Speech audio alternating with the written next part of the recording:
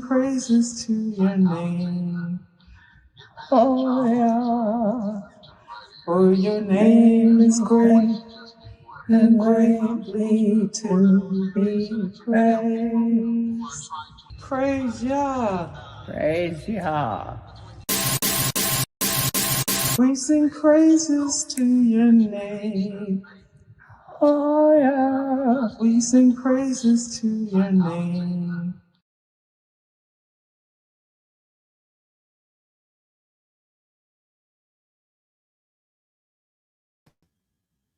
Mic is muted. Like, why? That makes no sense, StreamYard. Like, come on, bro. I add myself to the stage and they automatically mute my mic. And they don't even let you know. Like, I said all praises to the Most High. Peace and blessings, everyone. Hold on, let me make myself a little bit bigger. That's kind of big. Can I do it a little? One more again? Oh, hey. Hey, that's real intrusive. Oh, that was the one then. All right, it was this one. All right. Why do I look like I'm not too? That's interesting. Why is my screen? Why is my? I didn't move my camera. Why am I looking like my head is cut off? Because it is. All right. I don't understand why that did that. Should be back here like that. All right. Well, I guess I'll still. Man, that's crazy. All right. Let me. I gotta figure this out. Um, I never moved the camera, so let me just try to move it back then. I don't know why. Maybe they changed their orientation. It's a little better. It's not. Oh, let me come to the comment section. Uh, oh, I can't see none of the comment. Okay, let me make that. There you go. I see a little bit. Is my head chopped off? Everyone? Just want to make sure y'all see what I see. Is my head chopped off? I know it's a delay, so I gotta wait till the people let me know. It is. Okay. So why what did they do? And I just moved my camera back. It can't go back further. It's gonna fall off my desk. All right. I'm gonna just have to back up. It's crazy word. I don't understand it, but whatever, right? All right. So I'm gonna just have to stay right here, which I'm not used to because I'm kind of back a little too far. Now if I sit up, right? Like, and I know I'm gonna sit up. I'm gonna get into the rhythm of the lesson and I'm gonna sit up and I can't see myself. So just let me know if y'all can do the night's lesson. If I chop my head off, right? Um, have Hakyama interrupt me and say your head is chopped off so I can back up more. And then I'm just gonna have to figure out what they did because they must have switched their orientation where now my mic is hold on. Okay, yeah, I'm still centered on the vertical stream. Now I'm like, that makes no sense. Now it's chopping my head off. All right. So anyway, let me get started. Sorry guys, I'm trying to get my life together. All right. Now tonight's lesson is gonna be crazy. All right. No, my chair is not everything is the same. I shouldn't have to change nothing. Everything is that always be the same. So y'all gotta understand they do stuff from the programs in the system. They change stuff. So they must have changed something and I have to figure it out and change accordingly to what they changed. All right. So, um, thank you anyway. Uh, tonight's lesson is going to be crazy. Most of y'all have heard about the the America going into Venezuela, right? I know you've probably done heard a bunch of different people narratives and people's take. But for those who used to this channel, y'all should already know we don't just regurgitate content. The things that we bring is a total different thing than all of YouTube and the masses. I try to find different information to bring out, as well as our viewpoint, right? So tonight is going to be kind of fun. We don't usually do this on this channel, but tonight we're going down a rabbit hole. So it's called Trump, Haiti. I know people are like, Haiti? Tesla and Venezuela, the rabbit hole exposed. So I know y'all like, hold up, we know that America and the orange dude went and invaded Venezuela, but what that got to do with Haiti? Shout out to my Haitian brothers and sisters, my righteous Haitian brothers and sisters, the ones who ain't righteous of any nation that y'all could kick rocks, but the righteous, right? Sac passe to my righteous Haitian brothers and sisters from around the world. Tonight we got some info on Haiti as well. I know y'all like, what? Haiti got something to do with this? The orange dude, Haiti, Tesla, and Venezuela, the rabbit hole. Oh yeah, yeah, we going down the rabbit hole. We don't usually go down rabbit holes, but we going through one down one tonight, and it's gonna be fun. All right, it's actually gonna be really fun. Oh wow, I cut my hair. I always cut it about every 6 to 8 months. So I cut it to the middle of my back because usually it'd be way down here when I'm taking these off, and it feels so much lighter. Like this is so much easier to deal with because it gets heavier and long, and like I could just right. I'm like, yay! It'll watch how fast it grow all the way back down though. It'll be back down to my butt again before I know it. But I'm gonna cut it again. Hold on, do I got another rubber band? Yeah. Oh no, no, I got this tied around my back of my head. All right. So yeah, I cut my hair again, and I feel so much. It feels so much lighter. I feel so much better. So much lighter, bro. It's like yay, like all of that. It's just right. It used to be way down here. All right. That's why let your natural hair grow, guys. It'll just grow. Stop doing all that crap they making you do to your hair. Just natural hair is the best. All right. So let's go. Let's go. Let's go. Let's go. It's about 50, 60 of us on the live so far. Y'all come on in, give a like, and we going down a rabbit hole, and we usually don't go down rabbit holes. But tonight it's going to be fun traveling down this rabbit hole. So we're going to travel down a rabbit hole, right? Oh, let me put my link for my brothers and sisters to join me on the screen. And then we got some crazy info. All right, real life, everything info, but we definitely going down the rabbit hole. So put your put your aluminum foil hats on. Hold on. I didn't make a hat. I don't want to mess up the foil. Put put your aluminum foil hats on. we go we going down a rabbit hole tonight. It's gonna be dope and fun. I think it's gonna be fun. When I was putting it together, I said I wish I had a little aluminum foil hat. I'll leave it on for the right, right. The world is a stage. It's crazy. All right. But what they doing is not nothing to play with. But yeah, we going down the rabbit hole. All right. So invite guests, copy, right? Go to Control V, right? Enter. And then I got something for y'all. We have a program that we are creating, me and Akyana. It's it's a charity program that you guys will be able to sign up for because AI is going to be coming for your jobs. And these serpent seeds, that's who these people are who doing all this stuff. They're doing this stuff because they're trying to initiate this one world order thing. And it's coming. And the AI is going to be coming to take jobs. So Mashiach Assemblies, House of Yah Ministries, we have a nonprofit. Uh, our ministry is a nonprofit, and we will have a charity program that will assist all of you who want to participate.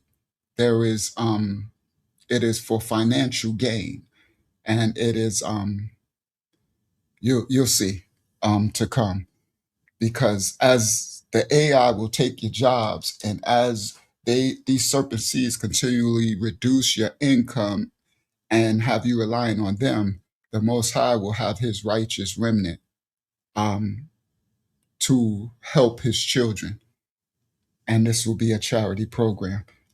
Y'all might learn a little bit more of it tonight. All right, all right. So let me let my brothers and sisters in. Shalom Hakyama, Shalom Tamayah. All right. So I needed to put that. Let me do the thumbnail. I needed to put that link I had it. Let me grab it really quick. I was trying to do that before we started. There it go. So that's the link. Yep, that's the link. Oh, that's for that one. Okay, so I can use that one too. And the code. All right. Grab that. Uh, grab that. I'm gonna put that in. Copy. I'm gonna put that in the description for this video because what's coming out in this video is gonna be very important and it ties in to money because what they're doing is all about money, right? Control V. All right, that's that one. All right. Your And then forehead is keeps going away. already. All right, I'm gonna have to. This is crazy. I That's think Yashami has said something about it's probably in HD. Maybe I don't know. I don't know if he was joking. yeah. Well, I'll have to give me a second. I'll get back to it. Um. All right, let me do this because I need to get this. And now they won't even open my WhatsApp. Right? I tried to open WhatsApp and it's black. Let's try it again. Open. It's black. Oh, I'm not about to restart my computer. We're not about to go down that route. All right. So that meant. All right. So I can't grab that link that way. Yeah, these things happen when I'm working. There's all type of spiritual warfare that comes against me and my systems and the computer, and sometimes I have to figure it out, and sometimes it's like it's really hard to figure out, and sometimes it takes a restarting of the computer, and I can't do it now because we live, right? So so I'm gonna have to figure that out later. Right now I'm trying to find the the link for y'all to, yeah, to that one. And I sent it in WhatsApp to one of our ministry members, and now it won't let me open the WhatsApp to grab it. Right. And it's just stupid, bro. It's stuff for it could stress you out, but you aren't to let it. You just have to deal with it when these things attack you and just do foolish stuff that makes no sense, right? So now I could have just been found it and it would have been already done. From the WhatsApp, I try to open WhatsApp and WhatsApp is black. It's blank. It won't even open for me. So and now I can't even find it. All right, I'll wait until we get to that part of the live. I don't want to keep y'all. Um I'll wait till we get to that part of the live and then I'll try to find it that way. Or I'll have them email me the link. Um, right? Because now I can't find it. There we go. There we go. Here we go. All right. There we go. Copy that. Thank you, Father. Come back to the description because this is going to be in the description. If I don't do it now, I'll forget. And this is about finances for all of y'all. Right? That's the key. Everything they're doing is about money. Right? That's the key. All right. Save. All right, let me copy this first, right? Let me copy it so I can put it in the other one too, the vertical, right? Copy, bang, save, right? Now go out, and that's gonna bring me back to here, and then go to live, and then go to the vertical one is here, and I'm gonna do edit, right? And I could just name that vertical while we're here, right? I could do that later. All right, bang, bang, up, up, control V. All right, there we go. And then I'm going to do vertical at the, I could do vertical at the end of it. Vertical. All right, let me do brackets, bracket, and then bracket, bracket, save. All right, now we're cooking with olive oil. All right, so I'll go back here. That's our first video of the night. Now I could come back to y'all. I know my head's probably been chopped off this whole time. All right. All right, here we go. Now, it's going to be a very dope lesson, very fun. All right. And yeah, so Uh, yeah, I won't even see when it's cut off. Yeah, it's cut off. All right. Uh, just only thing I can do is go back on Um, this. But uh-huh. can you hear me? Yeah, I hear you. I don't know. You're the host, so maybe your setup is different. But if you click settings Uh-huh. And and check your camera resolution to make sure it's in full high definition, because when I come in, it's always changed to they be like changing it. low definition. Yeah, so check to see All if right, let it's me in full. all right, Yeah. hold on, let me see. Because they could change it. I was about to say it's the same, but they do be changing stuff. Settings, go to my camera, and oh, they got me in they they changed me to 420p. Wow. Okay. That was it. See, there you go. 1080p camera not recognized. What is they talking about? Oh man, we could not recognize HD as a 1080p camera. Make sure this camera. Try again. Yeah, they. All right. Continue with 720p. I'm gonna try to do 720p. So that means I'm not in HD. That's crazy work. That's crazy work. And it's not giving me 720. Um, Do you have more than one camera? no, no, no. It shouldn't. I probably need to restart my computer. Now it says full high def 1080p. Let me see if I. Now it says it. So let me close it. And I'm still. It's still. All right. Let me try it again. Go back to camera. Now it says full HD. Let me check. No. All right. It's still cutting my head off, but whatever. All right. We just got to deal with it right now. I can't hold up the live stream for it. All right. So, all right, let's get started. I'm just gonna have to have my head cut off. Oh, I'm gonna have to stay back here, right? If I can remember. All right. Now, all right, so let's get started. All right. So here we go. Share screen. Come back here, right? Share screen. Share. Sorry, guys, it threw me off a little bit. And share. All right. Let me see what y'all see. All right, let me make this a little bigger. All right. A little bigger. Right there.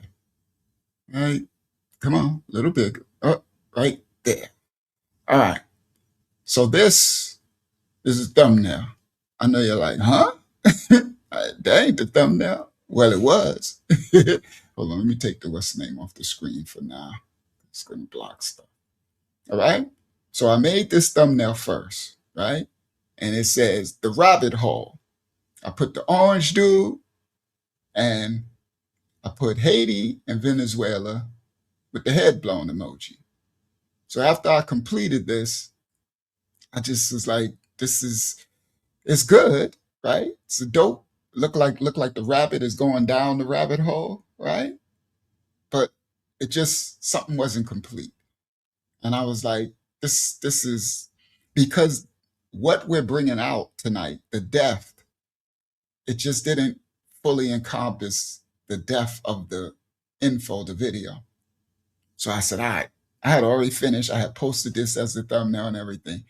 And then I was putting together all the info I'm about to teach tonight. And I was like, now I got to try again. So I went back and I tried again. Stop share, share screen, window, bang, share. And then I came up with this. And I was like, oh, shooky, shooky. I think this accomplishes the mission. I think this encompasses the lesson, and I came up with this one. The rabbit hole exposed. This is supposed to be the Haiti with the chains breaking free. This is the people on the streets of Venezuela. This is their world globe map. This is the orange dude. And he got the oil drilling coming out of his head. All intentional, right? The oil drilling rig, and then money falling from the sky. And then the rabbit hole exposed. And the rabbit hole got money, crypto, and images going into the hole. Then you got your ETH and crypto, Bitcoin. You got your BRICS flag. You got Tesla. You got the sky. I said, yeah, that's it. This encompasses the lesson, the depth of the lesson. So this became the thumbnail. All right. Tonight's lesson, Trump, the orange dude, Haiti, Tesla, and Venezuela, the rabbit hole exposed.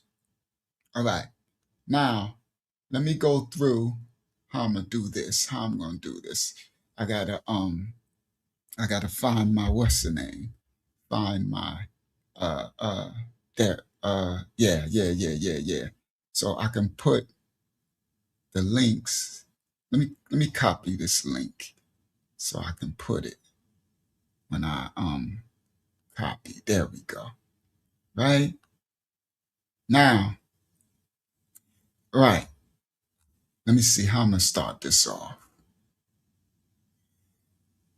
Family, there are moments in history when the headlines move faster than the truth does. When power starts to move while the public is distracted by their everyday life. When nations are reshaped, not by accident, but by interests. All right? Let me check my mic level. We getting started. Mic level. All right. Mic level's all right? All right? Tonight is not about outrage. It's not about propaganda. It's not about picking sides. Tonight is about following the money. Show me the money. What's the name of that movie? What's that dude name? Cuba Gooding Jr. Show me the money. I forgot the name of the movie. Tonight is about following the money trail, because wherever chaos erupts, there's always a question that must be asked. This is the wisdom that you must ask. Shout out to Sister, that's y'all. Shout out to everybody in the building. I didn't get to see all of y'all, right? That Jerry Maguire. Show me the money, Jerry. Okay? Show me the money. Because wherever chaos shows its head, you must ask yourself, who's profiting off this? Follow the money trail. It always takes you down a rabbit hole. And this rabbit hole, the reason why it's a rabbit, because that's Easter, and that's Ishtar and Astarte, Semiramis. It's the same old craziness. Mammon. See, these last couple of days, the world has watched Venezuela with confusion and speculation.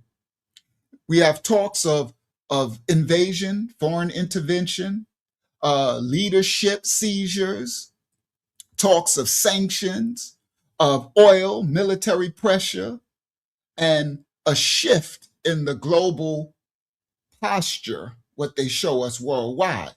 But behind every rumor, behind every press release, behind every political statement, there's something far older than ideology at work. You know what's older than it all? There's a God called Mammon. See, the Sephariyat that they call the Bible does not stutter on this matter. Ecclesiastes 5:10 says, he that loveth silver shall not be satisfied with silver, nor he that loveth abundance be satisfied with increase. Because the hunger for wealth never ends, it only expands. It's a rabbit hole. It never stops. For the love of money is the root of all evil. That's the god Mammon.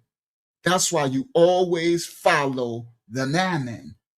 That's when a dollar bill says, in God we trust. That's the God they trust in, the money god, Mammon. Even the celebrities get down, they Oscars and they Grammys and they Emmys, and they be like, we want to thank God. What God you think they serve? Mammon. Venezuela sits on one of the largest oil reserves on the whole entire planet Earth. And oil is not just fuel. Oil is actually leverage. Everybody listen. It determines your alliances.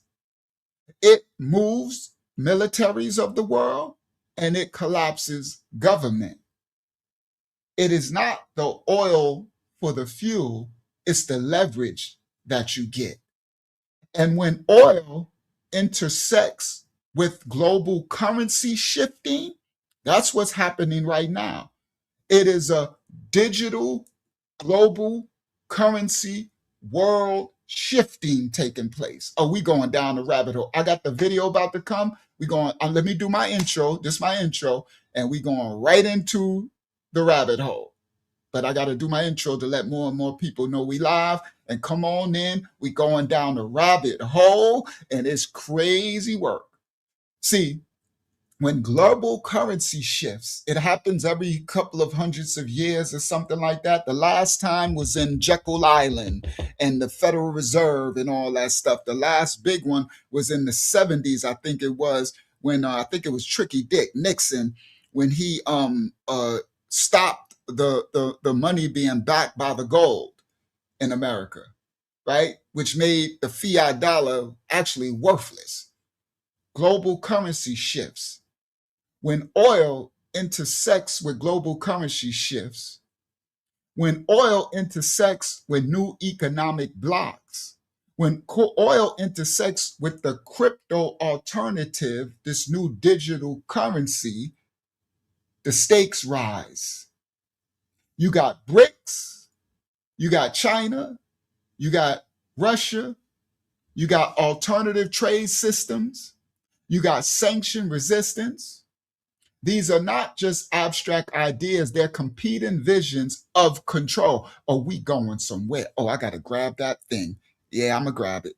I'm going to grab that thing because what we going to bring out, as we do, we're going to tell y'all the truth.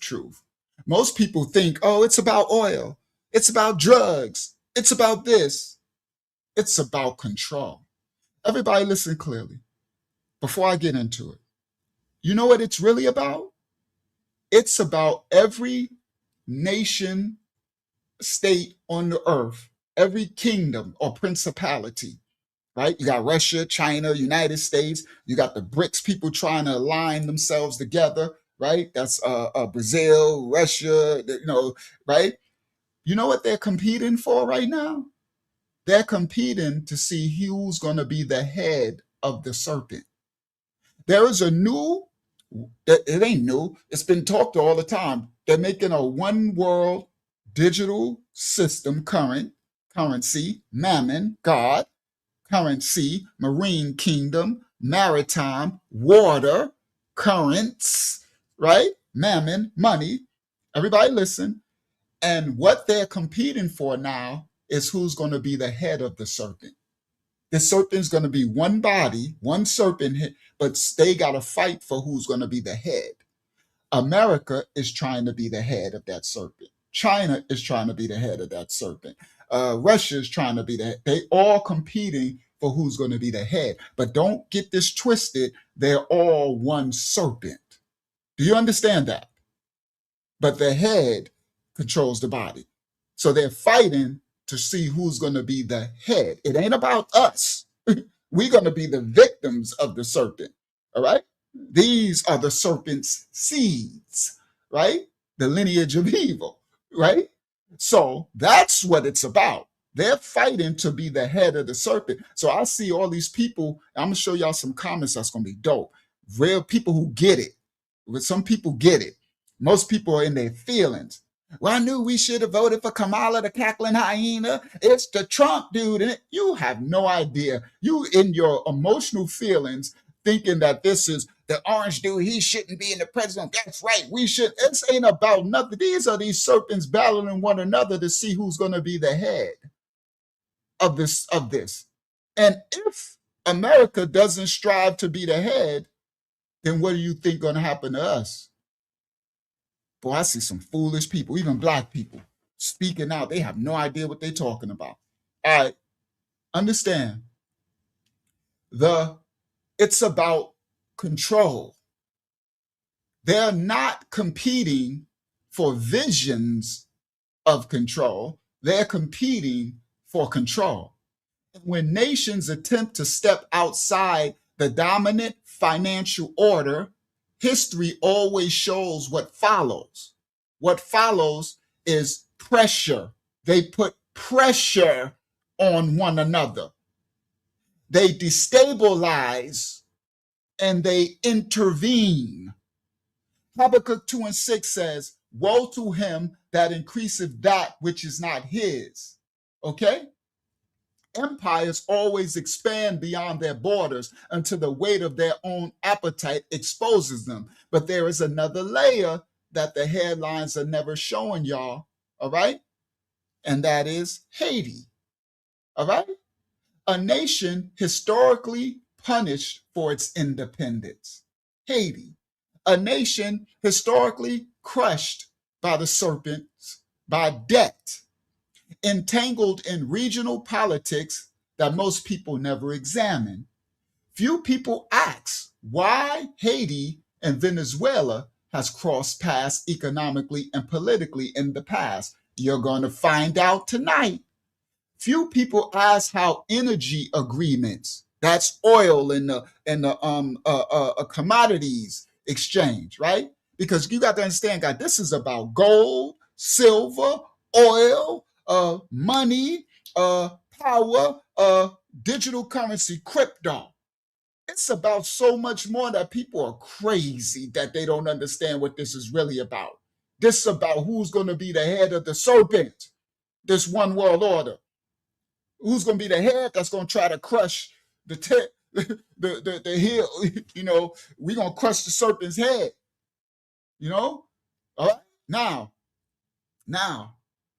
people are not even thinking of Haiti and Venezuela as their economic and political dealings in the past.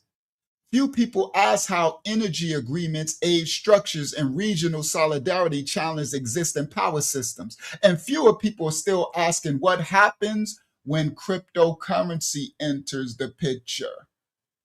That's why the thumbnail is so crazy work, because people are not even realizing what this is really about. It's so many things going down in this rabbit hole. You see oil, you see crypto, you see dollar bills, you see world systems, you see all type of emblems. Yeah, Tesla. Oh, it's going down tonight. We going down. I'm just in the intro. Y'all come on in the building. It's going down tonight. Now, when people see people not even tying it in of this digital currency that these worlds are battling for now, these stable coins. You understand? What currency is going to be backing the number one stable coin, the digital era, right? What happens when people get locked out of traditional banking? See, these lockouts, and this thing has happened, these countries are finding new financial exits. Proverbs 22:7 says, the rich ruleth over the poor, and the borrower is servant to the lender. All right. This is why tonight is not about conspiracy. even though we going down the rabbit holes, but it's about patterns. Patterns. Follow the money. Show me the money, Jerry Maguire. It's always patterns. It's about money. It's about oil. It's about cryptocurrency. It's about control. It's about influence. It's about the serpent's seed. And behind it all, there's a spiritual question that the Sephariah they call the Bible, the scriptures, has been asking for thousands of years. Who truly rules the kingdoms of men? I can tell you, it's mammon. Money is their God. Daniel 2:21 says, he changeth the times and the seasons. He removes kings and setteth up kings. Political power may think that it's sovereign, but history proves otherwise. So tonight we walk the rabbit hole. We going through the rabbit hole, but y'all covered. We going through the rabbit hole carefully. We going through it not to sensationalize, but to understand, not to accuse, but to discern, not to glorify the chaos, but to expose the forces that are beneath the chaos. Is this simply politics, or is it a spiritual battle disguised as geopolitics? Is this coincidence, or is it the predictable outcome of the God Mammon's appetite colliding with the righteous resistance? Is this prophecy? Family, when money becomes the God, then the nation becomes the sacrifices to their God. They are battling for who's going to be the head of the serpent to make us be the sacrifices to the God Mammon. Tonight, we break it all down step by step so truth can breathe beneath the noise. Let us begin. First clip of the night, let's start. This is the thumbnail, the rabbit hole. Somebody want to say something? Yes, we have a donation from Mariah. Thank you, Mariah. You put it on the screen. Thank you so much for your donation. I humbly receive. It's going down tonight. About 60, 70 of us is between the two lives. Let's go. First clip of the night. First clip of the clip is the rabbit hole. I figured we'll get the rabbit hole out the way first, right? Because this is going to be fun. So we nice and early. It's only 9:57. Get your snackety snacks. Let's travel down the rabbit hole covered with the House of Yah. All right? Tonight, Trump, the orange dude, Haiti, Tesla, and Venezuela, the rabbit hole exposed. Let's take a trip on down the rabbit hole. Here we go. Copy. It's going to be fun. Copyright, stop share. All right? Make this smaller. Right? Pull it over here. Let me see. My head, I don't know, whatever. If my head is cut off, well, it's not cut off. Okay, I'm going to stay back right here. Okay, good. Stay back right here. All right? Let's go. Let's travel on down. We in Alice in Wonderland, down the rabbit hole. All right, let's go. All right, so I'm going to come back to y'all. We're going to share screen. Share screen right there. Share. Now, I think, this is what I think. I'm hypothetically, this is what I think. This, tonight I got my aluminum foil hat on, right? We're going down the rabbit hole, but it's not really, honestly, but it's my opinion. I think they just setting the stage for the last president, the orange dude. You'll see. All right, here we go. Let's go down the rabbit hole. First clip of the night, the rabbit hole. Copyright disclaimers are in effect for educational purposes only. We don't own rights to the video. We're reacting. Hold on, they made my thing smaller. Let me make it big. They mess with me. Give me 1 second. Make that full screen. And now make it smaller. There you go. Now it's back. I still can't really see the chat. They took my chat away, but it is what it is, right? I got to deal with what I got to deal with. First clip of the night. Copyright disclaimers are in effect. We don't own rights to the video for reactionary purposes only. We're reacting to the video. The rabbit hole. Lego. Well, tonight over in New York City, they're going to drop the ball twice for the United States' 250-year anniversary. Times Square ball is dropping not once, but twice this year, and that's never happened before. Like back to back? It'll first come down at midnight like normal, but then 4 minutes later, it's dropping again with a brand new red, white, and blue design to celebrate America's 250th birthday. Good for America. We're about. So, did y'all know? I didn't know this. That's news to me. I didn't know that they did two balls. They dropped two cojones on New Year's Eve in New York. I didn't know that. First time ever. They dropped one and then they dropped another one. I can't see the chat. I wish I could see the chat. She says something about uneasy. Have to call it out loud. Okay. All right. On the live. When you okay. Oh, she said when you give, we don't have to call it out. All right. So what y'all do, guys, because someone else did that.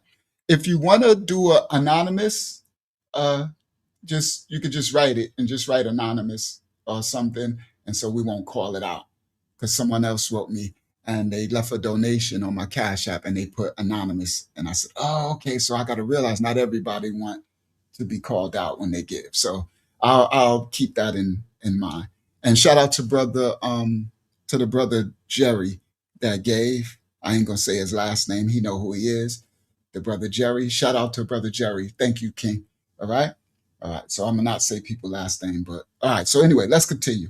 So they dropped two cojones, Victoria Sharon, in New York. All right. I didn't even know that was a thing. They did it, right? Celebrating 250 years. So there's a celebration going on by these serpent seeds. And it's a currency shift, a financial shift. A lot is happening that most people don't understand. All right, here we go. United States 250-year anniversary. Times Square Ball is dropping not once but twice this year, and that's never happened before. Like back to back? It'll first come down at midnight like normal, but then 4 minutes later, it's dropping again with a brand new red, white, and blue design to celebrate America's 250th birthday. Good for America. We're about to hit 2026, but in 1776, the 13 colonies officially broke away from Britain and signed the Declaration of Independence. I guess if we missed the first one, we got the second one. The ball is working overtime this year, and America's birthday party will be celebrated first right here in Times Square. If you go to the gematria calculator, which basically was created by Jews, and Jews use, and I've had people that I've met over the years use this for like sports betting that. All right. We starting the rabbit hole already. First of all, they just did the two ball drop. All right. All right. We'll do that another time to break down what this really means. All right. What's happening now? I started it with this. Watch this one more time. If you go to the gematria calculator. The gematria calculator. Now, don't y'all go messing with this stuff. This ain't nothing but sorcery and witchcraft. All right? Now, these serpent seeds created this, right? You used to have some of these Israelites following this gematria stuff. Don't mess with this stuff. This is sorcery, all right? But they use it, these sorcerers, right? Now, listen to what he said. Who created the gematria calendar? Here in Times Square. If you go to the gematria calculator, which basically was created by Jews, and Jews use, and I've had people that I've met over the years use this for like sports betting that, let's just say, make. It was created by the convertites who say they are the tribe of Judah or not, or in the synagogues, Gog and Magog, the God's sin. We did that on the last live stream, right? The God's sin, the moon god, right, of Acadia, right, which is Nana from Sumeria. These Acadia guys is Amorite. That's the fallen angel. That's where Babylon comes from. It come before there was the Babylon. They came from, this is the Amorites that the Most High said us and Amalekites and stuff that he told us not to have nothing to do with. This is fallen angel knowledge. And those who say they are the tribe of Judah and not, these Ashkenazi convertites, they follow the Babylonian Talmud and they got the Mishnah they create. That's why they got their own religion. They create this gematria. It's sorcery and witchcraft. It's fallen angel. All right? So this is their stuff and this is what they use. All right, here we go. We down the rabbit hole already. The rabbit hole started already. Let's continue. Here in Times Square. If you go to the gematria calculator, which basically was created by Jews, and Jews use, and I've had people that I've met over the years use this for like sports betting that, let's just say, make over $1 million pretty much a day doing sports betting, use gematria to bet on teams. So I'm pretty interested in this stuff because, you know, very wealthy people use this to rig sporting games or to understand which team is most likely to win. So the number 589 I talked about in my previous videos, but it comes up as the exact same Jewish gematria number as Donald Trump, ISO XRP, Ripple the Bull, A Storm is Coming, and Thomas Anderson, you know, which is Neil. All right, now he talking fast, but let me break this down. He just said they use these people who make $1 million a day in sports betting to make money, mammon, right? Y'all hear him, right? So later, another time, we'll go down the rabbit hole of this whole 589 number. It's going to come out tonight, but we're going to go down this whole 589 number another time. That's a whole nother rabbit hole stuff. But let's continue. I took a lot of it out to condense it to stay focused and not have it be about something else, because we stay in focus. Remember, this is about the orange dude, Haiti, Tesla, Venezuela, and the rabbit hole exposed. We going somewhere, Delaware, y'all. Let's go. Get in the car. We going down the rabbit hole, but you in the ark with the Mashiach Assembly Ministry, so you're covered. You ain't got to worry. All right? Now, listen clearly again.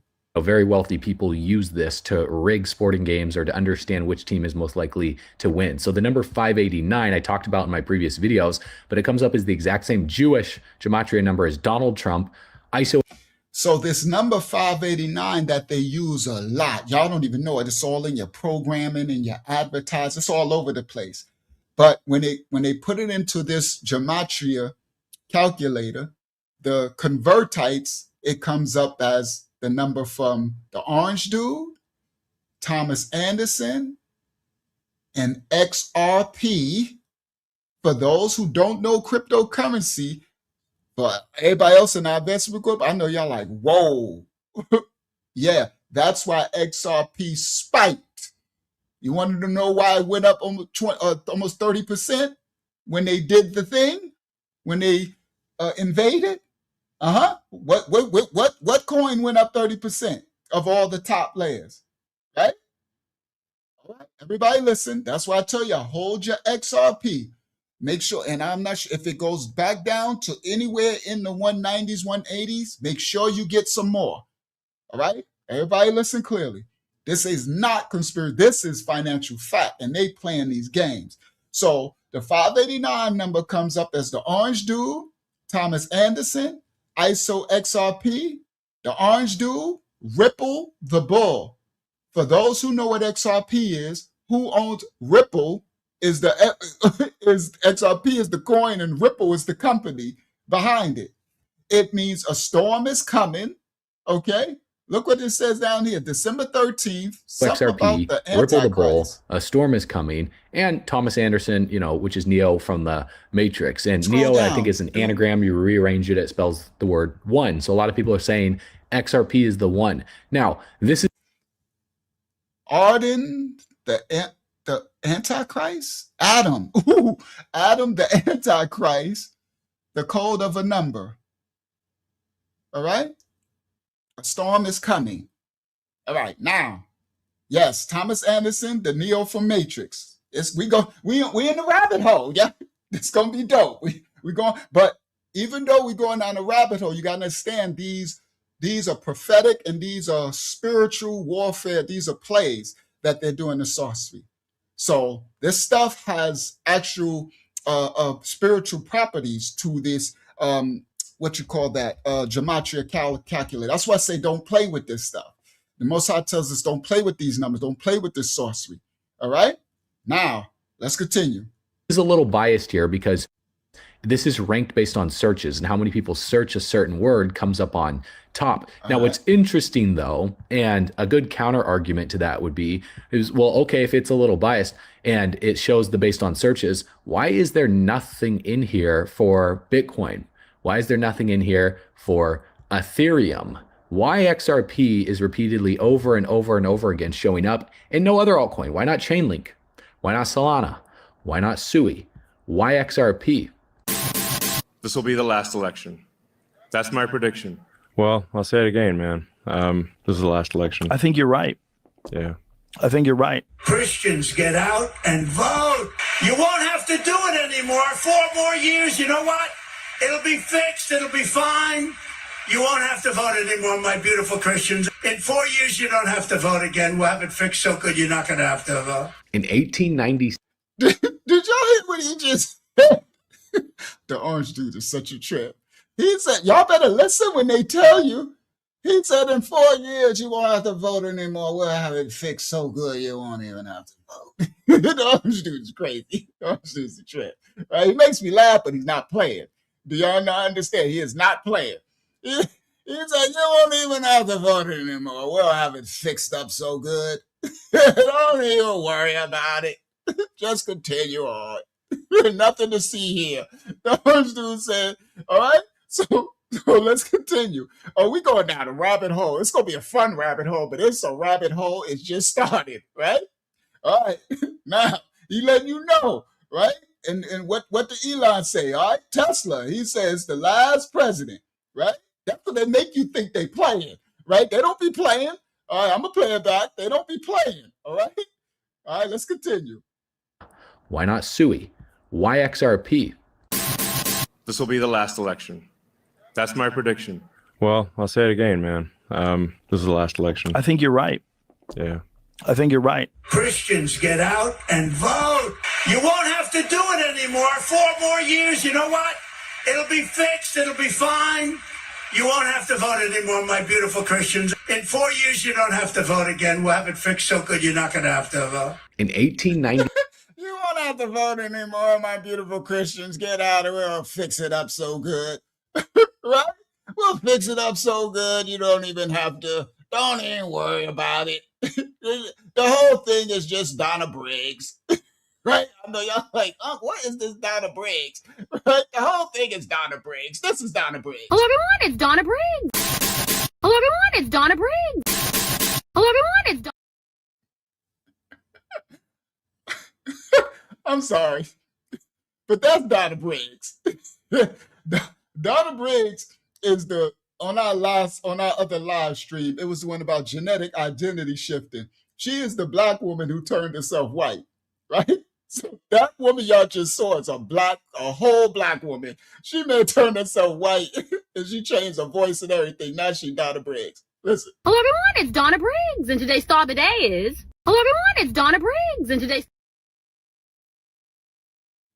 All right. So that's Donna Briggs. So when y'all hear saying nothing but Donna Briggs, this ain't nothing but Ultra Perm. This is nothing but the sleight of hand. It's 3 called Monty, or 3 called Molly. Where's the acorn? Which one is it under? They ain't nothing but playing the right. So the orange dude said, ain't nothing to see here. Everybody, all the Christians, it's just Donna Briggs. We'll set it all up. Right? We'll set it all up nice and easy. You won't even see it coming. Right? It's crazy work, but it's for real.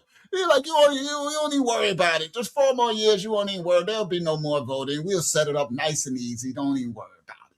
All right. Now let's continue. Let's continue down the rabbit hole. Hey, man. This is the last election. I think you're right. Yeah. I think you're right. Christians, get out and vote. You won't have to do it anymore. 4 more years, you know what? It'll be fixed. It'll be fine. You won't have to vote anymore, my beautiful Christians. In 4 years, you don't have to vote again. We'll have it fixed so good you're not going to have to vote. In 1896, there was a book published by Ingersoll Lockwood called The Last President, which gained popularity on social media recently because of the book describing a populist leader from New York with uncanny parallels to Donald Trump's presidency. Now, where this is really strange is not necessarily in this book specifically, but in the fact that Ingersoll Lockwood wrote another book called Barron Trump's Marvelous Underground Journey, which actually was in 1893, and it was about a boy named Barron Trump. So we're going to unpackage one of the biggest All right, we going down the rabbit hole, Alice in Wonderland. Let's go. Everybody get in the bus, We're traveling down the rabbit trail, all right? So Ingersoll Lockwood made a book, The Last President. But before that book, he made a book called Barron Trump's Marvelous Underground Journey in 1893. And the orange dude's son name is what? Barron, right? You can't make this up, okay? So we going down a little rabbit trail. Let's go. necessarily in this book specifically, but in the fact that Ingersoll Lockwood wrote another book called Baron Trump's Marvelous Underground Journey, which actually was in 1893, and it was about a boy named Baron Trump. So we're going to unpackage one of the biggest conspiracy theories of all time and what Donald Trump's uncle did that forever reshaped history. Secret Easter eggs on the Ingersoll Lockwood website that lead us deep down the rabbit hole. Secret Easter eggs and rabbits and bunnies. Ishtar, Astarte, Easter, the moon god Sin. Yeah, you bet. Ceramics, everything is the same. It's just different views that they give you. It's all Donna Briggs. Everyone at Donna Briggs. All right? Are we going somewhere? Okay.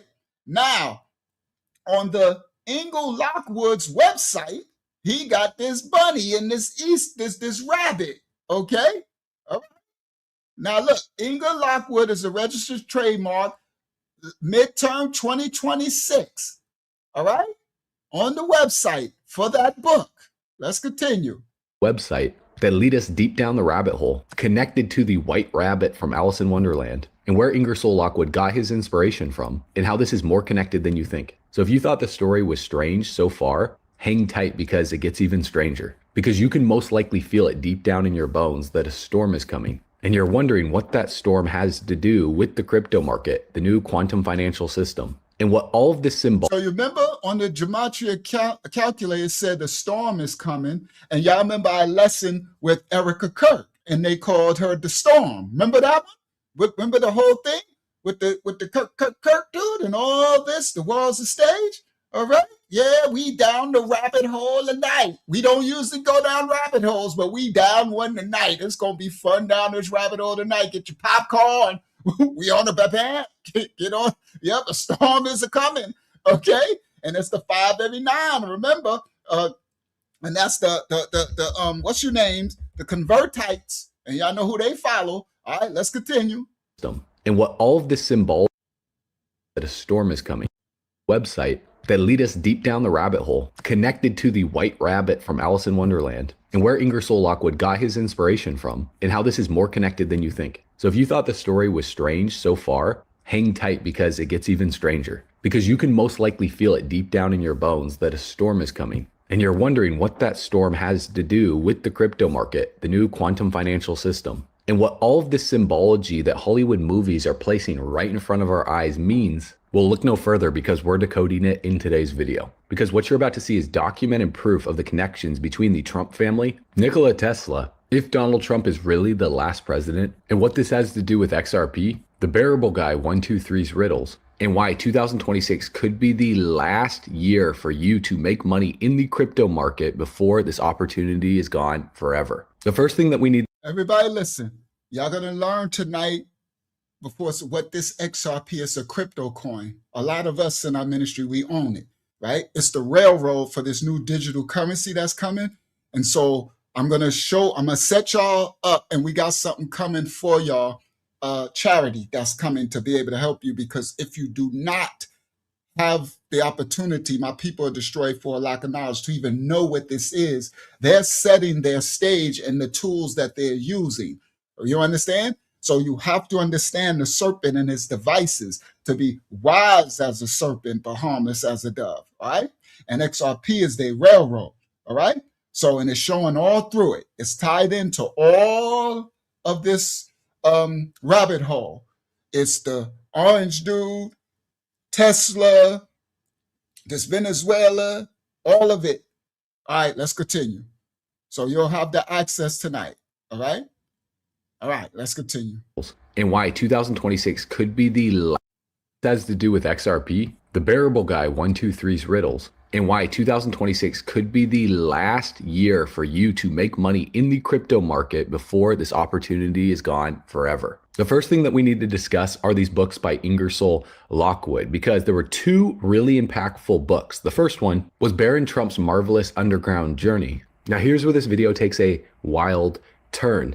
Back in the late 1800s, specifically in 1893, a book was written by Ingersoll Lockwood called Baron Trump's Marvelous Underground Journey. Now, 50 years before Tesla's death, Ingersoll Lockwood wrote 2 novels. And at the time, they seemed like fiction novels that you would read when you want to go to the library and discover some fantasy world. But more than a century later on social media, this went viral. And you've probably seen it in my previous videos. But in 1893, this book that came out talking about Baron Trump's marvelous underground journey. The story follows Baron Trump, who inherited a manuscript. It's written by a guy named Don, who's his mentor, and it basically gives him a map where he takes that map, departs from Castle Trump, journeys all the way across Russia, and descends into underground worlds. And along his journey, he meets a lot of strange people, discovers different portals between dimensions, and those portals allow him to time travel. And then a few years later, Ingersoll Lockwood put out another book called The Last President. And the start of the book described New York in chaos after a popular outsider wins the presidency. Now, does that sound familiar to Donald Trump's story? And protesters flood Fifth Avenue in New York City. Now, here's what's even more interesting. All right, now y'all hear that rabbit hole. You know, we're going to dissect some of the rabbit holes, right, as we go through.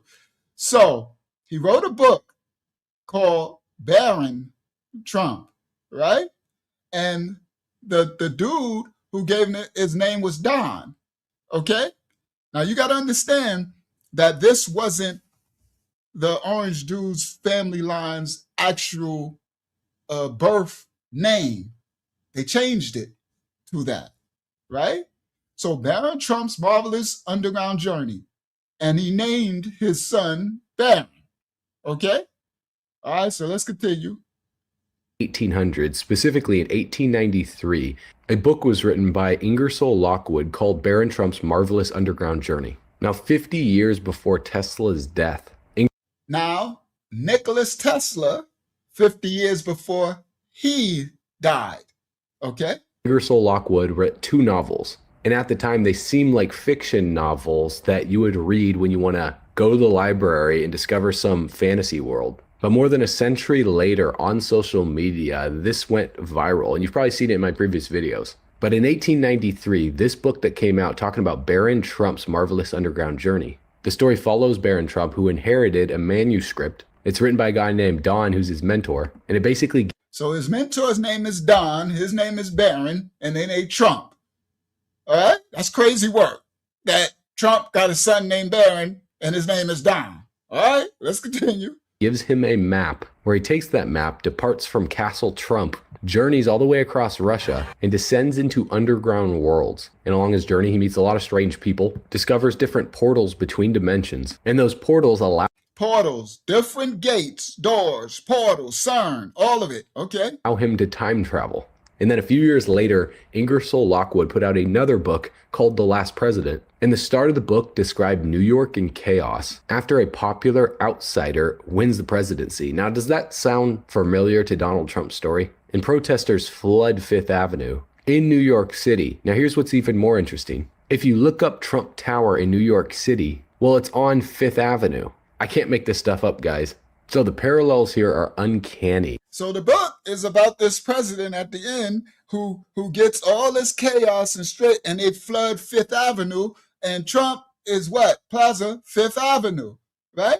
His name, his son is Baron, his name is Don, and it's so again, all right? So let's continue. It is absolutely insane how the story is about Baron Trump, Donald Trump's son, an outsider becoming president, Trump Tower being located on 5th Street. And in April of 2025, a man delivered a speech titled The Golden Age of American Innovation at the Endless Frontiers Retreat in Austin, Texas. And this was posted on the White House website. And in this document right here, he talks about discoveries that will bend time and space. So is that just a metaphor? Is Ingersoll's books just a bunch of fiction? Or is this telling us something else? Stories about the future written from a man over 100 years ago.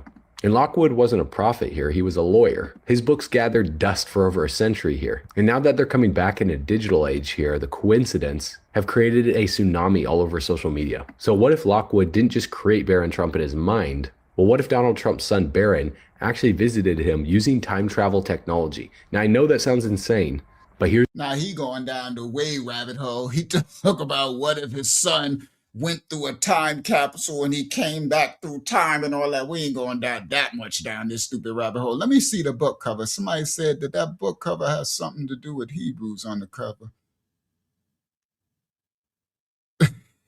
I can't. Uncanny. It is absolutely insane. All the stories about Barron Trump. I can't see which image you were speaking on of the book cover. Did they show another one of the book cover? Little Baron model of the pathway. Glory is shown. Oh, maybe it's this one.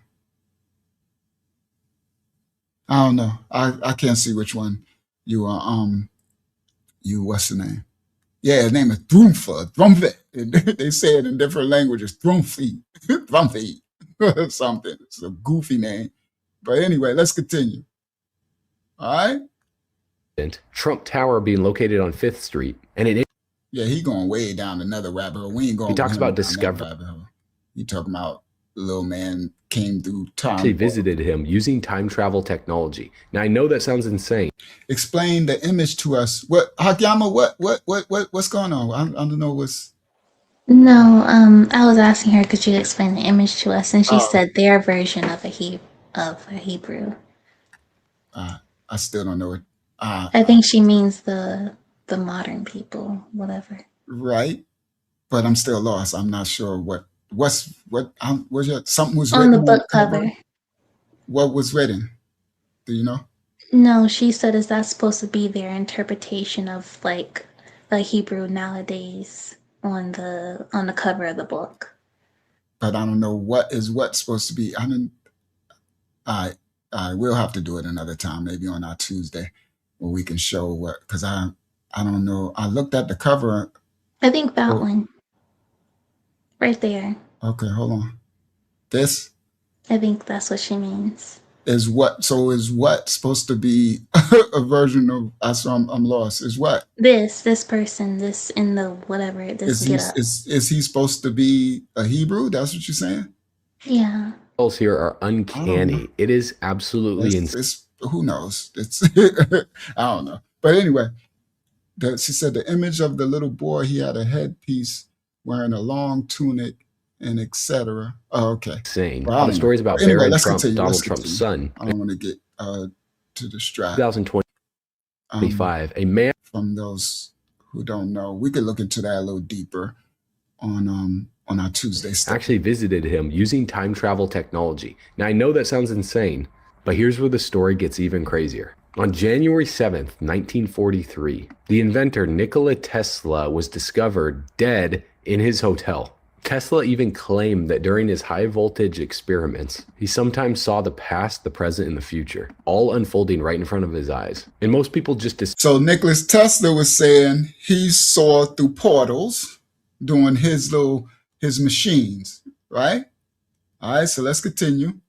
Actually visited him using time travel technology. Yeah, it probably is what you was asking. It's probably got something to do with it, but we don't know who this Lockwood, he writing the books, but right. So I don't think Lockwood is a wish people.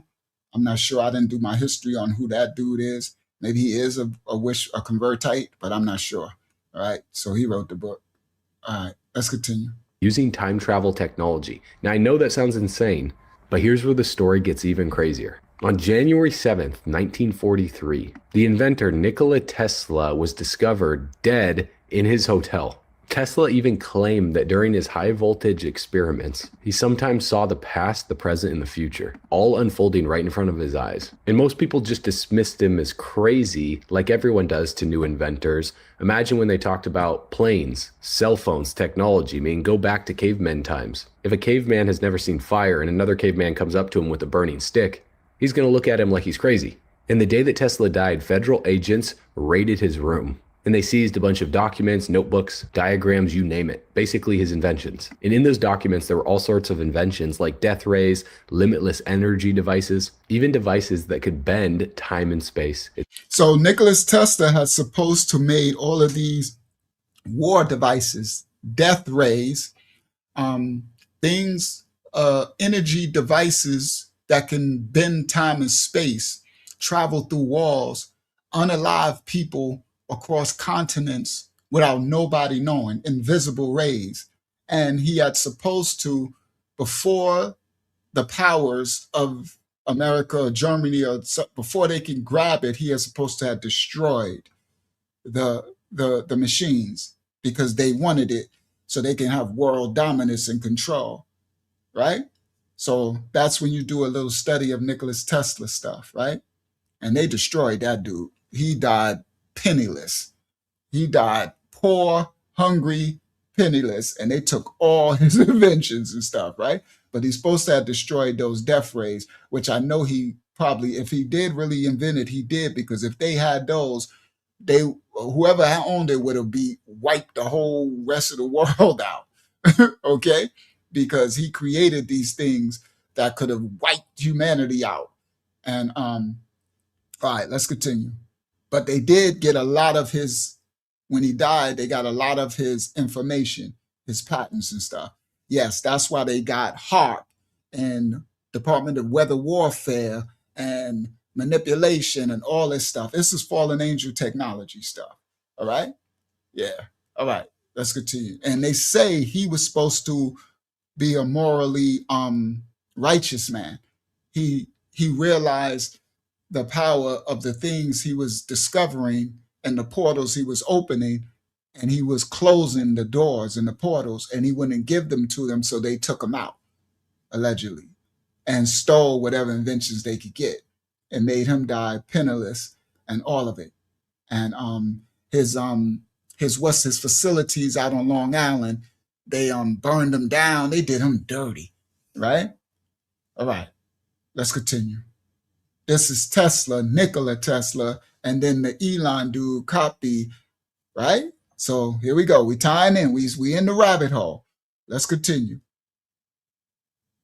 In his hotel, Tesla even claimed that during his high voltage experiments, he sometimes saw the past, the present, and the future, all unfolding right in front of his eyes. And most people just dismissed him as crazy, like everyone does to new inventors. Imagine when they talked about planes, cell phones, technology. I mean, go back to cavemen times. If a caveman has never seen fire and another caveman comes up to him with a burning stick, he's going to look at him like he's crazy. And the day that Tesla died, federal agents raided his room. And they seized a bunch of documents, notebooks, diagrams, you name it, basically his inventions. And in those documents, there were all sorts of inventions like death rays, limitless energy devices, even devices that could bend time and space itself. Just like on the official White House website for the Golden Age of American Innovation speech, he talked about discoveries that will bend time and space. Well, I bet you couldn't guess the one man that was called to review these documents. John G. Trump, who was an MIT professor, expert in high voltage physics. So the man who they got to grab the documents from when they unalive Tesla, yeah, from when Tesla was unalive, was none other than John G. Trump. Oh, the rabbit hole continues. Yes, that's probably where Thomas Edison got hold of Tesla's work and everything else. Yes, those who they're using to play by their system. Those who want to play the system. Yes, his uncle. Hayazaka already know this. All right? Come on, Sister Roberta. She already know, right? The orange dude's uncle. All right? That's the one who they use to all right, let's continue.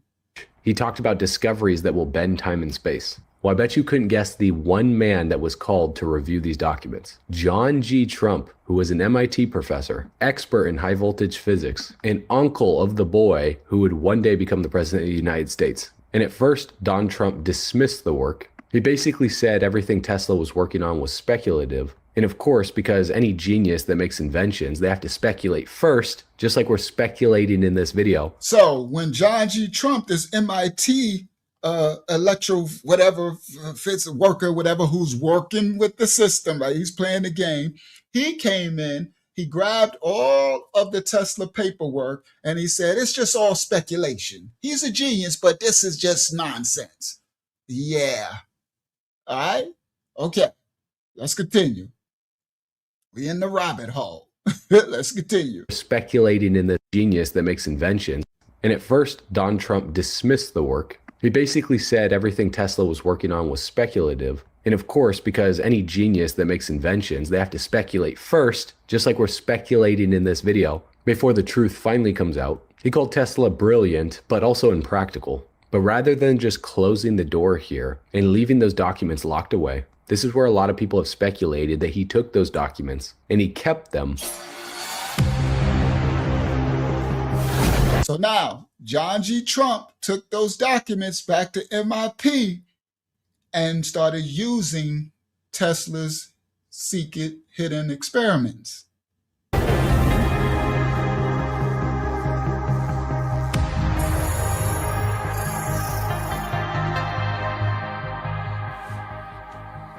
Tell me, boy, you speak of danger. Yes? Mr. Tesla, the timeline is breaking. They will bury your work, but one of your own will keep it alive. One of my own? Who's there? What do you want? Guard them well, John. The future is written within those papers. They're speculation, visions, nonsense. So what this content creator put together, this little image, this is supposed to be, he's supposed to made the book of Baron Trump come to life. This is supposed to be the young Baron Trump coming back through time, through the time machine, and he's spoken to John G. Trump, the one who took Tesla's paperwork. He spoke to Tesla, right? So this is a dope rabbit hole thing, right? Yeah, got the one-eye sibling with Baron. So it's dope the way this came out. That's why I said it's gonna be fun to go down this rabbit hole because, praise the Most High, I put in the time to put all this stuff together for y'all to make it visually entertaining as well, right? So yeah, it's like a Back to the Future thing. So this is like the Baron Trump going through the portal, going back and telling Tesla, right? And then he went forward and told the John G. All right, so listen. Danger. Yes? Tell me, boy, you speak of danger. Yes? Mr. Tesla, the timeline is breaking. They will bury your work, but one of your own will keep it alive. One of my own? Who's there? What do you want? Guard them well, John. The future is written within those papers. They're speculation, visions, nonsense. Who are you? John, that's not nonsense. It's a map. In the official record, John Trump said there was nothing to be found. We just need to know the truth, John. Was he onto something or not? But what if him dismissing those documents was one of the biggest chess moves that now Donald Trump is using to achieve everything that he's achieved thus far? What if the book from Ingersoll Lockwood talking about Baron Trump's marvelous adventures were from this time travel technology giving him these stories to ensure that Tesla's technology was carried forward until the future was ready to realize it? Now, in the tail end of World War II, there was a guy by the name of Wernher von Braun. He was the creator of the V-2 rocket that hit London, and as Germany fell, the Allies were hunting down the secrets. Russia and America were looking for von Braun to add to their team through what was called Operation Paperclip. And von Braun was brought to America, much like a lot of other high-ranking military officials. And in America, he started a new life, not for war, but for exploration, specifically space. He was the guy who designed the Saturn V rocket. But before that, in 1948, he wrote something very specific. Much like Ingersoll Lockwood's novel, which seemed like science fiction, he wrote a novel called Project Mars. And this was set in the 1980s. The novel described the first human mission to Mars and its encounter with Martians that lived on the planet. Now, while he was stationed in the U.S. Army rocket facility in Fort Bliss in New Mexico, in the early 1950s, the Department of Defense felt that his visions of space travel were too futuristic, and he submitted the English manuscript to 18 American publishers, but it was rejected by all of them. And in the document, he basically described everything from the colonization of Mars to living on Mars and the technology that was used. But one specific section of the novel stands out across everything else. He wrote that the leader on Mars would not be called a king, would not be called the president, but would be referred to as the Elon. Now, as you already know, Elon Musk. Okay, so now we on the rabbit trail, boy. We hopping on down the rabbit hole, right? So now you got that physicist, that whatever German dude, whatever. He wrote his book, and he says on Mars it would be called the Elon. Okay, now we didn't tie the Mars Elon's experiment, Tesla. We had the Trump. We had John G. Trump. We had Barron. We in the rabbit hole. Y'all come on. Y'all come on down the rabbit hole. You got your snacks. We going in the rabbit hole. Ben, get in the bus. All right, let's continue. Would not be called a king, would not be called the technology that was used. But one specific section of the novel stands out across everything else. He wrote that the leader on Mars would not be called a king, would not be called the president, but would be referred to as the Elon. Now, as you already know, Elon Musk's company, SpaceX, is primarily focused on expansion to colonize Mars. And very similar to how Elon Musk and his companies have been attacked, like how Brad Garlinghouse and Ripple has been attacked by the SEC. Starship is capable of building a city on Mars and a city on the moon. That's what it's designed to do. But we're being massively slowed down by regulatory molasses. And if you think time travel is crazy, well, look at this. It's a trophy of the future. Yeah. It represents the past, the future, everything, the present.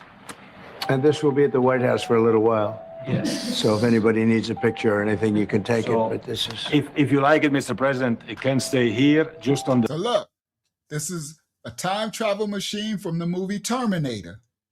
The time travel machine from the movie Contact. You know, they put everything in the movies. They gave this to the orange dude. All right? Let's go for the World Cup.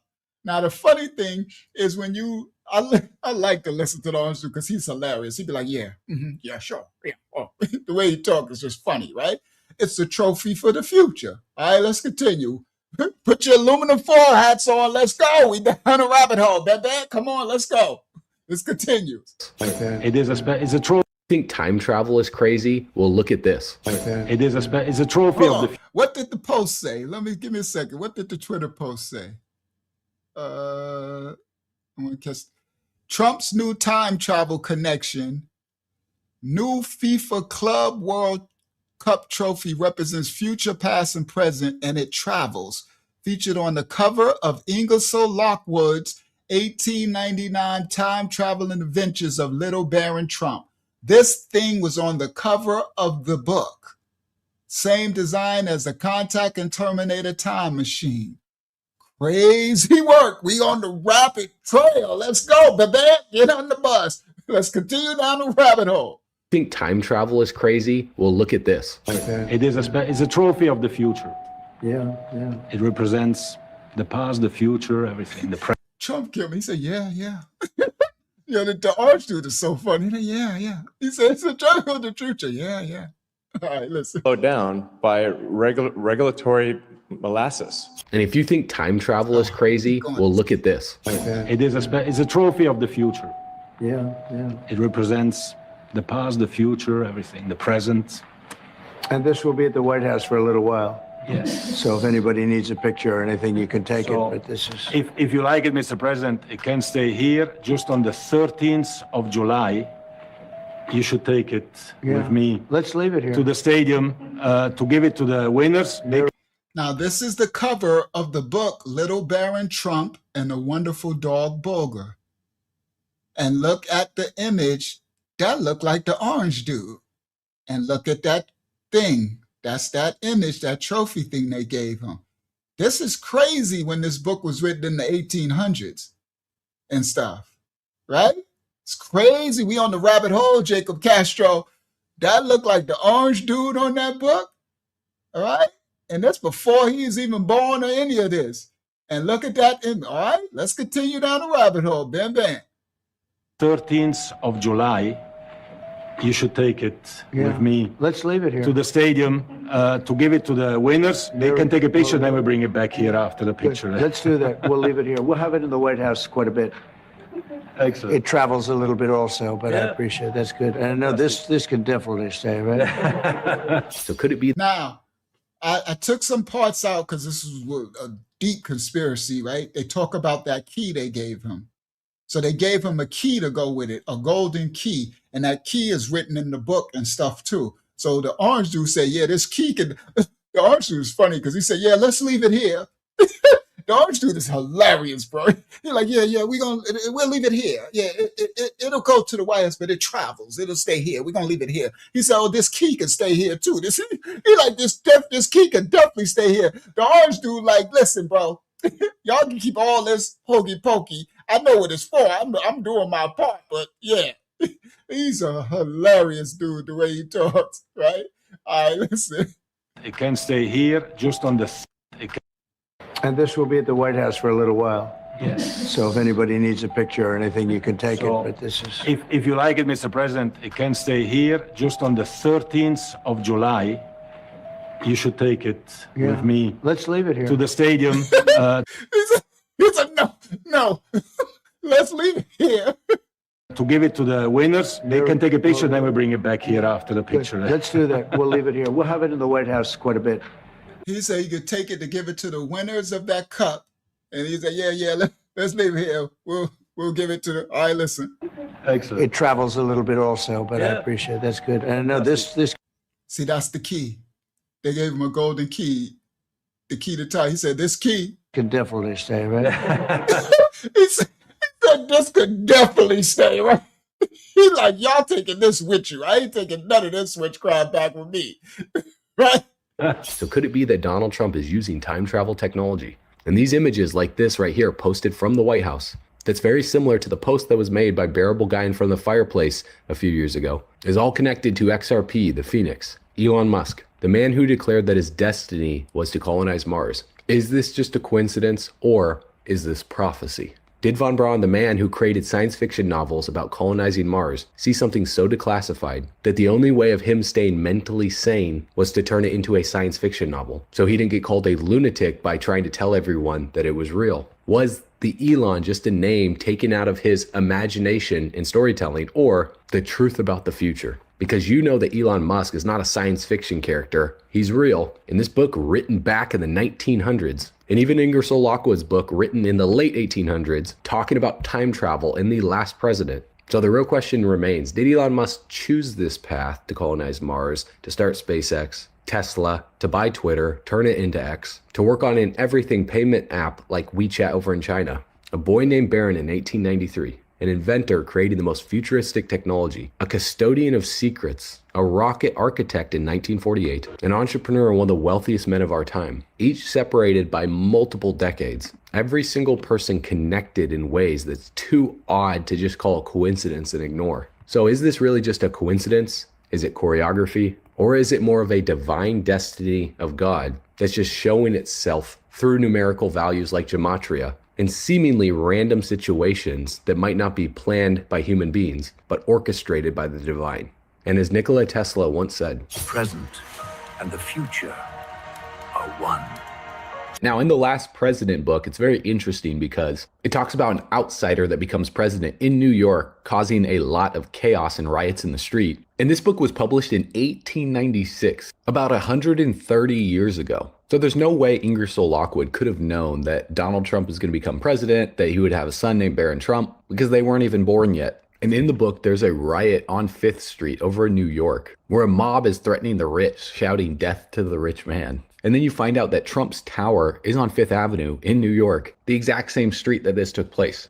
Now, where the story gets really weird, it has to do with time travel, Barron Trump, Donald Trump's family being connected to Nikola Tesla's. When Nikola Tesla died, they raided his hotel room and they found a bunch of secret documents discussing technologies that were beyond this world, because everyone knows that Nikola Tesla was a genius. And they say that art imitates life, but in this case, could it be a prophecy? Because the strange part about this story is Nikola Tesla died, and the only person allowed access to his safe, the one containing all his most secret inventions, is John G. Trump, a brilliant MIT scientist, and oh yeah, Donald Trump's uncle, who conveniently says that there's nothing to see here when asked about these documents. So, John G. Trump, the only one that the system allowed to take Nikola Tesla's stuff, just so happens to be the orange dude's uncle, and John G. said there's nothing to see here, right? He's a brilliant man, but it's just speculation. Everybody listen, we in the rabbit hole, bam, bam. Let's continue. allowed access to his safe. The one containing all his most secret inventions is safe.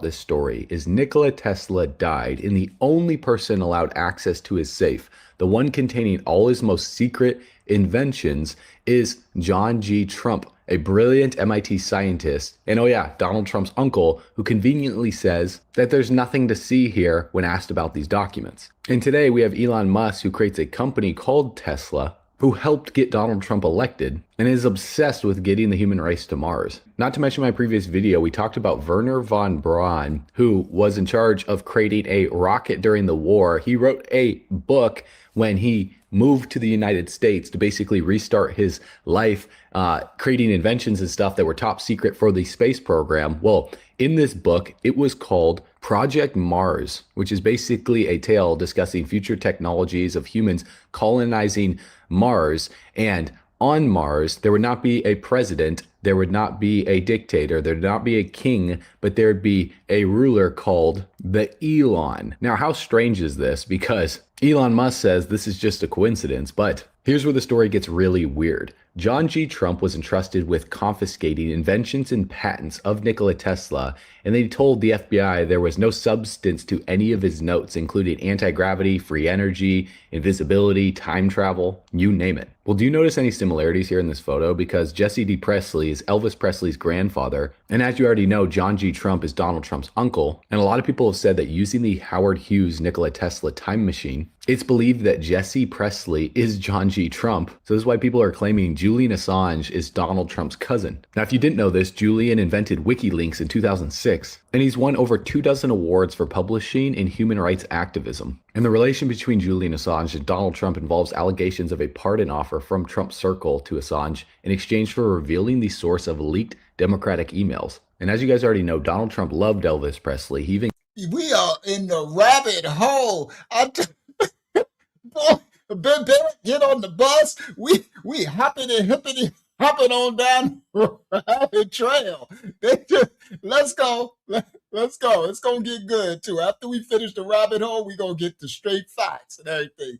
But we just in the rabbit. This boy is all up in the rabbit hole. Let's continue. For 24 awards for publishing and human rights activism. And the relation between Julian Assange and Donald Trump involves allegations of a pardon offer from Trump's circle to Assange in exchange for revealing the source of leaked Democratic emails. And as you guys already know, Donald Trump loved Elvis Presley. He even gave him the Presidential Medal of Freedom in 2018. People have even said Elvis and Trump look alike, so much to the point where Trump even made this post right here with their face side by side. Got 667,000 likes. Now, before you think I'm a lunatic here, this is not the crazy part of this video. Here's what you really need to know. The author of both of these books, Ingersoll Lockwood, that people have claimed was visited by Trump using time travel technology. Well, here's where this gets strange. On IngersollLockwood.com, you can see where it says U.S. Space Force is hiring, saying the U.S. Tech Force is recruiting an elite corporation of engineers to build the next generation of government technology. And if you scroll down here on the page, you can see a little image right here. And when you zoom in on it, it's a white rabbit sitting on top of what looks like a globe that says 250, because this New Year's was America's 250th year anniversary. And the last time that I went to the website, the rabbit was doing something different. But the symbology of following the white rabbit is what we need to do here. This is a metaphor originating from Alice in Wonderland for pursuing a curious, unlikely clue that leads you out of your comfort zone into the extraordinary, unexpected, and potentially life-changing adventure of a new reality, often symbolizing exploration of the unknown, self-discovery, or a deeper truth. And it signifies a conscious choice to embrace the bizarre, question reality, and embark on a transformative journey, as Alice did by following the strange rabbit down the rabbit hole. It's the same phrase that's used in Hollywood in multiple different movies. Want to know what it is.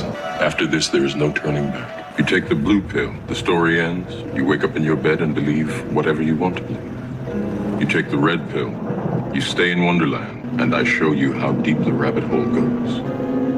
And Ingersoll Lockwood. Come on, we on the white caterpillar riding on down into the rabbit hole.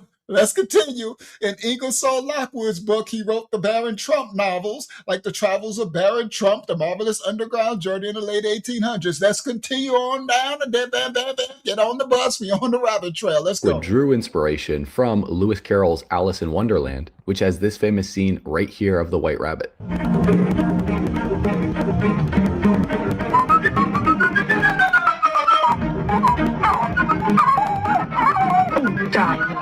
It's just a rabbit with a waistcoat and a watch. Now, why would they emphasize her saying a watch? This is curious. What could a rabbit possibly be late for? Could it be that the rabbit needs to get back to its time? Please, sir! A very important date. A very important date for what? No time to say hello. It must be awfully important, like a party or something. And if the emphasis is on the clock and being on time, we need to look at the symbology here of what they're telling us. No, I'm overdue. I'm nearly in a stew. No time to say goodbye. Hello, I'm leaving. Now, the rabbit goes underground, similar to Barron Trump's underground journey. What a peculiar place to have a party. You know, Dino, we really shouldn't be doing this. After all, we haven't been invited, and curiosity often leads to trouble. And then she she fall down. That's what you get. Little Sally. Little Alice. She talking about, we haven't been invited. No, you weren't invited. Always sticking your nose when you ain't supposed to belong. Now she done fell her butt down the rabbit hole. This is where they get the rabbit hole from. Everybody, bam, we going down a rabbit hole tonight. I tell you, this is going to be a fun one tonight, at least the beginning part. That's why I said, let's get started with the rabbit hole clips first. Let's have a little bit of fun. We usually don't do this in the ministry, but this is pretty fun. I was like, they're going to enjoy this one tonight. All right, now she done fell her, Donna Briggs. She done fell her little Donna Briggs son right down the rabbit hole. Right? That's hilarious. Hold on, it's Donna Briggs. That was Alice. Donna Briggs, Sally. Get your butt, mind your business. That's these people don't never mind their business either, right? Right?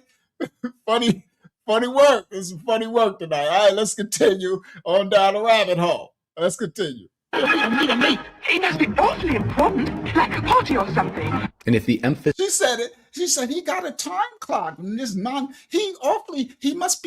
chasing something with time. He's late. It must be awfully important, like a party or something. She ready to turn up. I know Alice was twerking in the window. Alice said she thought the rabbit was late for a party. She went to cookout. She got jungle fever. She trying to be at the cookout with the. Let me find out Alice was about that life. Up there, nosy. This the first Karen. Was Alan and Alice the Karen? She talking about, we know we weren't invited. Oh, so you're just gonna crash the party, huh, Alice? Alice trying to crash the party. Okay? She knows she ain't invited to it or nothing. She over here. This is on the clock and being on time. We need to look at the symbology here. And if y'all know what the rabbit symbolize, that's Astarte and Istar and Easter and the bunny and the rabbit smashing and all that. This ain't nothing but the golden bull with the calf, and it's all the same. You got to understand. This is crazy work. All right. He said Donna Briggs sound like Miss Doubtfire. All right, let's continue. I never knew this about Alice and chasing this dude. He got his clock. He got his Flavor Flav clock. This is time travel through the portal. So the rabbit's trying to get back through the portal to his time, and Alice trying to chase him for a party. She looking for the club. Let me find the Diddy party. Yeah, she trying to go to Diddy party. Alice, sit your little butt down. What they're telling us. No, I'm overdue. I'm nearly in a stew. No time to say goodbye. Hello. The rabbit running from Karen. He running. He like, listen, leave me alone. Now the rabbit goes underground, similar to Barron Trump's underground journey. What a peculiar place to have a party. You know, Dino, we really shouldn't. I'm sorry, no disrespect to my white brothers and sisters, my righteous, but if that ain't the whitest thing in the world, what a peculiar place to have a party, right? They'd be all in the ocean. What a peculiar place for them to swim. All on the top of the mountains. What a peculiar place. What would happen if I jump? What a peculiar place to be up in the air 10,000 feet in the sky. What if I jump out the plane? What a peculiar thing. Okay, let's continue. Doing this. After all, we haven't been invited. Yeah, she know. This is the Bible. This ain't nothing but Eve. We shouldn't be doing this while I'm continuing on down the path. We shouldn't be doing this. After all, we haven't been invited. See that curiosity kill the cat, yeah. And curiosity often leads to trouble. And then she falls down into Wonderland, into a portal, basically, to another world. So, could they be symbolizing time travel here? Could they be symbolizing the inner earth? And the whole focus here on following the white rabbit to see how deep the rabbit hole goes, well, this is where time travel comes into the mix, because when you look at this watch right here, it's a very specific type of watch. And if you look up Ingersoll Trump watch right here, it's the exact same type of watch that the rabbit is holding, just with a different color, basically, because it's a cartoon, obviously. They're not going to... Oh, this rabbit hole is crazy work. Do y'all see this? Now they got an Ingersoll Trump watch. Ingersoll wrote the book in the 1800s, named it bearing Trump and the last president. They got a watch, and the watch is the same watch from the rabbit in Alice in Wonderland. Oh, we are on the rabbit hole. We are on the rabbit trail. Let's go. This is where time travel comes into the mix, because when you look at this watch right here, it's a very specific type of watch. And if you look up Ingersoll Trump watch right here, it's the exact same type of watch that the rabbit is holding, just with a different color, basically, because it's a cartoon, obviously. They're not going to make it that obvious. But on this watch right here, that's also on the British Museum's website, it says Ingersoll Trump. And previously on the Ingersoll Lockwood website, when you clicked on the rabbit image, it opened up a new page leading to this picture right here showing the rabbit holding the clock pointing at the time with a pair of Air Jordan sneakers and another watch right here with me. On the Ingersoll Trump website, everybody listen, they had this image of the time clock with the rabbit, with the Ingersoll Trump watch, that the rabbit from Alice in Wonderland, with the Air Jordan. Bro, head blow emoji. That's why my first thumbnail, I was going to do the head blown emoji, right? That's why I showed y'all my first thumbnail when I had the rabbit going down the rabbit hole and then the head blown emoji, right? And we don't get to the Venezuela, Haiti. Oh, it's going down tonight. It's going down tonight. It's 11 o'clock. Y'all still in the bus. This is crazy work. Why do they got an Air Jordan? Who wears the Air Jordans? Ain't it always about the people of the book?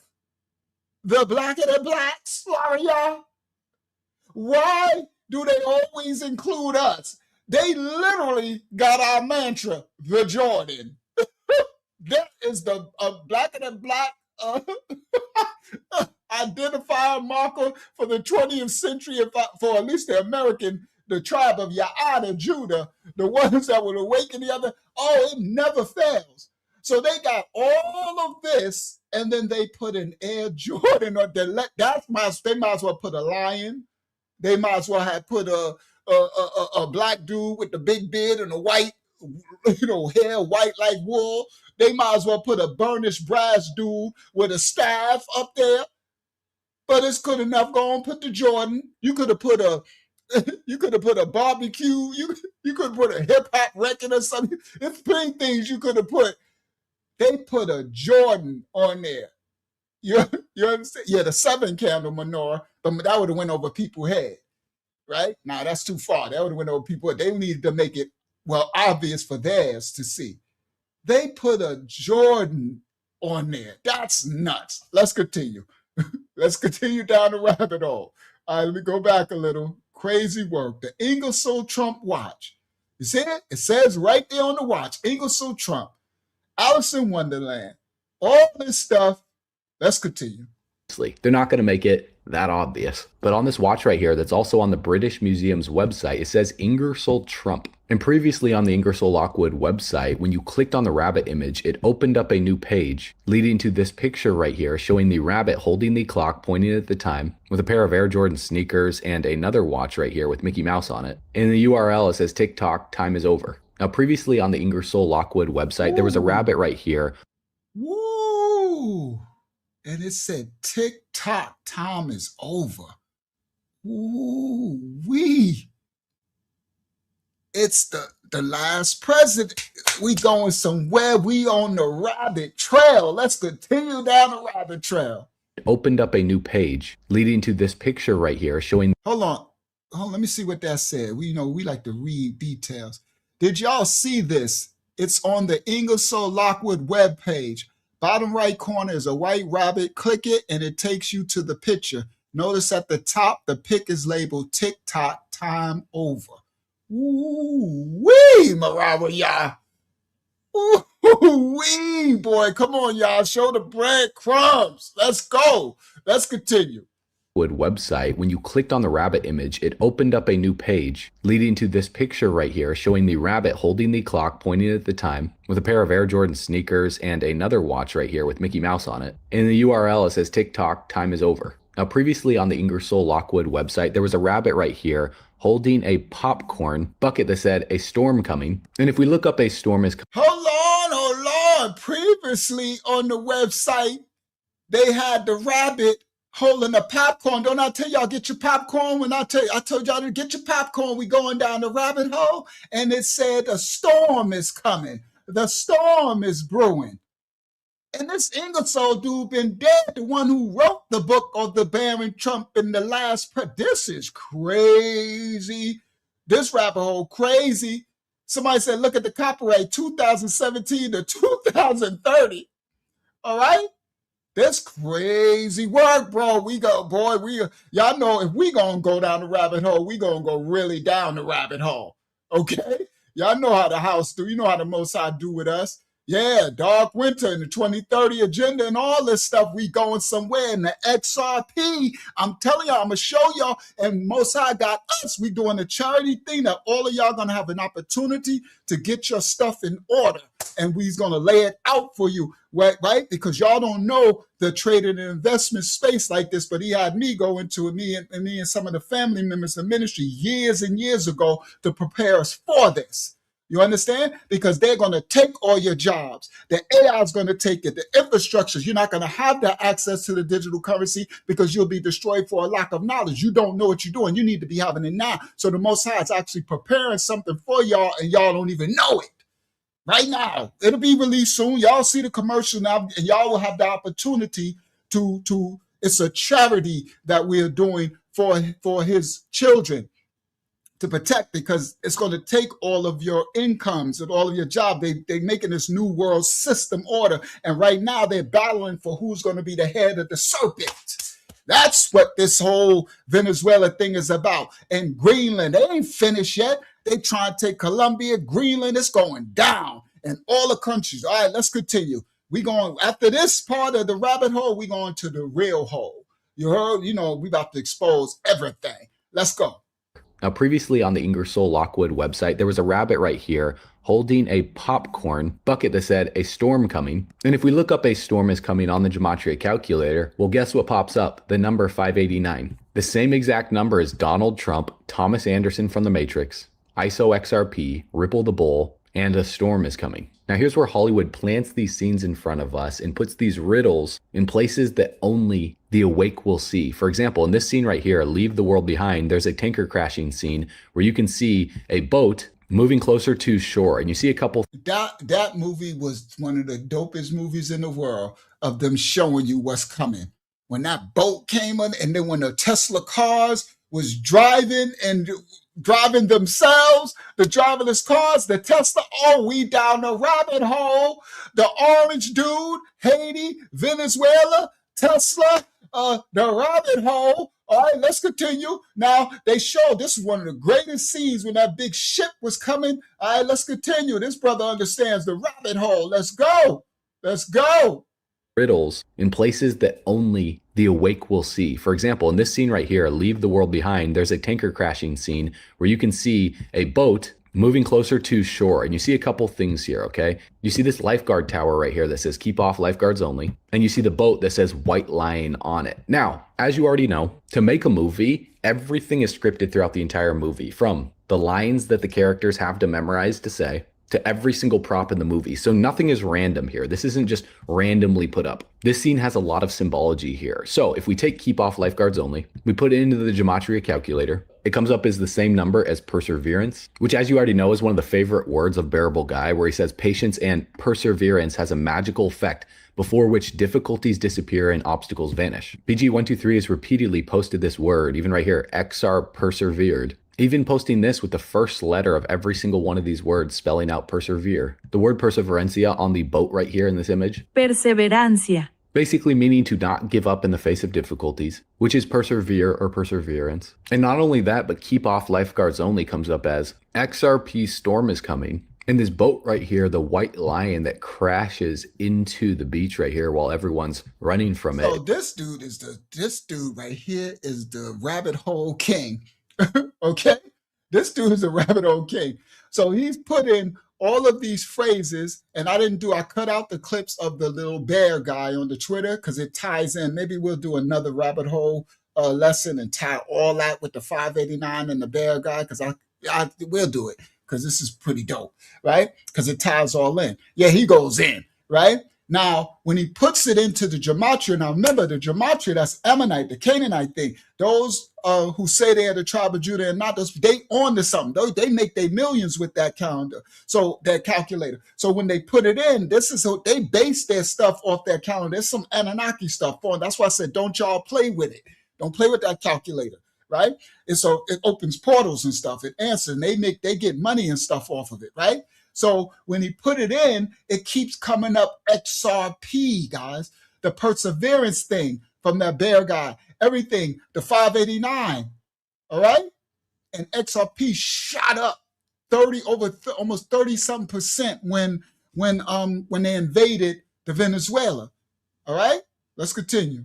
Is into the beach right here while everyone in this boat. Not only that, but keep off lifeguards image. Perseverancia. Basically meaning to not give up in the face of difficulties, which is persevere or perseverance. And not only that, but keep off lifeguards only comes up as XRP storm is coming. And this boat right here, the white lion that crashes. So why?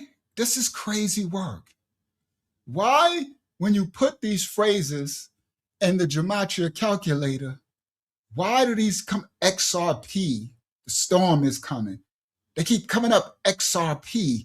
And y'all don't even know what XRP is if you're not in digital currency crypto space, right? Synchromatism, right? All this stuff. It keeps like, this is crazy. And then he put in, which one is that one? Keep lifeguards off duty. Excuse me. Uh-huh. That white lion ship, I brought it up. Do you want me to read what it says about it? Go ahead. It says, the White Lion was an English privateer ship that brought the first recorded Africans to the English mainland colonies in North America, landing in Point Comfort, Hampton, Virginia in the late August 1619. Wow. And that's the one where they go off the, what do they call that? The 400-year thing, the 1619. And that's why the beginning of 2020 was the end. They calculate that one. That's why in the Library of Congress, they put the 400-year 1619, right? And that's coming from that white lion. I remember that white lion name. That's that ship. Now they calculating it from there, and we got to give Caesar what Caesar's, right? So Caesar in America is calculating there. We know there was other stuff, right? Now watch these names you put in the chat, daughter of Yah. We don't like to say people's names. All right. So I don't want people going to these people. These he ain't number the serpent seed too, trying to do away with slavery and all that type of stuff. He be nothing but agents. And he ain't nothing but Donna Briggs. That's okay. He ain't nothing but Donna Briggs too. I don't want people going there. You understand? Now, that's why the manuscript said give Caesar what Caesar's, right? So we understand that that calculation is how they do their 400-year, the prophecy. And that's why everybody was thinking it was ended in 2019. That year had to continue. 2019, that had to complete. It was 2020. And what happened in 2020? They released a worldwide epidemic. The whole world changed. The whole world changed. The economy was amazing before that. Everybody run around talking about the orange dude. Y'all forget we was doing well. And in 2020, soon as that prophecy was up, they destroyed the whole economy in the world, had us all locked in, had people taking changed their DNA. Right now to this day, people still unalive, and they just ain't telling y'all. They dropping like flies. You heard? Facts. All right. Yeah, that ain't no conspiracy theory. That's fact. You heard? Rabbit hole facts. All right. Let's continue. So as they put these numbers in, the convertite Babylonian Ashkenazi convertites, this XRP keep coming up. Thomas Anderson from the Matrix, the orange dude, Ripple the Bull. Ripple is who owns XRP. Well, partner, right? Right? A storm is coming, okay? And then when he went further and he put in from that movie and he put in some of the symbolisms, keep off lifeguards only. Calculator. It comes up as the same. Perseverance. And then they got this perseverance from that, what's the name? Right? Look, I am lived in Garden of Eden. Number of a man, the orange dude.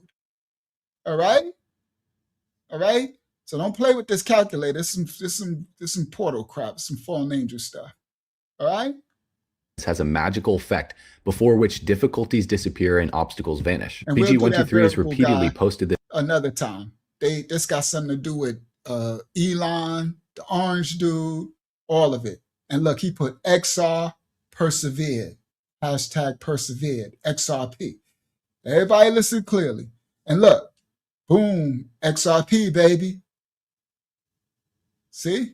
And that's 2023.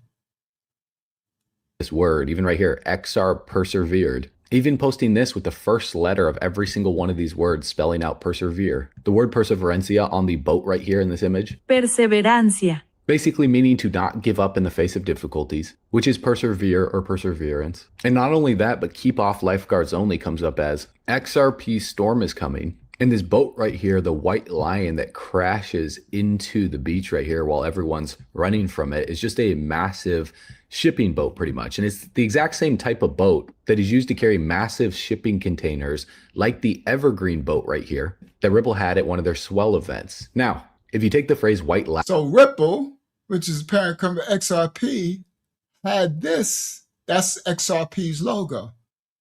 This boat at the event, right? Called it the Evergreen. Is used to carry massive shipping containers like the Evergreen boat right here that Ripple had at one of their swell events. Now, if you take the phrase white lion and you insert it into the gematria calculator, it comes up as Keanu Reeves, the actor in The Matrix. It comes up as Harry Balls, spelled B-O-L-Z, which may just seem random, but Elon Musk changed his Twitter or X profile name to Harry Balls with that specific spelling. So I remember that Harry Balls. Yo, this rabbit hole is crazy. That's why I told you. I said, everybody, we going on a rabbit train tonight.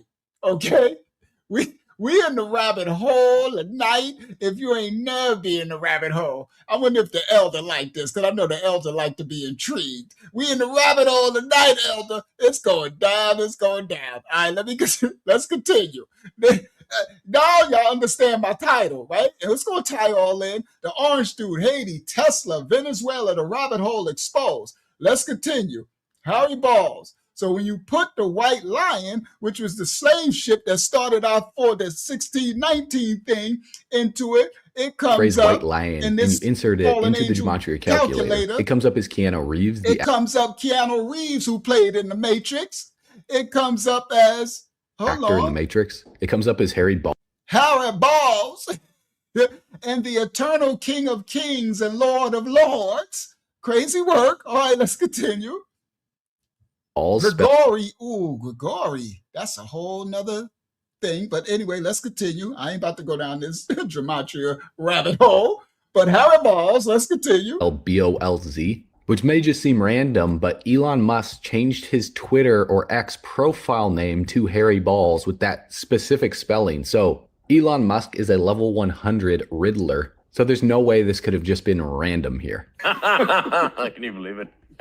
It's even so crazy that on the Tesla website, he put Harry Balls is the techno king of Tesla and has served as our chief executive officer since October of 2008, trolling people into believing he actually changed his name. But what he was hinting at was the White Lion ship. White Lion also comes up on the gematria calculator as Trinity, which you as the Trinity, the fallen angel Trinity from this Roman Greco fallen angel crap that is not of our Safari Yah, and the Trinity sister in the Matrix.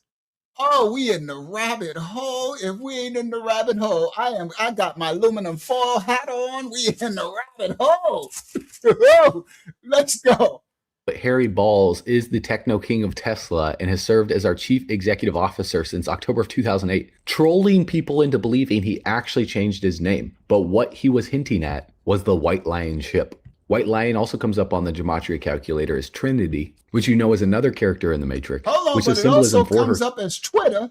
Hold on, what was that coming up as? This slave ship. Twitter. Look, XRP moon. XRP to the moon. Everybody, I'm telling y'all see. All right? All right? And intelligence. You should, if you get, all right, let's continue.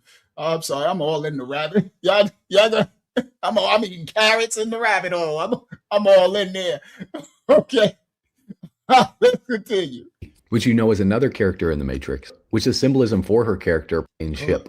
White Lion executive officer since October of 2008, trolling people into believing he actually changed his name. But what he was hinting at was the White Lion ship. White Lion also comes up on the gematria calculator as Trinity, which you know is another character in the Matrix, which is symbolism for her character primarily draws from Christian theology representing the Holy Trinity, which is Father, Son, and Holy Spirit, as Neo's guide and savior embodying love and faith in resurrecting him. And the phrase White Lion also pops up as the same number as XRP Moon, Morpheus from the Matrix, Freemasons, RippleNet crashing into Hold the presses! Hold on. Too much cake, too much carrot cake. Hold on. That was way too much. We gotta go back. We gotta slow it down. It comes up as XRP to the moon. As Twitter, he changed the X. As Freemasons. As Morpheus. As Trinity. You can't make, boy, this is crazy work. Stop the press. Stop the presses. Hold on, let's go back. Yo, this is crazy work. All right, let's continue. in savior embodying love and faith in resurrecting him. And the phrase White Lion also pops up as the same number as XRP Moon, Morpheus from the Matrix, Freemasons, RippleNet crashing into the beach. Now, Ripple has recently referenced what they're doing right now. Ripple owns XRP, everyone. Ripple is the company and XRP is the coin and stuff. Let's continue. Now, with their technology, will do for the financial world as what shipping containers did for the shipping world with their technology. So Ripple said what their technology, they're the railroads for the future digital currency, the CBDC and all this. They're using Ripple XRP. Y'all don't know it, but we already got it on it.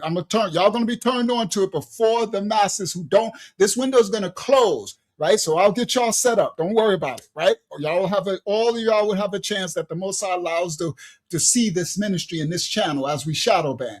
Right, there's a remnant that the Most High will allow us to see. Everything is His according to His will. Right now, Ripple says that their technology will do for the financial world as what shipping containers did for the shipping world. But I bet you couldn't guess what pops up. Their technology will do for the financial world what shipping containers did back in those Iron Age with the shipping stuff, right? All right. And look, they got evergreen on their ship. Let's continue. Technology will do for the financial world as what shipping containers did for the Now, Ripple has recently referenced what they're doing right now with their technology. Will do for the financial world as what shipping containers did for the shipping world. But I bet you couldn't guess what pops up when you search in the phrase evergreen on the gematria calculator. What? None other than bearable guy. So could this be just a coincidence? Oh, shoot. And later, y'all gonna find out this bearable guy keep posting this stuff. He posted the clock. He posted the logwood thing. He posted the Elon thing. They got this cartoon. Y'all know this crazy. Now you see this 2024. This crazy work that came up from the evergreen bearable guy. Like this crazy work.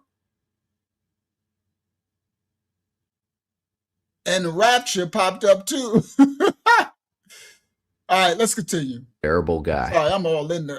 I'm all eating carrot cake and carrots, all in the rabbit hole. All right. Yes, the White Lion was one of the slave ships that came from and brought us to America. It was the one that Marabaya, I think that's Marabaya who's saying that. It was the one that the government of America used as Caesar used to establish like the one that they used to establish as like this started the slavery here. So they used the data 1619 in their records. That's why in the Library of Congress they got 1619 as the start, and that's with the 400 years. So 2019, well, the beginning of 2020 was supposed to complete the 400-year prophecy, the slavery. They know who the people of the book was. That's why they put that Air Jordan on that other image. They know, all right? Caesar, give Caesar what Caesar's. So that White Lion ship was the one that they used as like the first, thank you, Hakiyama, like the first recorded on their recordings. We know it was others and other stuff, but, we give Caesar what Caesar's, that they document as their first recordings. All right, praise Yah. All right, let's continue. What shipping containers did for the right now with Freemasons, RippleNet crashing into the beach. Now, Ripple has recently referenced what they're doing right now with their technology will do for the financial world as what shipping containers did for the shipping world. But I bet you couldn't guess what pops up when you search in the phrase evergreen on the gematria calculator. None other than bearable guy. So could this be just a coincidence? Or could someone inside Ripple behind the account that has been riddling about XRP be playing 5D chess with everyone? And the elite of this world are planting these riddles and symbology in movies for those with eyes to see and ears to hear to uncover. Because to bring this back to Ingersoll Lockwood, well, Thomas D. Lockwood and Ingersoll Lockwood and Nikola Tesla all lived in New York City at the same time. And it just so happened that Thomas Lockwood and Tesla worked on different electricity technologies. Hold on, we still in the rabbit hole. Thomas Lockwood, Ingersoll Lockwood, and Nikola Tesla all lived in New York City at the same time. And Thomas worked with Tesla regarding electricity, magnetism, and electric telegraphy. And Ingersoll Lockwood, the one who wrote the book about the last president and Barron Trump, just happened to publish books about the Trumps. Barron and Don, the last president, causes chaos in New York. Barron lives in Castle Trump, and it was supposed to be on Fifth Avenue where they made the mess, and Trump's palace is on Fifth Avenue Plaza, and his son Barron Trump lived there. Is this a random coincidence? I don't think so. Ain't that much coincidence in the doggone world. Let's go. Now, I don't play all the aluminum foil stuff and everything, but I also understand spiritual warfare, prophecy, time, travel, portals, doors, everything. Yeah.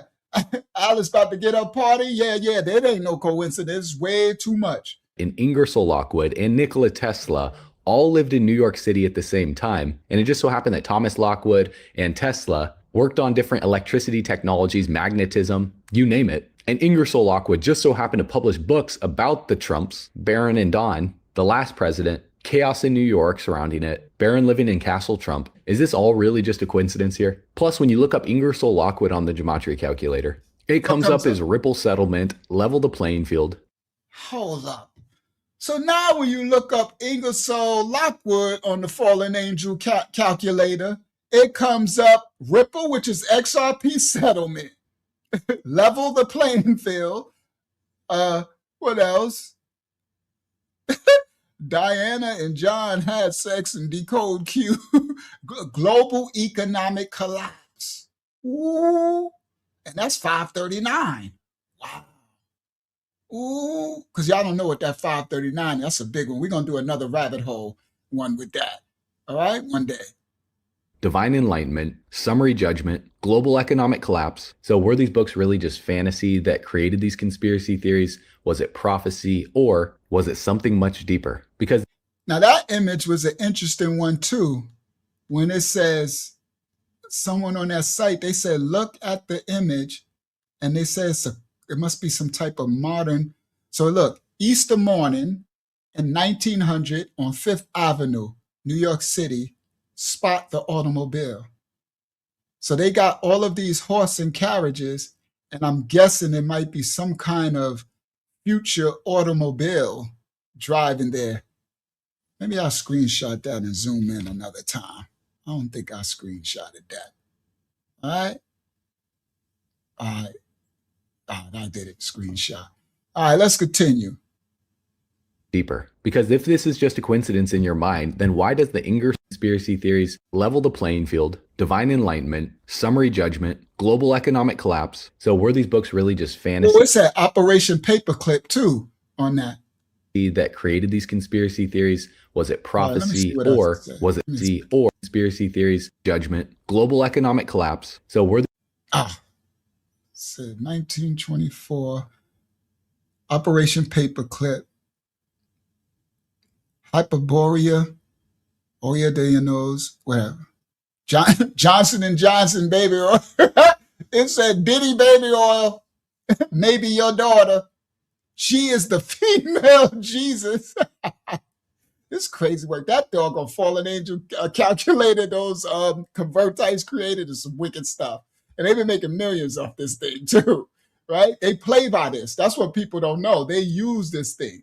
Judgment, global economic collapse. So were these books really just fantasy that created these conspiracy theories? Was it prophecy, or was it something much deeper? Because if this is just a coincidence in your mind, then why does the Ingersoll Lockwood website have front and center saying that Space Force is hiring, which is the newest branch of the U.S. Armed Forces established in 2019, which was established by who? The orange dude. That's what I said. The orange dude got the Space Force. It's crazy work. I was like, they got the Space Force on the website. That's the same Ingersoll Lockwood that made the book, the same one that had the rabbit from the clock from Rabbit and the Michael Jordan one and everything. They got the Space Force. Have front and center saying that Space Force is hiring, which is the newest branch of the U.S. Armed Forces established in 2019, which was established by who? Donald Trump, as part of the National Defense Authorization Act, to create a dedicated military branch for space operations to counter threats and to ensure American superiority in space. And as you know, the Bearable Guy's most recent riddle is in space. So as you dive down the rabbit hole here into Wonderland, you start to see not only Ingersoll Lockwood's references here with the White Rabbit and the clock from Alice in Wonderland, to his inspiration to create the Ingersoll Trump watch, to put these clues up that a storm is coming on the website here that ties back to phrases like evergreen, bearable guy, Thomas Anderson, Neo from the Matrix, Donald Trump, ISO XRP, Nikola Tesla. Well, there is a whole nother story about Tesla as well, like how Benjamin Franklin screwed him over and got him blacklisted because Tesla wanted free energy and Franklin wanted money for it. And of course, so America's favorite old racist, nasty Franklin, Ben, on our lesson, Ben said he knew who the original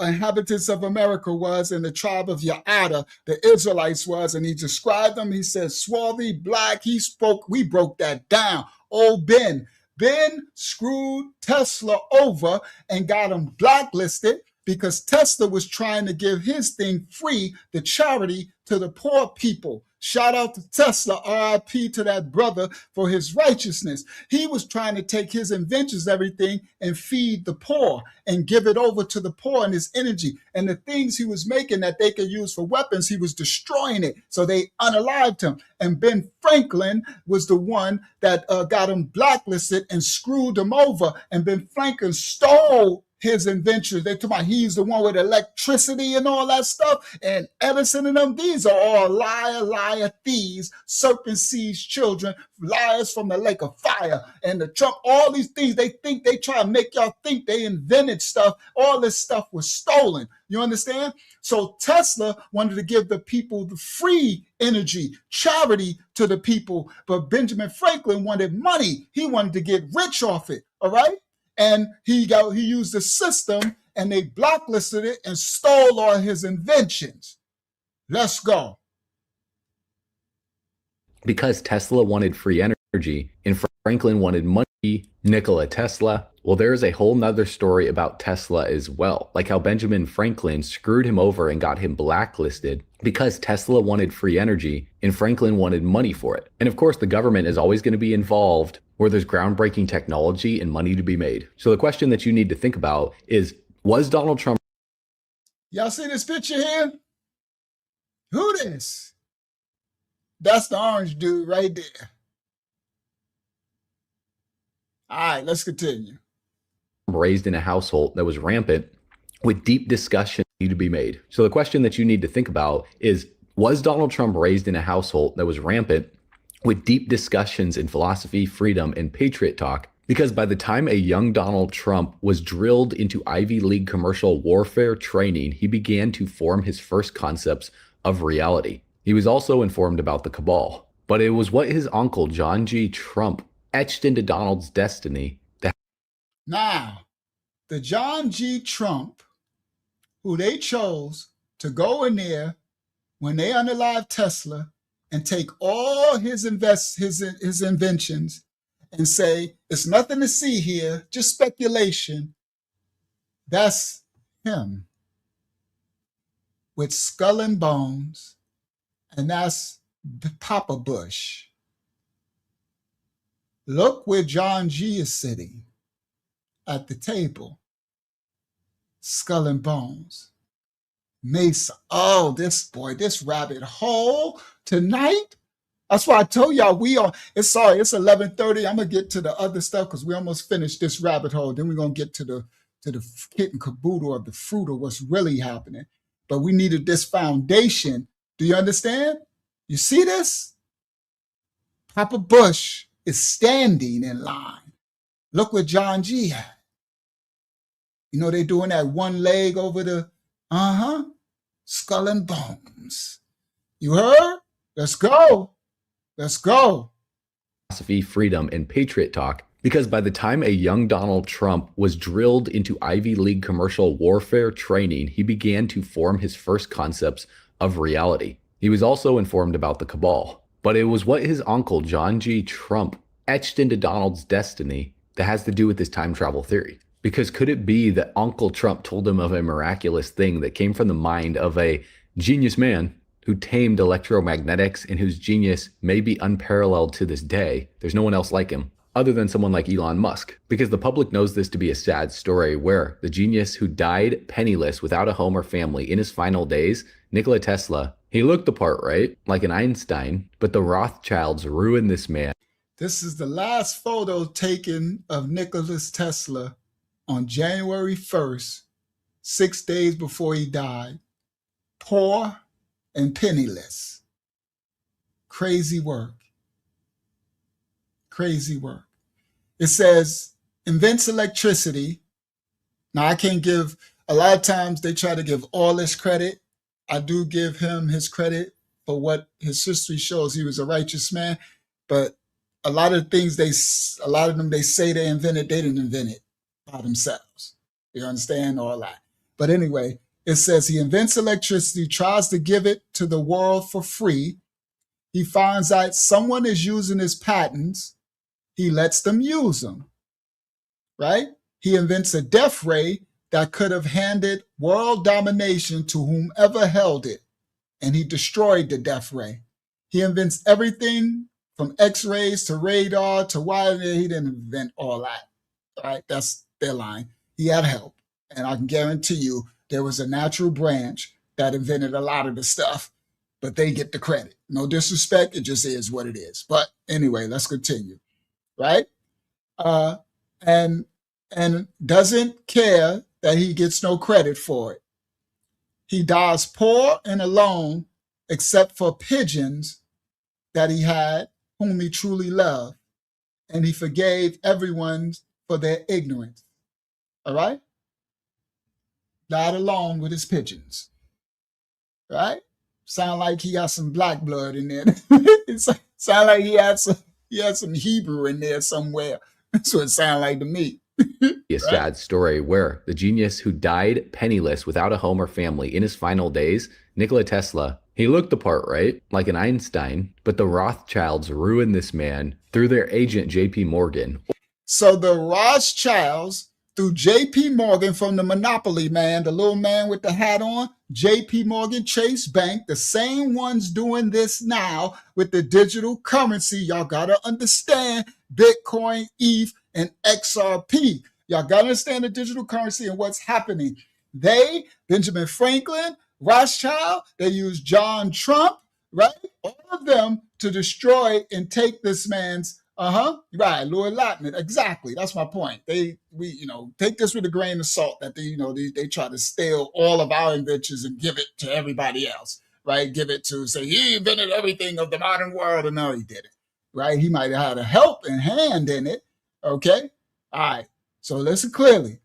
Without a home or family in his final days, Nikola Tesla, he looked the part, right? Like an Einstein, but the Rothschilds ruined this man through their agent, JP Morgan, or so they thought, because despite Tesla's immense technology and gifts to the world, they all used his kindness and they robbed him of his intellectual property. But Tesla had friends like John G. Trump and someone by the name of von de Graaff. This image right here you can see is the von de Graaff generator that was made in 1934. Now, does this remind you of anything here? And this man right here, Robert de Graaff, made Tesla's big vision a reality to deliver wireless electricity to every single man, woman, and child on the planet. And JP Morgan made it a vendetta to shut down Tesla when...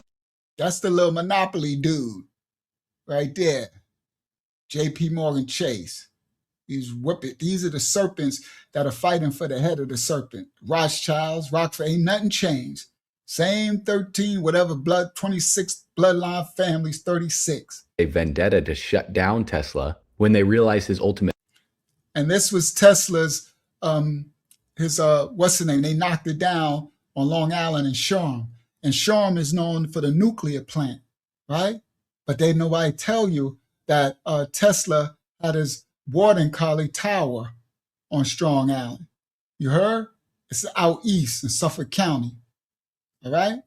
To every single man, woman, and child on the planet. And JP Morgan made it a vendetta to shut down Tesla when they realized his ultimate plan of free electricity, because we all know JP Morgan, he only owned 19% of his company. Who owned the other 81%? Well, it was the Rothschild family. So why was Tesla really shut down? And the fallen angel Rothschilds are the Ashkenazi convertites. People say they're the tribe of Yada and they're not. The Gematria Babylonian following. Okay, now Tesla wanted to give free energy to all electricity. And they didn't want that. They wanted to starve the people, the poor, make them pay for water, electricity, for the things that the Most High gave us free. And they unalived him and took his powers. Who owned the other 81%? Well, it was the Rothschild family. So why was Tesla really shut down? Because you can't put a price tag on free electricity. So what does this have to do with Donald Trump and his uncle John G. Trump? Well, who was von Graaff's business partner? John G. Trump. And they formed what was called the High Voltage Engineering Corporation, the HVEC. And John G. Trump was an electrical... Y'all ever heard of HVAC? It's crazy work. We down the crazy rabbit hole. Okay? All right? An electrical engineer professor at MIT developed high voltage generators for cancer treatment and radar deployment during World War II and all that. Particle accelerator and all that. All this stuff. All this stuff. So HVAC and then they HVAC. All this stuff from stolen from Tesla's inventions, all right? So that's HVAC, and then you got HVAC, all right? But let's continue.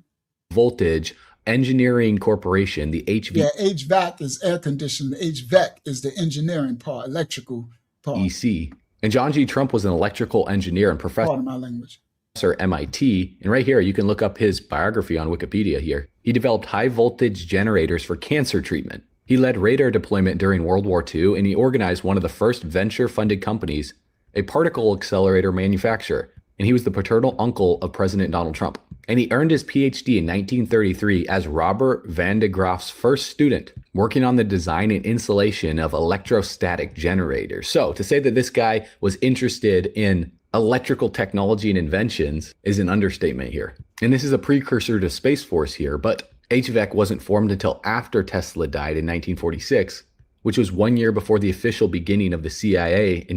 So right after Tesla died and John Trump got all his patents and all his information and he created this HVAC, then a year later, they built the CIA.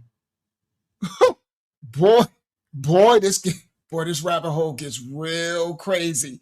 Okay? This rabbit hole is nuts. Let's continue. Force here, but HVAC wasn't formed until after Tesla died in 1946, which was 1 year before the official beginning of the CIA in 1947. So John Trump for decades was approached by people of all sorts because he could make megavolt beams and ions and electron death rays. And the real question then becomes, what was Tesla working on in his final days? Well, could it be a way to prevent the dominance of any one nation over using his technology? Tesla had 78 Bear's new death beam, invention powerful enough to destroy 10,000 planes 250 miles away. So Tesla's like, boy, I made this death beam and I can destroy 10,000 airplanes 250 miles away. Defensive weapon only. Scientists in interview tells of an apparatus that he says will kill without a trace. Tesla destroyed it before they could get their little nasty serpent seeds hands on it. Tesla's new device, like bolts of Thor, he seeks to pattern wireless engine for destroying navies, to shatter armies also. All right? Y'all can, let me screenshot that just in case I might want to break that down one day. Let me grab that. Capture. All right, this rabbit hole crazy. I know y'all like, this crazy. Oh, I'm going to tie it on up. Right? And look, skull and bone. Approached by people of all sorts because he could make megavolt beams and ions and electron. So why could John G. Trump, that's him, make all this? Because he stole it from Tesla when they unalived him. Death rays. And the real question then becomes, what was Tesla working on in his final days? Well, could it be a way to prevent the dominance of any one nation over using his technology to be weaponized? Well, clearly there were some advanced military operations going on here. But here's where things get interesting. So when John G. Trump was asked to inspect Tesla's documents, well, what was his response? There's nothing to find here. But could it be that he took this technology to complete Tesla's time travel technology that Donald Trump has used to accomplish what he's accomplishing today? Well, I'll let you decide that for yourself. Now, well, tonight over... He went on a crazy rabbit hole, said Donald Trump is using it to time travel, right? All right, let's go. Now, whew, that was a lot. That was a lot. Now, let's tie in the Venezuela, what's happening. What is happening, all right? So how am I going to tie it in? So first of all, I want to show y'all this. Right? Because I put the link in the chat that in the description that y'all will be able to sign up for these accounts. And I want everyone who watched it, even on the replay, even though you're not into this, you need to, hold on, I'm going to put it here in this chat. I don't know if they allow it. They might break it, but it's in the description of the video. I put it in the description of both the vertical and the other one, right? But I need you to understand that they, hold on, let me find it. It's where did I just put it? I put it somewhere. All right, because I'm going to put it in this chat just in case they allow it to stay in this chat because this is serious what's happening and you will be left behind, all right? Because of what's coming and what they're doing with this whole Venezuela and green. You don't understand. It's about the head of the serpent being dominant and this new world order, digital currency was coming, all right? So hold on. I'm going to have to go back here. Oh, there we go. Oh, it's not open. So I'm going to just double click it. I had it. Where did I paste it? I don't know where I pasted it. I could just grab it from the other one. Did I open it here? Maybe I did. Yep, video details. There we go. So let me put this one here. So y'all could do this one first. The other one we'll do once we release the charity project for you. I'm going to post it here. Control V. I don't know if they're going to let it stay in this chat, but I posted it anyway. I don't know if they're going to let it stay, right? So make sure y'all click that link. And this is an exchange like a bank account. But don't go Googling it, trying to find it, because you got to be very careful. You don't want to click a wrong link because you Googled it and someone made a dummy account, right? And now all of a sudden you get your money and now they're taking your money. Because digital currency, you have to be very careful. So you have to know the links and trust who you're clicking on. So that link right there, you can copy it and save it to wherever, and it's in the description of this channel. You can copy it and shout out to Junebug in the building over on Facebook.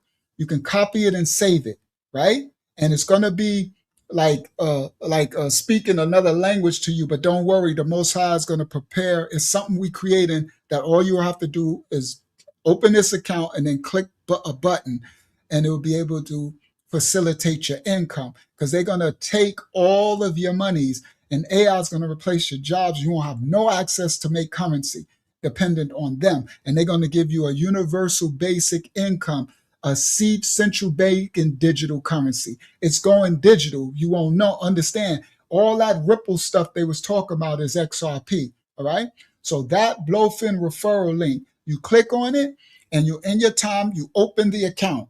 It's legit. You give it your right name and all of it, right? You open the account. And later, once you'll have the account open, and later, then you'll be able to take access. And this will be your income, because they're going to replace. Remember, they got the AI coming. They got robots going driverless cars. So every industry, they're going to have it where you can't have anything. And if you don't have this, you won't be later. You won't have access.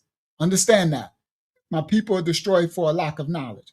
So I put that link right here in this chat. And I put it in the description. It's 2 in the descriptions. Make sure you do the BLOFIN. You could do the other one too if you want, because we'll set that up later. And that's for everybody. Don't listen if you don't want to. You won't be able to say that the Most High didn't prepare. Woe to those who don't prepare. That the Most High didn't send a way for you to be able to provide for yourself, for those who don't listen. All right? Now let me show y'all this. Let me stop share. Oh, I don't have to stop share. Come back to that, right? Come back to here, because I opened it up purposely here, all right? So this, and then we go on there now. This is what they're doing. This is what it's about. Share this tab instead, right? All right, so I'm not going to show that chart because I got too much indicators on the chart. So this is XRP, and this is what it did, but y'all don't know what that is, right? This is a investment chart. Y'all see that? That went up 30%. That's right when they did, see that? January 1st, when they invaded. This XRP Ripple, when he kept showing in the geometry calendar, kept coming up, Trump and all that, this is what it did. Now it's doing a little retrace, but that's 30%. Do y'all not understand? If you had $1 million on this, or if you had whatever you had, right? If you had $1,000, you made 300.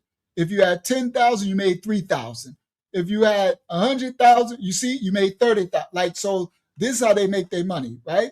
So I'm gonna show y'all another one because I got some of my too many indicators to block in. Y'all don't even know what that's a support and resistance level and all. Y'all don't have to know all that because y'all ain't to be, y'all don't have the experience, but you can have the experience, because our charity program, it will be an acceptance program, and it will be some training too as well for you to, because you don't just want to give you fruit, you teach them how to plant, or give a man fish, you teach them how to fish, right? So let me go to another, I'm gonna go here, share. All right, so this is that link I gave y'all, right? But you don't look it up on your own, because you can get a dummy link and you be screwed. Don't say I didn't tell you. I put the link. It's, you click that link, that'll take you here, right? And then later when we release the product, you'll know how to do this, but you have to sign up, right? So I'm gonna go to the markets, right? I'm gonna just go, because I'm gonna pull up a chart. I'm gonna pull up the chart, right? So I'm gonna go to XRP, right? Where's XRP? Oh, I probably got to type it in. All right, let me go to Bitcoin. Let me just open the chart. Right? So this is BLOFIN. This is another chart. I'm using this one because I don't got the other indicator on it, right? So that's my indicator would tell you where to buy in on the upward. So that's Bitcoin. So everything went up a little, but you see XRP went way up, right? After the January 1st when they did that, right? So let me pull up XRP. Let me show y'all something. We're going somewhere. Give me a second. I need to show y'all this is what this is about, but most people don't know this. This is money. This is the future of money. You want to take the comments off the screen? Yes, thank you. So let me click XRP USDT, right? And click that one. All right, now let me come back to y'all and take the comments off. Thank you, Hakiyama. Give me a second so it's not blocking anything. All right. Now, don't be confused by this. Don't worry like, Dad, I don't know how to. You won't have to.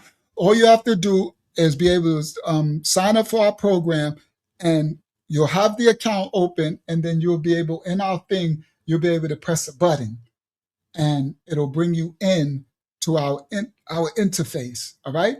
We developed a proprietary product. The Most High has his children that are prepared, because the masses of the people, the sheep, are going to be destroyed.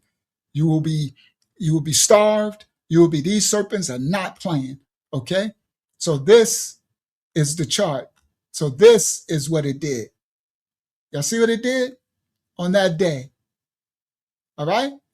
This is that XRP, all right? And this is, we're in a bull market, a bear market too. So back here, it was up to all-time high, all right? I think that's back in maybe that was July or something and everything. So now we're in a bear market for a little while. But you see what it did? You see this spike right here? All right? That's because of what they did. So this is a railroad coin that the new financial system is going to be running on. All right? So you will be able to learn some of this, but you don't, everybody ain't to be day traders and fall, right? I'm a professional trader, all right? This is where you use leverage. So they got other things that's telling you that, I got something I'll show you another time. They try and charge you $1,000 and say, you can use $100,000 to be able to trade, but you have to take a test and give us $1,000. You could trade that for free. Right here is leverage. Y'all see that? I'm gonna click this button. Watch this.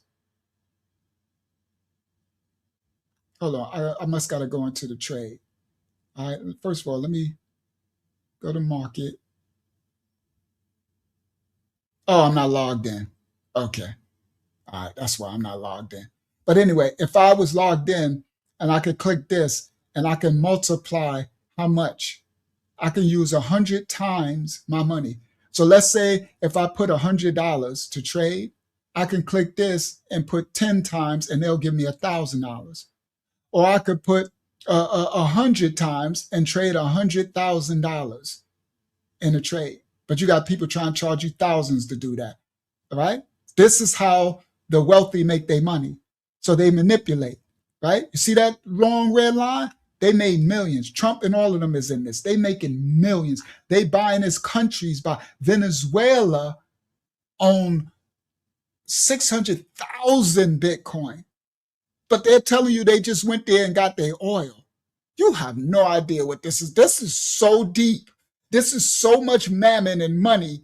They are all in this. Trump got his world coin, all this. They own these companies, Bitcoin, ETH, XRP, but most people don't know the Ripple XRP. So you see it kept coming up.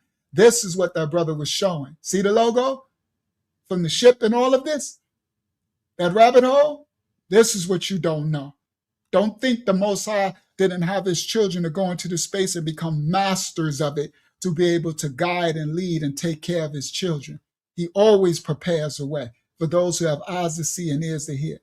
So you click that link and you sign up. It don't cost you nothing. You ain't paying nothing. I don't even get nothing for the link. I just need y'all to make sure y'all go through the right link. Because later, once you start making money in your account, you don't want to have went through a wrong link and someone's tracking your wallet and they got your keys and they wait till you got a lot of money and you wake up and they take all your money because you went through a wrong link.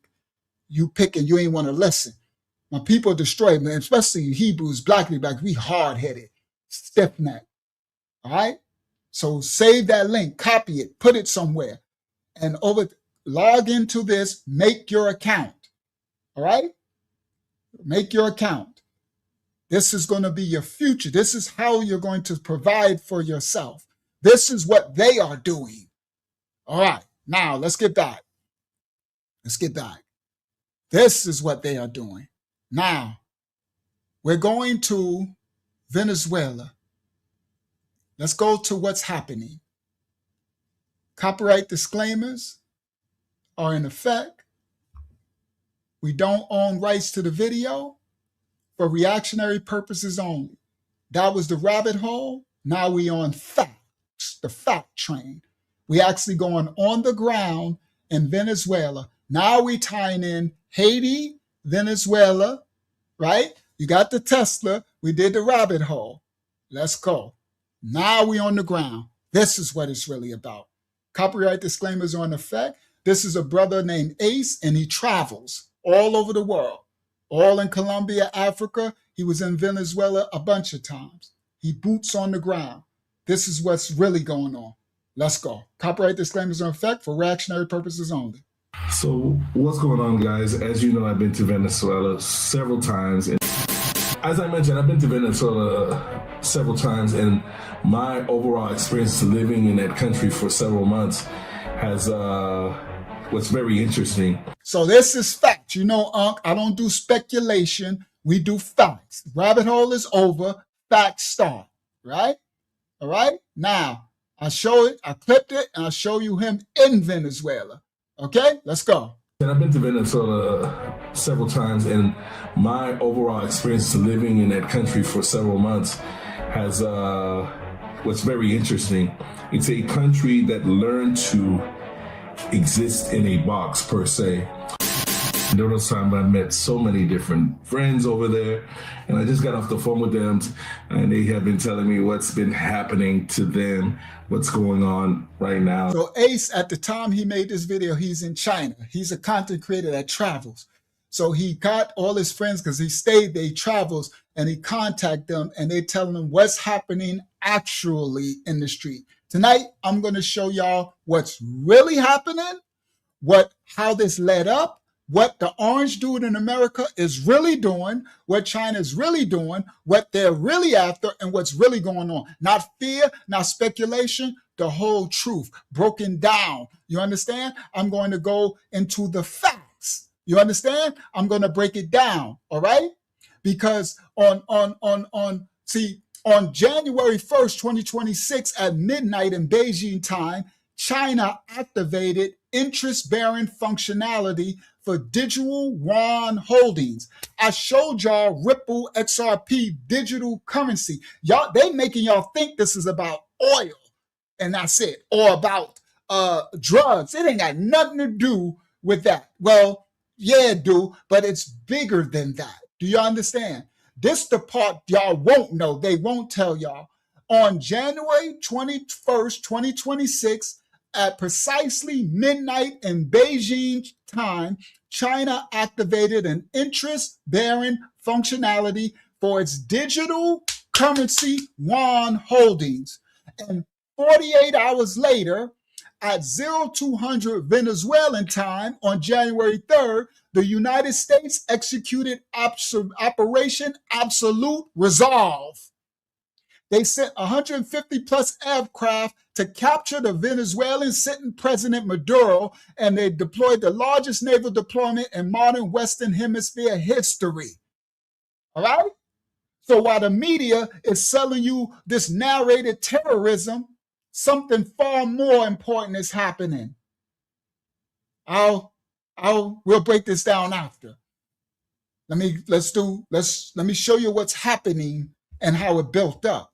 Because by December 2025, Venezuela had eliminated the US dollar from 99% of its oil transactions. They was using a stable coin called USDT Tether. Y'all don't even know what that is. You don't know the stable coin of USRL, Ripple, XRP, USDT. Those in the investment group, y'all know what USDT is and USD, the stable coin. So Venezuela removed 99% of its oil transactions, 746,000 barrels a day flowing to China, and they used it, settle it in the stable coin. And it was switching over to China's functional digitality yuan holdings to separate the US dollar from it. Okay? Oh, it's real gangster. It's going down. They went in and deboed. They got no choice. Oh, everybody, we live in a prison society on earth. I'm going to show this in a second. Let me write that down. Let me make sure. I'm going to show this clip, and then I'm going to break down what world we live in, because everybody's in their feelings and they think the orange dude is tripping, and they stupid. Some of these blacks. What's that foolish rapper dude? What's his name? From Ghetto Boys, Willie D. Willie D sound like an old coon now. He talking about, he clapping, talking about because BRICS and them went and supposed to bust through the New York, America's barricades in Venezuela. He talking about he trusts China more than America. Willie D is stupid. Boy, these blacks need to sit down. You sitting up there in your little feelings. You wanted Kamala the cackling hyena in this. Do you not know they would make us slaves? They are battling, everybody listen clearly, they are battling to see who's going to be the head of the serpent in this new world order. This is bigger than anything. That don't y'all fall for this foolishness. I was going to show his clip. I'll do it another time. I'll show it because this is disgusting. I need to bring it out. Right? He over there talking about, I trust China over America and everything. You idiot Jews. He's sitting up here that made $1 million in America. This little dumb Willie D Ghetto Boys, idiot Jews. Boy, these old blacks get old and they become coons. He's sitting up here talking about he trusts China over America and everything. Idiot Jews, you are a millionaire in America.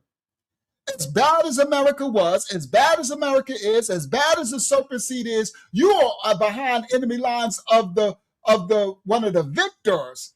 If America doesn't fight now and lose its position, they're going to enslave all of us. Idiot Jews will be under. This fool from his $1 million mansion, he's talking about he trusts China more than him. That to me is like what they call that mutiny. I'm like, well, then you need to get out of then move to China then. You think, Willie D, you're a fool if you think the Ghetto Boys, you would have became a millionaire in China. You are a so-called black man, and you in America, with all of the racism and everything, you actually became the 1% of blacks on the whole entire planet Earth. American blacks are the richest blacks in the world. And you sitting up here, you thought you would have done that in China? You thought you would have been Willie D, the famous rapper, as a millionaire in China? Nah, that's mute. That's stupid. Yeah, these blacks, they sell us out, bro. I couldn't believe it. I'll show it another time. I was going to do it tonight, but it's all right. So everybody listen clearly. Don't get in your emotions. The orange dude, now, serpent seed, whatever. We are behind enemy lines. Prophecy has to play out. The one world order is going to happen. It's biblical. It's Sephardic. Sephariyah is our Bible manuscript. It's a Sephariyah thing. Now, it has to play out. We don't want to be at the end, the losing end of the head of the serpent, because whatever it is, you're going to be under the crushing. We don't want China, Russia, Brazil, whatever it is to be the head. So the orange dude's trying to make America the head. And it's going, the way that you got to get there is through mammon, through the money. Listen clearly. the digital currency. They're fighting for the power of digital currency and AI. And the AI technology, in order to mine the digital currency, you have to have energy. That's where oil comes in at. Y'all listen clearly. I'm breaking it down now. I'm sorry. I'm going to get to the clip. Y'all know. Oil is very important because the oil is what you need to run the mechanism, to run the generators, to run the electricity, to mine the digital currency, to run the the nodes and all of this stuff. And every country is making their own a stable coin, their own universal basic income. And somebody's going to be the head of it. So America's trying to make USDC and USDT to make it backed by the American dollar, because if not, it's going to be backed by the yuan or backed by the yen or backed by whoever, and then we'll be under. So we are fighting for dominance, for not to be the slave, not to be the tail. Do you understand? Now we, of course, you got to let it play out according to biblical prophecy, but you don't want to be. It's so crazy, the freedom that this idiot Juice Willie D, he in his mansion making his YouTube channel going like this, getting millions of views while he's complaining. Well, run your butt to China then and show me what you're going to be making off your thing. They don't even allow you to even stream like that live. These people be selling out, bro. Don't get in y'all feelings. You let America, the serpent, do what it got to do, because it could be the best force or worse. This is a prison planet system. I'm going to break that down. And I'm going to show y'all where someone wrote that. It's a prison planet system. If it was a peace system, if we was a part of the first world, meaning not the second world from Adam and Eve and sin and transgression, we're in the second world that we're supposed to be in it, but not of it. This world is of the devil and is a prison planet, meaning it operates off prison politics, meaning you ain't nothing free and ain't nothing equal and ain't nothing easy. You're going to get it taken from you if you don't stand up for it. You want to fight for it. They coming to diddy you. They coming to take yours. So Orange Dude is like, we about to take Greenland, and people in their feelings like, oh my goodness, the Greenland people. He like, we about to take Greenland, because if we don't, China going to do it and Russia going to do it, and they getting closer to bomb us. Y'all better understand, this is war. They're battling each other for the head of the serpent. But I'm going to break it all down. I'm going to break it all down. It's going down tonight. All right? We just needed to get through. We had fun in the rabbit hole, but we're going to tie it on up. All right. Now, it's digital currency. It's about the energy that's going to run to make the mining for the currency. That's where the oil comes in at. It's about the shipping, the waters, the maritime waters, because you ship the barrels of the oil. Who gets it, right? So Trump went in and they kidnapped that. They took it. Just like they about to take Greenland. It's on and pop. Boy, we at the end. There's somebody that told y'all wrong. These people, it's the wrong time to be mutinous against the country that you live. Now, we don't agree with the sins of, but we are in a second world, dark world of these serpents, and we are behind you. What you want to be? You want to be one of these African countries that China own? And run them to the ground where they got no electricity. We're sitting up here now, yeah, they raising the prices, but they starving. Do you not know they starved them in Venezuela? People forget. I'm about to show y'all. They forget. They were starving in Venezuela in 2017 after people started eating animals, zoo animals. Everybody. They were breaking into the zoo and killing the animals. The animals in the zoo were even starving. They didn't have food to feed them. The people were burning their money in the streets. It was like play money. They starved them. The own Venezuelan government. So millions of them fled. Do y'all not understand? But now it's tripping off the Orange Dude and everything. Talking about, no, yes, boy. All right, let me continue. Let's show. I can show you better than I can tell you. This is what's happening. So Ace, he's going to tell you exactly what happened in Venezuela now. What's been happening to them, what's going on right now in this city. As you may know or see in the news what's going on, but first thing first, let me give you just a brief history of why, and how this is happening to Venezuela. Venezuela is a country in South America next to Colombia. It's in the Caribbean Sea area, and basically in the early 2000s, it was put on the sanctions by George Bush because of drug terrorism. In the early 2000s, this man right here, this is man who starved Venezuela, destroyed it. Chavez. Hugo Chavez. I got a clip I'm going to show you with receipts, right? The other, and the U.S. finally reacted to growled in by Venezuelan President Hugo Chavez by slapping a full arms ban on the country. A State Department spokeswoman, Venezuela had forged close relations with Iran and Cuba, both classified by U.S. sponsorship of terrorism. All right? So they slapped sanctions against them because they were partnering with America's enemies. We are in a prison world. The world is run by devils, prisoners.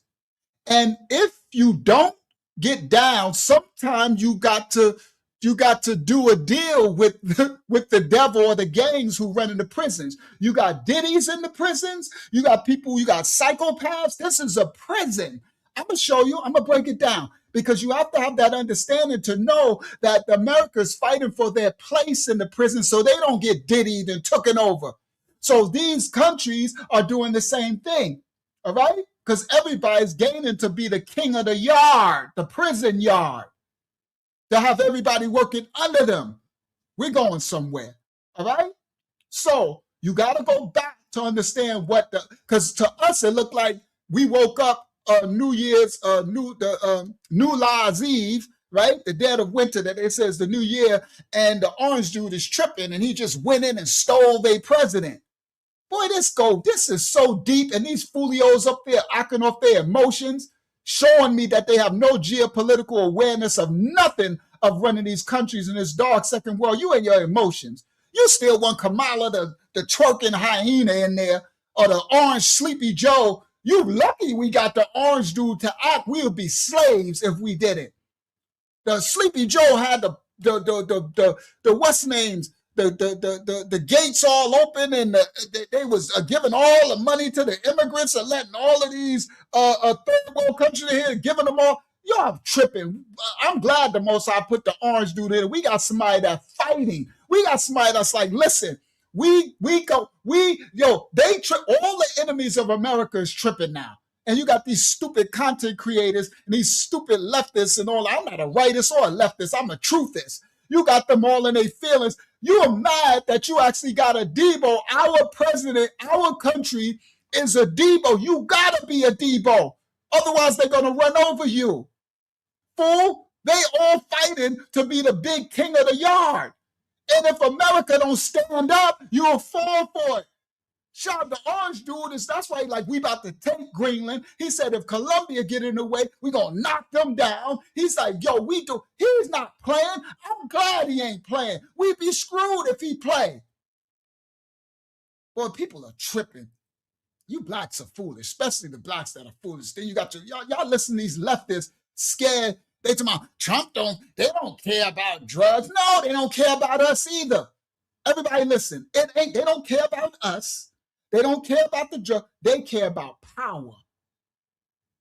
But we are under their order, America. So we need to care about what America does to fight for us to keep our freedoms, to not be under slave to some other country who will come in. Imagine we wake up and they came in and they kidnapped the orange dude and took over America. And now China's like, we own America. And now we under the Chinese regime.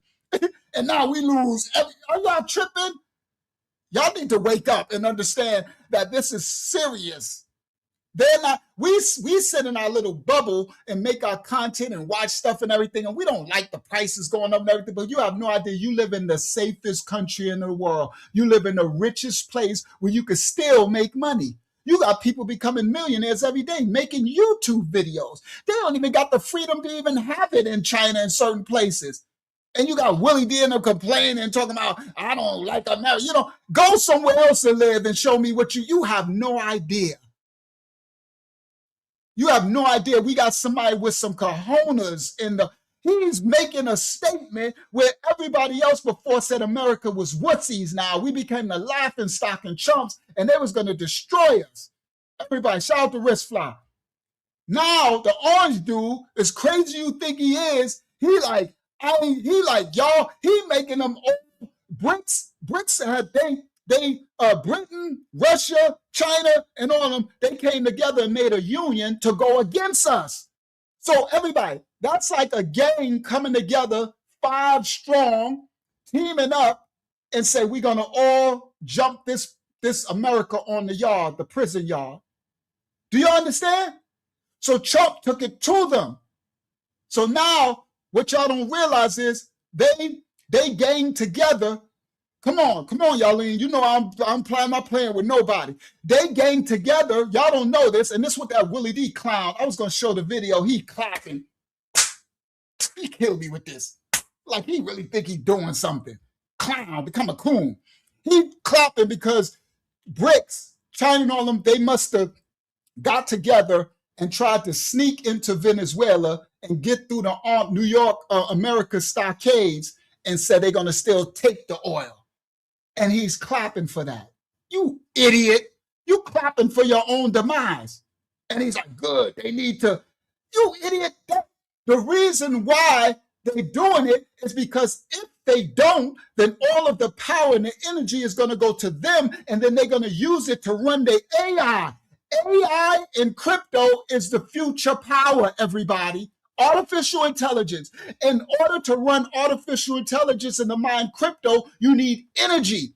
You got to run the cells. You got to run the nodes. You got to run the mining facilities. And they build underground facilities, and they need energy to power it and run it. And that's where oil comes in at. It's all about dollars and power. Y'all are tripping.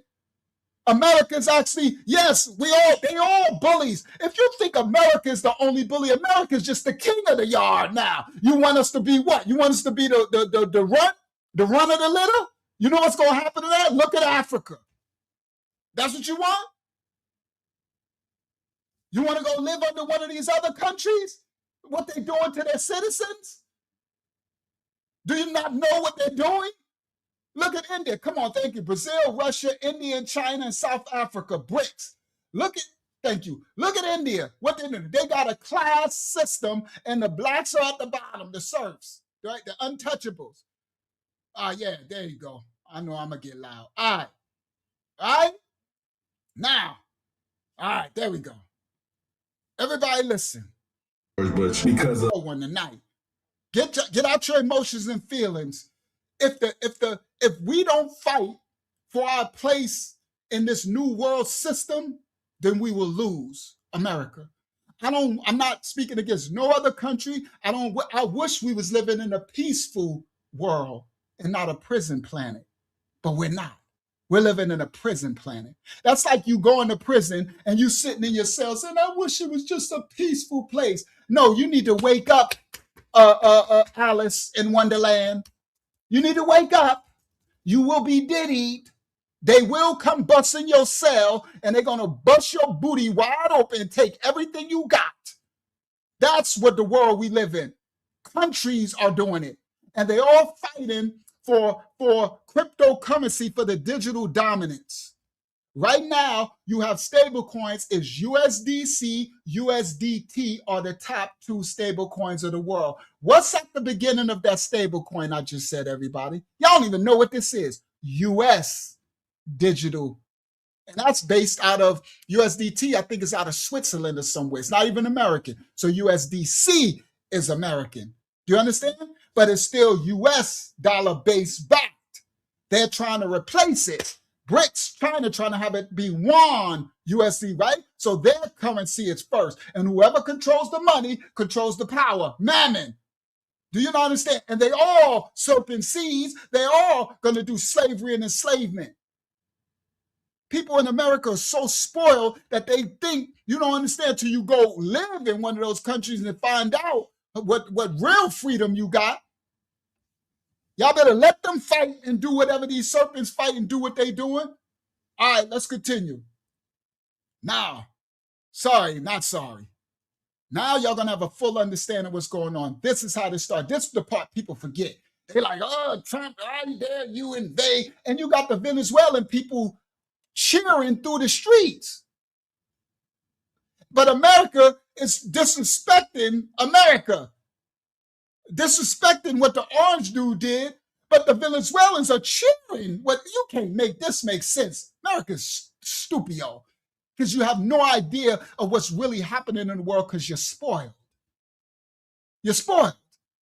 That's what it is. You have no idea what's really happening on the prison yard because you've been protected by the gang of America, so you ain't have to do nothing. You in the yard, and I mean, you going out and everything. You ain't got nobody's messing with you, everything, because you protected. But let that gang that's protecting you fall, and the new people run it, the Aryan nation. Next thing you know, they're coming up in your cell, taking everything, trying to take your manhood. You're spoiled. All right, let's continue. It was put on the sanctions by George Bush because of drug in the early 2000s. Early 2000s. It was put on the sanctions by George Bush because of drug terrorism issues. But what's really interesting with Chavez is Chavez gets elected. All right, so I put all these clips together. Y'all know I'm bringing y'all fruit and receipts. Now, what he's talking about in the early 2000s, they put him under sanctions because Chavez was running all type of drugs with, and he was running oil to England, the Bank of England, who runs the Caribbean and all that, all this. He was running to China. He was running to Cuba. Really, he was with, what's the name? Cuba, Castro and them. Castro was like, he was giving Castro free oil and everything as he was running all these different drugs. So this Chavez dude was a money-hungry mongrel, right? And so America had was getting some oil from Venezuela, but he was trying to cut America out of the picture for other players. But America, you can't, again, this is prison politics. This is a prison planet. You can't get yourself cut out, because if you get yourself cut out, the others will get stronger and then they'll replace you. So they did sanctions. They said sponsoring terrorism. They're all terrorists. But these are the prison bully gangs fighting for their control, for their position on the prison yard. The world is a prison yard. Everybody listen. This is the mind frame you have to understand. All right, now let's continue. This is what happened. Some issues. So in the early 20s, they gave sanctions because he started playing with Cuba and these other ones and running all his drugs, and he was trying to cut out America. This Chavez dude. Because of drug terrorism issues. But what's really interesting with Chavez is Chavez gets elected. He sweeps to power. There's on this wave of populist left, and the rhetoric, and the fact that we're going to change Venezuela, we're going to make it fairer. For a couple of years, it looked like it might work, didn't it? Well, economic. So what this brother's breaking down, he said when Chavez first came in, right? He says we're going to rechange the government. We're going to, they always say we're going to do this, politicians. This wave of populist left, and the rhetoric, and the fact that we're going to change Venezuela, we're going to make it fairer. He said we're going to change Venezuela, we're going to make it socialist, we're going to provide everything for the people. And this brother said it looked like it was working for a minute. But that's only because the price of oil was going up, and he ain't had nothing to do with it, right? And Venezuela sits on the most oil reserves in the world at the time, more than Saudi Arabia and everything. So Venezuela was one of the richest countries in the world at the time, richer than Spain and everything. See, most people don't know this, all right? So Chavez, he ain't have nothing to do with it becoming so rich. All the oil, the price just started to go up. All right, let's continue. So it was looking like when he first came in that everything was doing good in Venezuela. They was becoming the richest country on the planet. And it's a small little country. Listen clearly. We're going to make it fairer. For a couple of years, it looked like it might work, didn't it? Well, economically, yes, because you have to remember the oil barrel was around $10 per barrel in 1999. By 2000. So when Chavez got into office, oil was only $10 a barrel in 1999. It was $100 per barrel. And it automatically went up to $100 a barrel. Okay? I mean, Chavez had a 10x increase in 1999. By 2008, it was $100 per barrel. I mean, Chavez had a 10x increase in government revenue that was almost exclusively oil. Yet Venezuela did not grow 10x. Venezuela by 2008 should have been like Dubai. And it was still a poor Latin American country. How can that happen? Because they literally stole all the money. So Chavez came in, promised them these promises, right, for his country.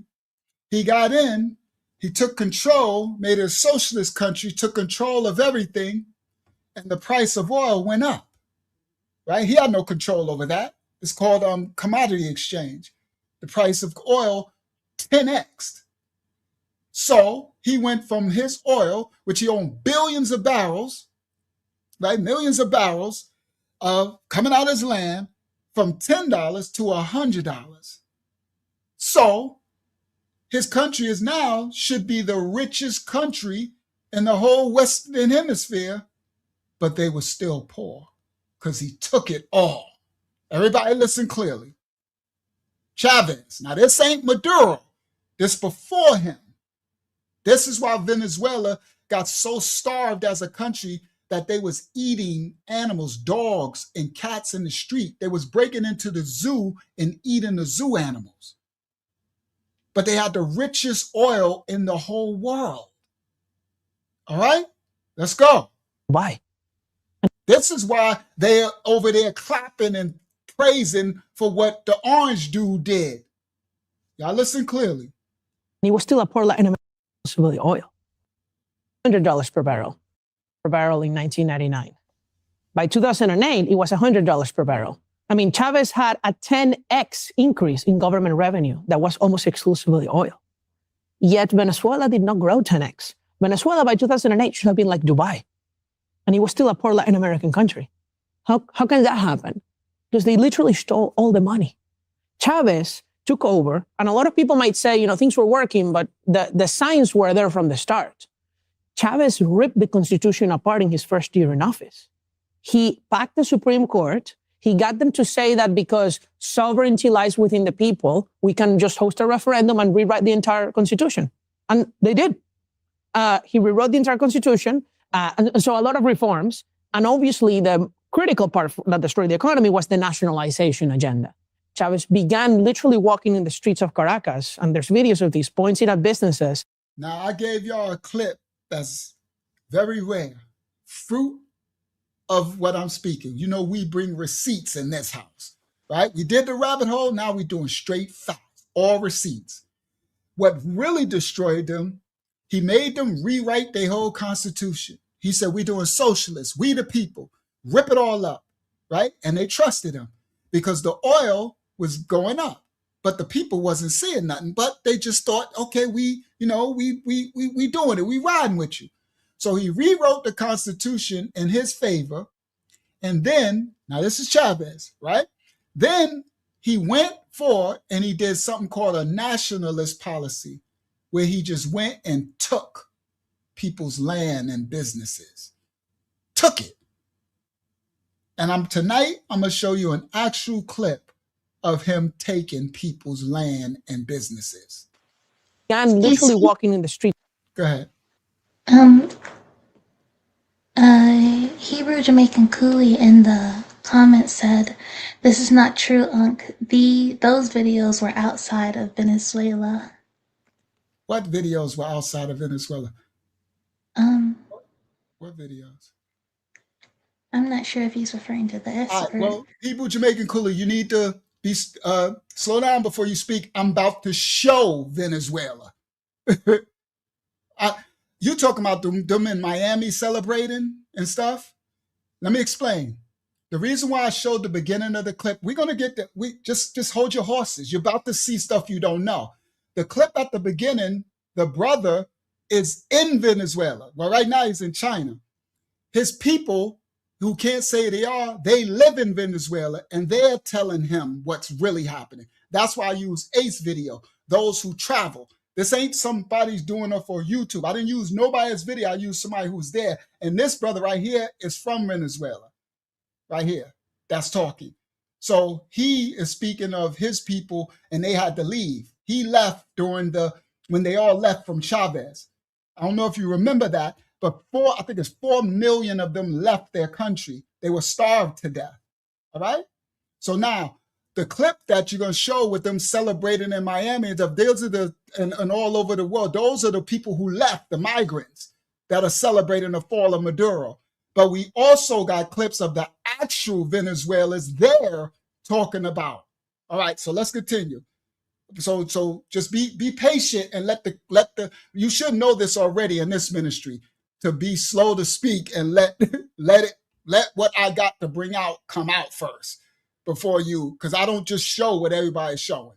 All right, so you should know that already. All right, but anyway, let's continue. We walking it down. All right, let's continue. I'm doing this for a reason. Here we go. So a lot of reforms, and obviously the critical part that destroyed the economy was the nationalization agenda. So he's saying this is back when Chavez was in office. What really destroyed was the nationalization agenda, right? This is how the Venezuelan people got starved to death, right? While they in the situation anyway, while 4 million of them fled their country, and they mostly went to Colombia and all over the place. And they had to become second-class citizens in there and take menial jobs, even people who were lawyers and stuff. All right? All right, so everybody pay attention. Listen clearly. That destroyed the economy was the nationalization agenda. Chavez began literally walking in the streets of Caracas, and there's videos of these, pointing at businesses, expropiate, it's not yours anymore. Ese edificio ahí que Now, here you go, Hebrew Jamaican Coolie. This is actual Venezuela. All right, so again, I bring more receipts. I don't just go off word of mouth. This is where he called appropriate, right? He's going through, this is Chavez. It's not yours anymore. He was going through. Was the nationalization agenda. Chavez and he said he wrote a nationalization agenda. Began literally walking in the streets of Caracas, and there's videos of these, pointing at businesses, expropiate, it's not yours anymore. Expropriate this. We taking it. Bien bonito. Ese edificio ahí que ese es un teatro antiguo, ¿no era? Ajá, pero eso está en manos del gobierno, ¿verdad? Sí, en este momento está en manos. ¿Y este edificio? Es un edificio que tiene comercio privado de joyería. Exprópiese. De acuerdo. ¿Y aquel edificio allá en la esquina? También son edificios que tienen locales comerciales. Bueno, miren, me decía Jacqueline ahora, en aquella casita que está allá vivió Bolívar recién casado. Esa casita que se ve ahí con 2 balcones. Y ahí lo que están en unos negocios. Exprópiese. Now, do y'all know what y'all witnessing right now? Straight facts. He's saying, he's going through, and he's saying, this is downtown Caracas, all right? Where the citizens have worked. He said that beautiful there, building there, what is it? Ahí que ese es un teatro antiguo, ¿no? He said, wasn't that an old theater? They said, but that's in the hands of the government, isn't it? See? Ajá, pero eso está en manos del gobierno, ¿verdad? They say, yeah, we own this. Okay. At this moment, it's in the hands of the government. ¿Y este edificio? They said, but what about this building? They said, it's a building that is private, commercial. It's a jewelry business owned by the people. Exprópiese. Expropriate it. Take it. Your business. Now, listen clearly. For my brother too, Jamaica Cooley, if you were a Venezuelan citizen and you worked for your business and this new president came and he said, take it. Not buy it, not give it, take your business. He called this nationalism. This is how they went poor. This before Maduro. Everybody listen. Exprópiese. De acuerdo. Y aquel edificio allá en la esquina. También son. You see that building over there in the corner? Those are also buildings that have commercial license. Commercial, meaning you own your business, your mom and pop shop. Edificio que tiene locales comerciales. They say, Bueno, yeah. miren, me decía Jacqueline ahora, en aquella casita que está allá vivió Bolívar That little house over there, right after he got married, recién casado. that little house that can be seen there with the 2 balconies. Esa casita que se ve ahí con 2 balcones. Y ahí lo que están. And there are just some businesses there expropriated. Take it. Everybody listen. Take it all. Unos negocios, exprópiese. Este edificio. He said, and there's some business, they clapping. There's some businesses over there, Chavez. He said, what is that building here? ¿Aquí cuál es? También es un edificio. It is also a building that has commercial premises. Guys, building that have a barber shop, a jewelry store, grocery store, a so-called bodega, commercial premises downtown. This downtown Caracas. He said, take it all, expropriate it. All right? Edificio que tiene locales comerciales de propiedad privada. It says they are privately owned, but they are here. Exprópiese. Look, expropriate it. Mr. Mayor, expropriate it, take it all. Señor alcalde. Thank you, Your Honor Kwan, for your generous donation, King, and anybody else who donated. I'm sorry, I don't see it, but thank you so much. All right, if you want me to announce your donation, thank you. I humbly appreciate it. Everybody pay attention. Now I'm showing you outside of what the media, I'm trying to show you fruit facts to lead up to what's happening today while they're in the condition they're in today. All right, let's continue. Now, I'm not saying America, they all gangsters. Africa, these African countries in King, they're enslaving the people and taking it. China, America, well, we got a lot better. We can complain all we want, but move your butt over there to these other countries. And these people were eating animals and the dogs. They was in Venezuela. They had the richest resources in the world. And under this dude, Chavez, they was eating animals, dogs in the street. The citizens. All right, let's continue. He said, expropriate it. Take it. Expropiese. Expropiese.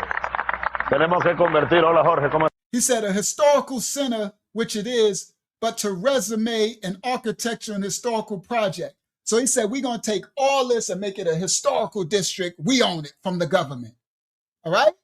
You're going to take it all. Listen clearly. Tenemos que convertir esto en un gran centro histórico. Centro We're going to make it historical. The center historical, taking people's businesses. He said, we are in the heart of Caracas, the downtown city. Que lo es, pero retomar un proyecto arquitectónico, histórico. The project of architectural, and with equal, we're going to take it all. Estamos en el corazón de Caracas. With equal amounts of money from Caracas. Caracas, la rebelde. ¿Cómo estás tú? One of my best friends from high school, his grandma owned a bookstore downtown. Chavez came in and took the bookstore of an old lady out of nowhere. Jewelry stores, grocery stores, banks, manufacturing companies, electricity, farms. The first really martyr for free enterprise in Venezuela was a man named Jose Brito, who was a farmer, who the government really made the martyr of private property. He went on a hunger strike because Chavez took his family farm from generations, and he died in the hunger strike, and they took his farm. Basically, now I'm showing you facts. We leading up. That was Chavez to lead up to Maduro.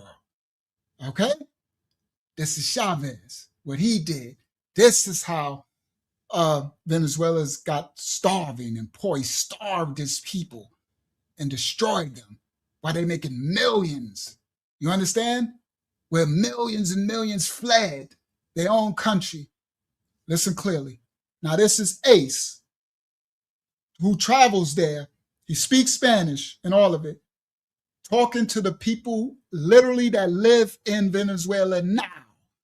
That's why I say we can discuss what we see on YouTube. I pick Ace because he got people from Venezuela there right now. He travels there. That's why I showed this video when he was there. He lived there for months and months. He travels all over. So he can't say their names because they still scared just in case Maduro get released and come back. Everybody listen. In the early 2000s, it was put on the sanctions by George Bush because of drug terrorism issues. Si los Estados Unidos agrediera a Venezuela, una invasión, digámoslo más claramente, olvídense del petróleo. From then on, it slowly. All right, right there. You see what Chavez said? That's the one who was saying take it. He says, if the United States attacked Venezuela, this is back then. Los Estados Unidos agrediera a Venezuela, una invasión, digámoslo. An invasion, let's put it more clearly, if they invade us. Más claramente, olvídense del. Forget the oil.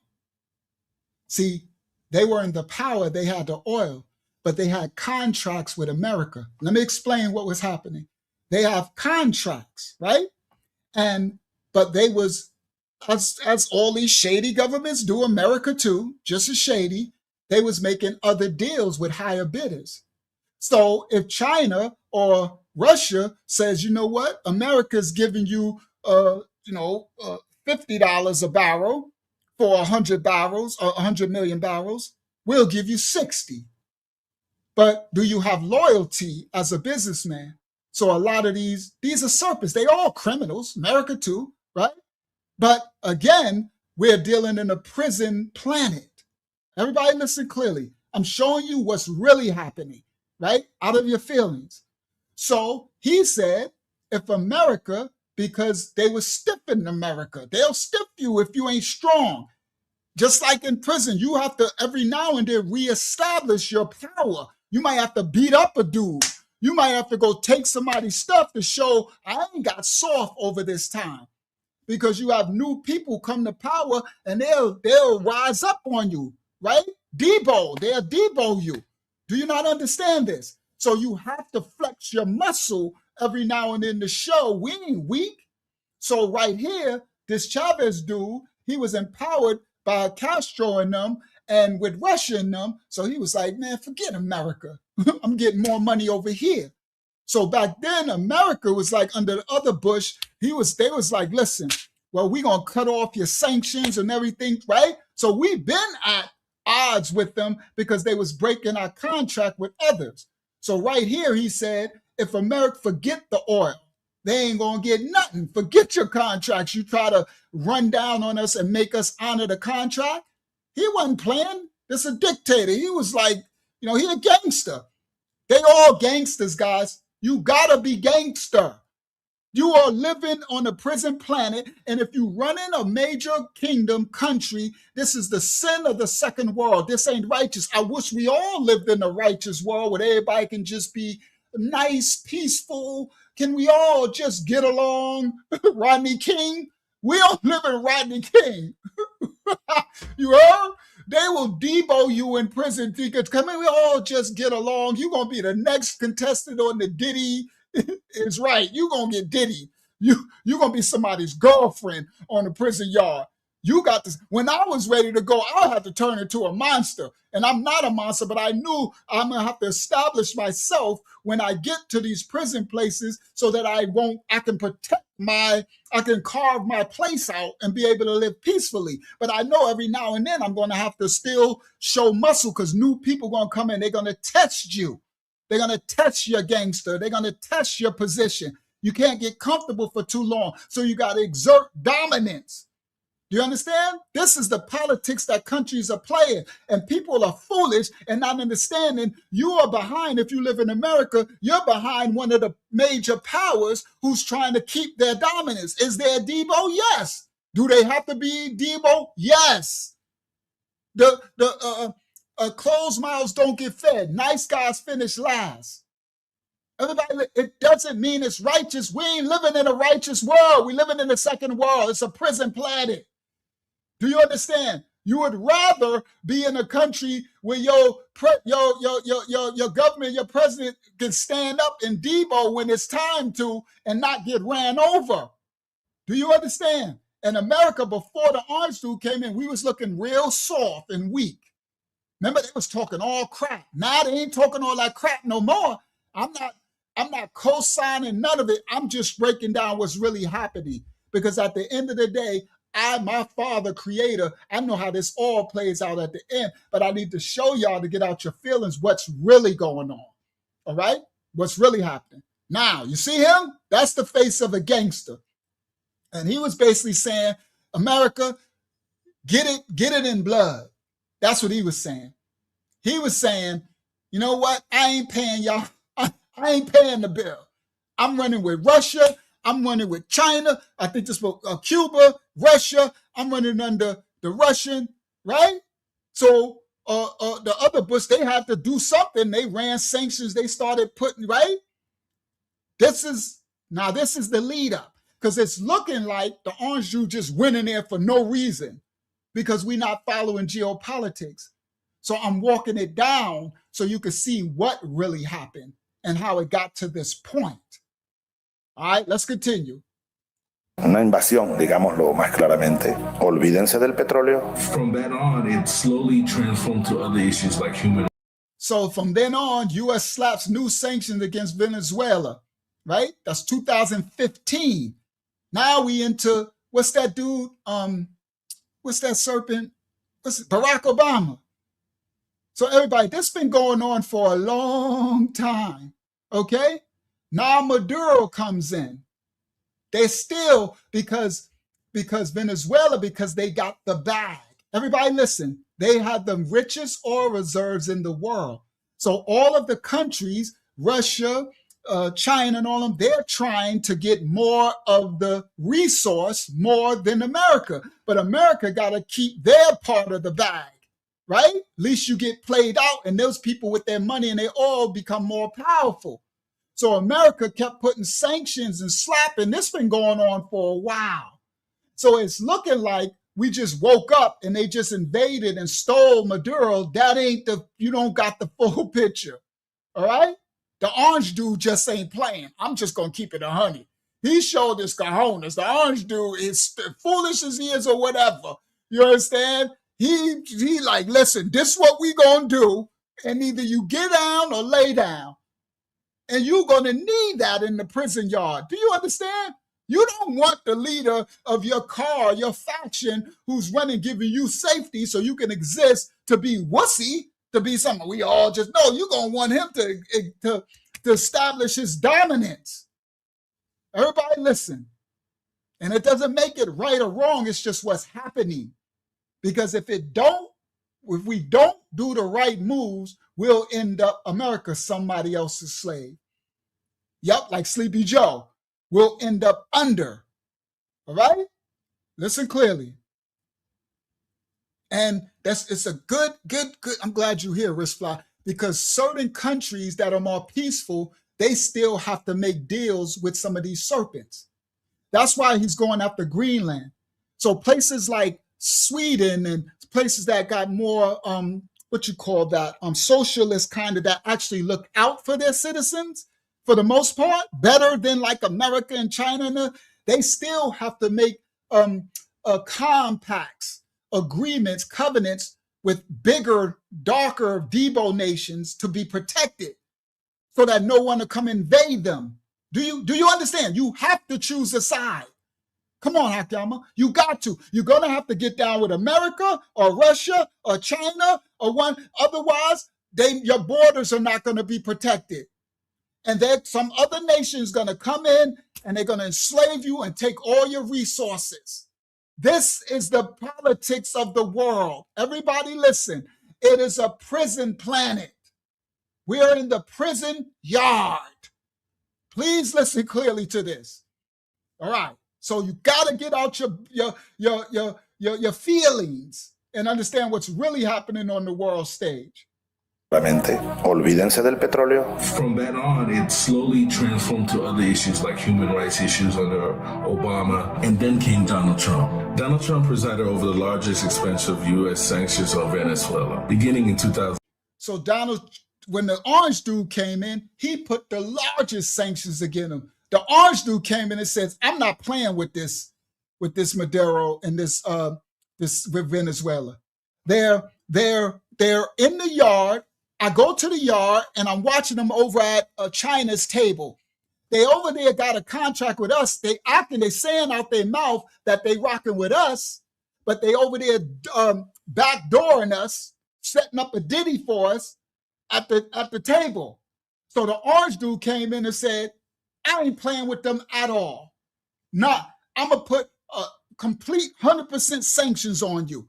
Get down or lay down or be our enemy. That's what happened. Look, Venezuela's inflation to hit 1 million%. Everybody listen clearly. We are mad when in America, when our inflation rate goes up, what, 2%? We are, right? Because the price of our goods go up, right? The inflation went up 4 or 5%. Oh my goodness, the price, we starving, we can't. Venezuela inflation went up 1 million%. This is what their president did to their citizens. This is why they fled. This is why they were eating animals in the street from the zoo and cats and dogs and eating food on the ground and starving and fleeing. While they had billions of barrels of oil. They did this to their own people. And they're trying to stiff United States out of their part of the oil. This been going back. Now y'all getting a full understanding. Listen clearly. Of the largest expensive U.S. sanctions on Venezuela, beginning in 2017. His administration has justified these sanctions by pointing to dispute elections, voter fraud. So now Maduro comes in and he's justifying the inflation rate for the citizens, 1 million%, where their dollar became worth nothing. They was burning. Y'all remember? I remember. See, people got amnesia. I remember when they was on the news and they was burning the dollars in the streets of Venezuela because it was worth nothing. They couldn't buy nothing.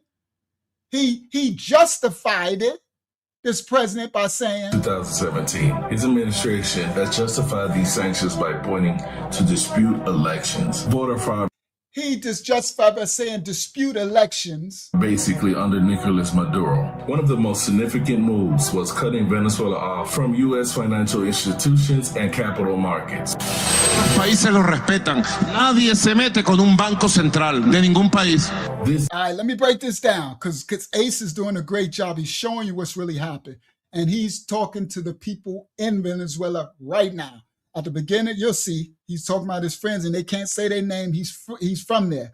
I mean, he lived there, he traveled, all this. Everybody listen. Moves was cutting Venezuela. Donald Trump presided over the largest expensive U.S. sanctions on Venezuela, beginning in 2017. His administration has justified these sanctions by pointing to dispute elections, voter fraud, basically under. Okay, that was Trump justifying, the sanctions from these elections that was fraud over there, right? So when in the first Trump's run presidency, he put the most sanctions over anybody against him. So when he came back in office, he went back because they shafting America with the oil, and China is growing and China's taking more of it to get more powerful, and the orange dude ain't having it. All right, let's continue. Nicolás Maduro. One of the most significant moves was cutting Venezuela off from U.S. financial institutions and capital markets. So Ace said one of the most significant moves that the orange dude did back in 2017 was cut off Venezuela from any U.S. markets and everything. They're doing it to say either you're going to get out or you ain't going to have our access. You're not going to use us, and while you're doing backdoor deals with our enemies, right? You're not going to play that game with us, all right? Now, Nicolás Maduro denounces new U.S. imposed sanctions, all right? So in the orange dude's first term, he wasn't having it. Now let's continue. Nicolás Maduro. One of the most significant moves was cutting Venezuela off from U.S. financial institutions and capital markets. Los países lo respetan. Nadie se mete con un banco central de ningún país. This dealt a serious blow to the government of Venezuela's ability to operate financially. And to make things even worse, throughout all these sanctions, the government was actually collapsing from inside. The country's financial problems started in 2014 when the global oil prices collapsed. At the time, Venezuela Venezuela was heavily dependent on this oil as its major GDP. Let me give you perspective. At one point, Venezuela was the most wealthiest country in South America, and it was all because of the oil they were exporting out. By 2015, between the financial institution in Venezuela collapsing and all these sanctions happening, there was food shortages, medicine shortages. People started to leave, but it was in 2017 when they had a mass exodus. That was just too much for them. Venezuela already. Now, let me break down what Ace just broke down, because now y'all understanding the real facts. Sorry, this is going to take long. We probably going to go to long tonight, right? Because this is the real fruit. Sorry, I should have did the rabbit hole as a separate video. But I didn't know it was going to take that long, but that was fun. But the real fruit is here. This is the truth. Now, what he's talking about is, now, when Maduro, remember when Chavez was in, it went from $10, the price, to over $100. So, but they gave none of that to the people, Chavez. So the country, the government got filthy rich. And they dealing with all of these contracts with all of these other nations, right? America as well. But they started to shaft America with their contract, right? For the highest bidders, right? So when Maduro came in, he took over. They still got all the money, but the price of oil tanked. So you have no control over the commodity exchange, what the price is going to be, right? So the government was already, the country was already in shambles because the people are starving, but the government was rich. They were taking all the money, right? And to make things even worse, throughout all these sanctions, the government was actually collapsing from inside. So they wouldn't do correct deals with the U.S., so they was putting sanctions against them from the U.S. dollar. So at the same time, their infrastructure was collapsing because Maduro and Chavez, they stopped exporting barrels of oil. They stopped putting money into refineries, what you see on the screen.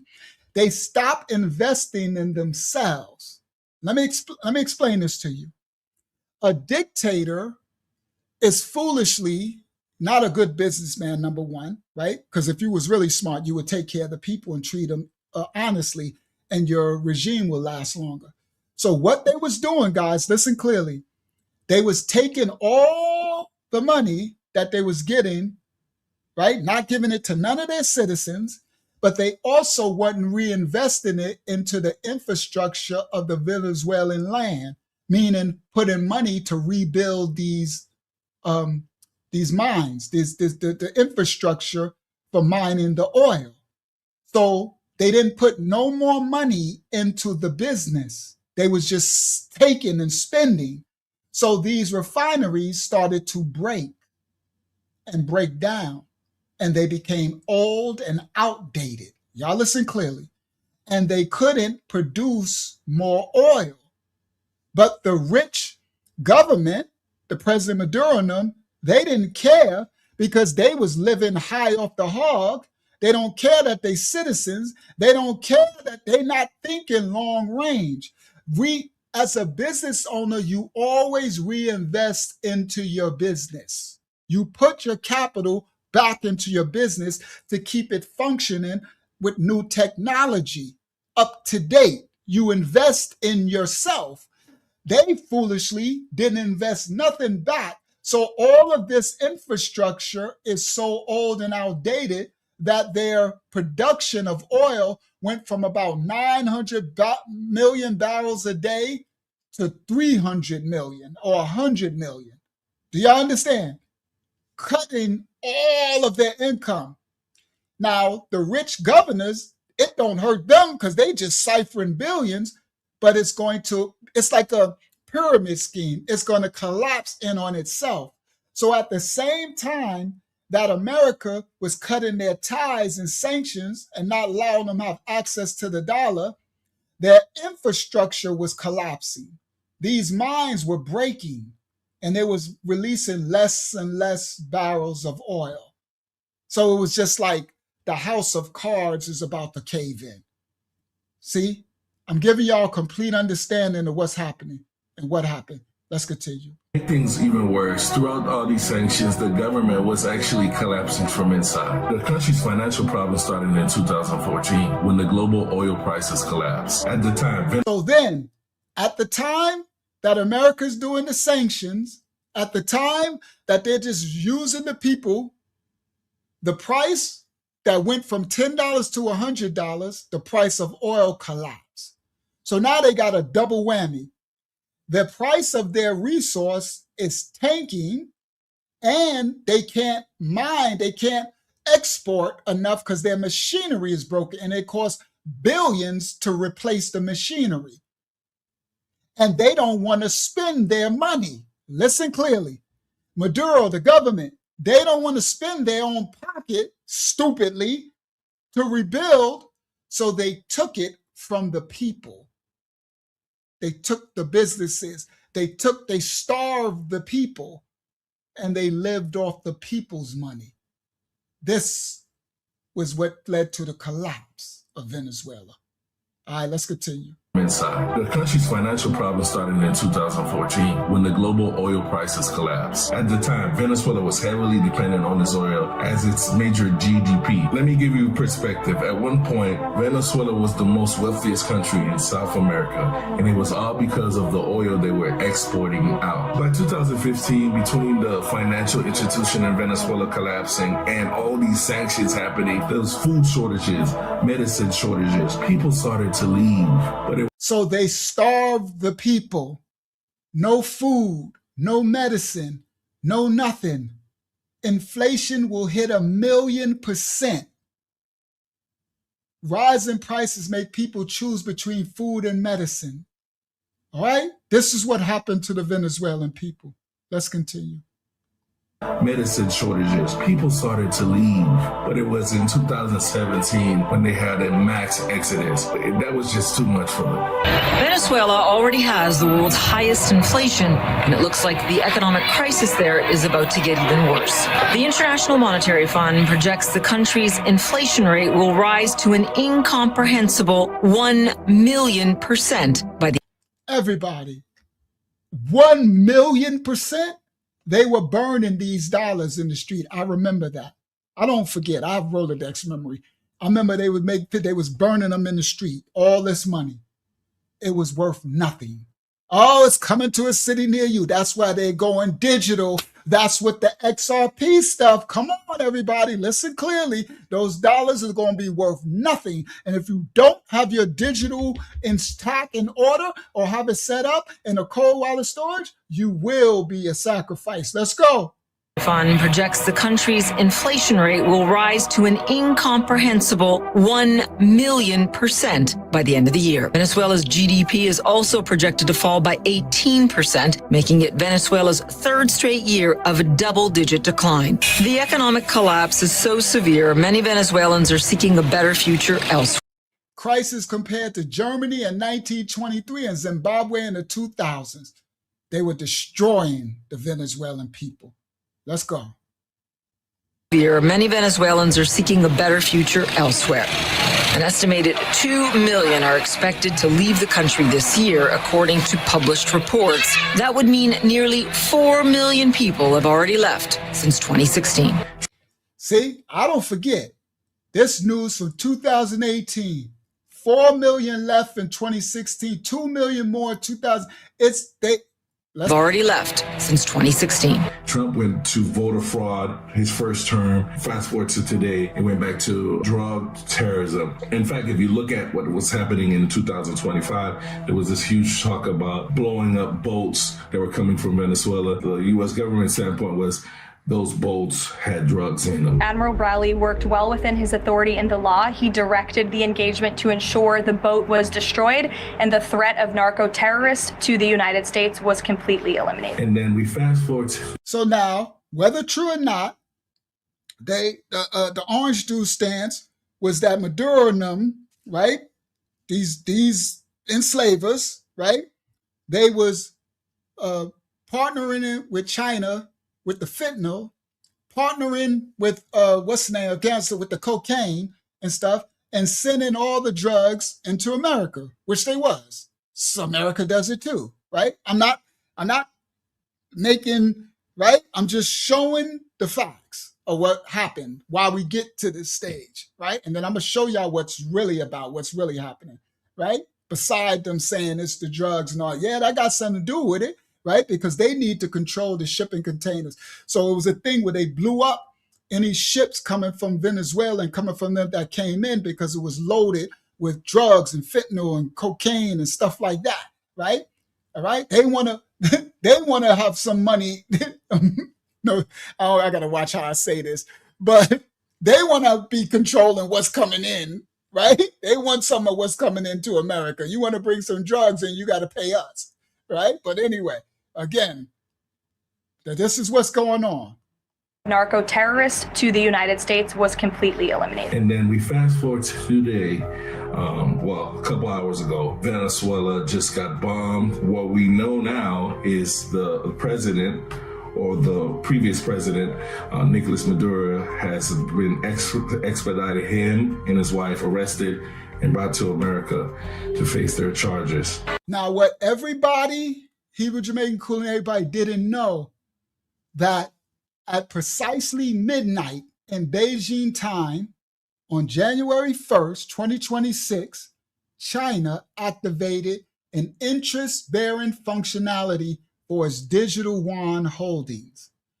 What y'all don't know, because y'all not into digital currency, what China did is they activated their interest-bearing functionality for their yuan holdings, their digital currency, to be used to get all the oil from Venezuela, and no longer use nothing that got anything to do with USDT, which the US still, which is a stablecoin digital currency, which Venezuela switched to because of the blockchain to get away from taxes, does not pay taxes on it. So these companies use cryptocurrency like the black market, but they were switching from the USDT that the US could still have get their part of tax of it, to China, y'all using the yuan. And they did it on January 1st, precisely midnight in Beijing time. See? And right then, once the orange dude found out on January 3rd, they executed Operation Absolute Resolve. And they said, we got to kidnap this fool. America struck. Do y'all not see? People don't understand what was really going on, okay? Because by December of 2025, Venezuela had eliminated the US dollar from 99% of all its oil transactions. And we talking 746,000 barrels per day flowing straight to China, settled in the stable coin Tether, USDT.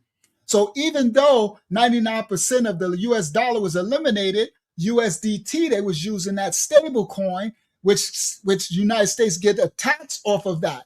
But on January 1st, 2026, China activated their digital yuan. And that will remove the United States from every bit of getting any of the money of the oil and make China profit off the full. So the orange dude executed Operation Absolute, and they kidnapped this fool. This right now on the screen. Now y'all know it's gangster move. We in the middle of a gangster move. Checkmate. Come on, Yashala. Come on, Yashala, y'all. That's a checkmate. I actually got that in my breakdown. I'm about to break this down after I show this. I'm going to break this down, what really happened. And now he going after Greenland. You know why? Because they after Greenland, fool. And you got these people, and if they leave those Greenland people alone, they don't want to, fool. Ain't no country safe. These countries that got all these resources, Greenland got all these minerals and all, they after it. So America like, we about to snatch Greenland because it's too close to us. They coming in, and if we don't grab it before they grab it, this is the battle of the prison yard. Thanks. Let's continue. Now y'all have some understanding. To face their charges. Right now, arrested the president of Venezuela to the United States was completely eliminated. And then we fast forward to today, well, a couple hours ago, Venezuela just got bombed. What we know now is the president, or the previous president, Nicolás Maduro, has been expedited, him and his wife arrested and brought to America to face their charges. Right now, meantime, Maduro, in that image you see him, it was posted by President Trump. He is on his way to the United States to face. First of all, let me tell y'all how gangster that is. I'm not saying it's righteous, it's unrighteous. But to go into a country and kidnap their president? Yo, we ain't never have a president that strong. I guess maybe back from, what's that dude? The dude that had one leg, used to live on Long Island. I forgot his name now. That dude, the one used to be in the wheelchair, him. Some of them old, yeah, the last president. Oh, we going somewhere. We going to tie this on up at the end. All right, this is a good one tonight. I put in a lot of work to bring this truth and understanding everything. This dude is gang. We would have been screwed. Could y'all imagine if Kamala, the cackling hyena, got in the office? She run around twerking and putting hot sauce and stuff. They up there playing. While this fool, Maduro, them running with China and BRICS, they doing this cryptocurrency and everything. Remember, the orange dudes is getting rid of the Federal Reserve. I mean, the IRS of it. That was all against us having anything to do with crypto. He said, we are going to be the crypto capital, the Bitcoin capital of the world, because who owns the AI and the digital currency will be the head of the serpent. Yeah, FDR and them will be the head of the serpent. You better hope your president is getting his gangster on right now. This ain't the time to be weak. This ain't the time to be running around with hot sauce or Sleepy Joe and all that. Oh, we'd have been done for. And we run around thinking we got our freedom to go to work and get in our car and be on our cell phones. We'll wake up and we got invaded. Y'all better, I ain't saying celebrate these serpents, but we better understand what's really happening. You're behind somebody's enemy lines. Unless you are the head of unless you part of the serpent seed, then you are the ones running the enemy.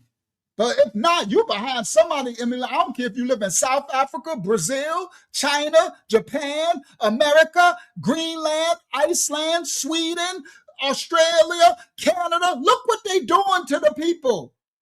What they do, what the Canadians do to the truckers. They closed their bank accounts, took everything. Y'all better come on. Y'all tripping. Y'all tripping. I'm saying shout out to we got a president who ain't having it. Because if he does have it, we will be screwed. Thinking you got freedom. Ain't no freedom is lunch until somebody come and take it. Now, I'm not promoting none of this wickedness. I wish it was all a peaceful paradise, but it ain't.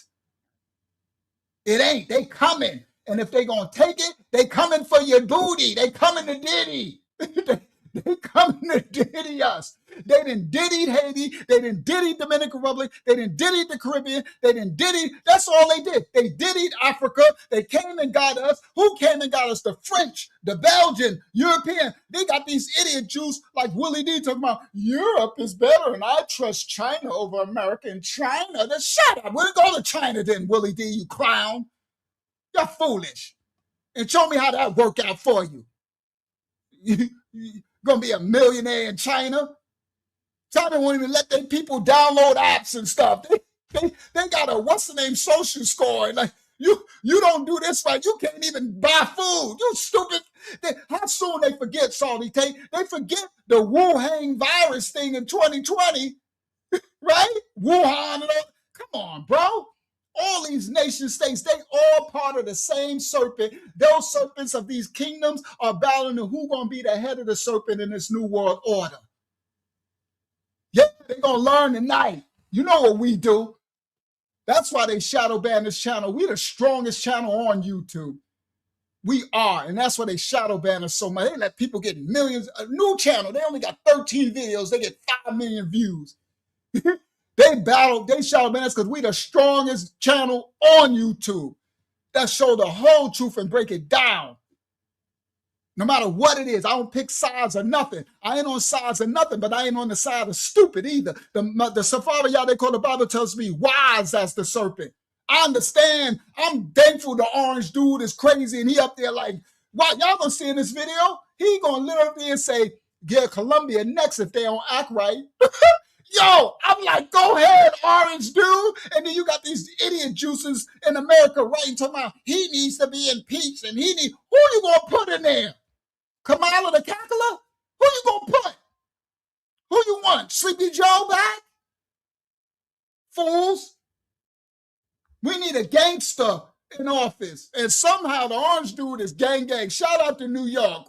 New York been taking some L's because the rappers is sure Fruity McNuty doing Diddy stuff.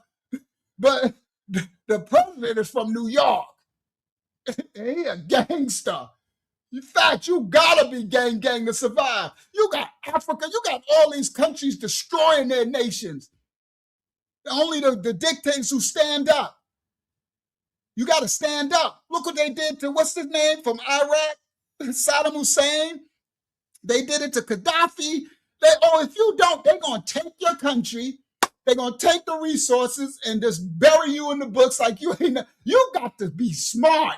They playing 4D chessboard on the prison stage. It's a prison.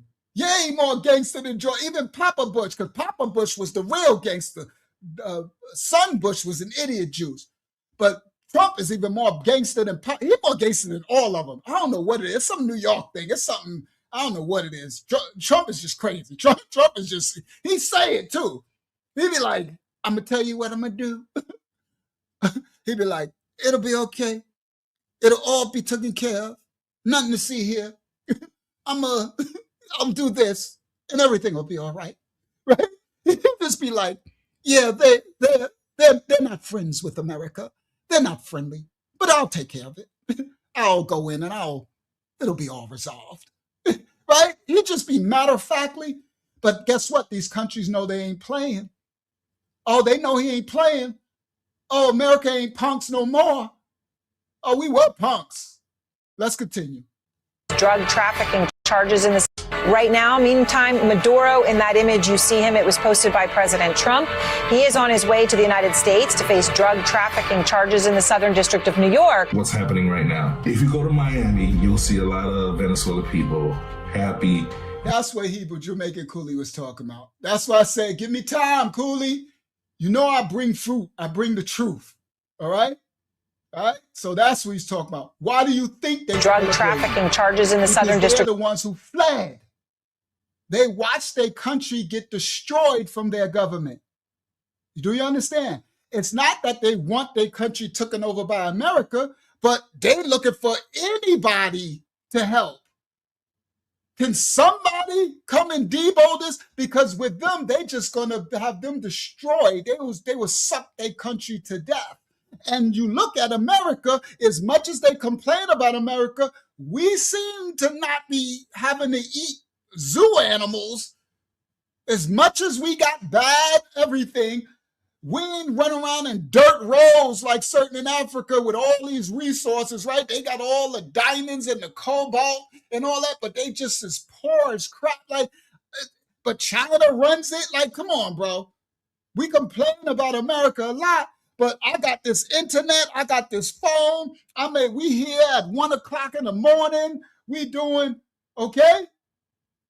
They're happy that this after all those years, it's been going on for 20 years that they've been destroying these people country, starving them. Finally, somebody came and did something. Not saying they wanted to be run over, taken by America. Let's continue. America to face their charges. Right now, meantime, Maduro, in that image, you see him. It was posted by President Trump. He is on his way to the United States to face drug trafficking charges in the Southern District of New York. What's happening right now? If you go to Miami, you'll see a lot of Venezuelan people happy, enjoying. For the most part, a lot of Venezuelans, especially out of the country, are enjoying the news. Now that's actual Venezuela. Come on, Hebrew. You know I'm going to bring all the fruit. That's why I said, just be slow to speak. You know I'm going to bring all the fruit. This is actual Venezuela in Venezuela screaming freedom.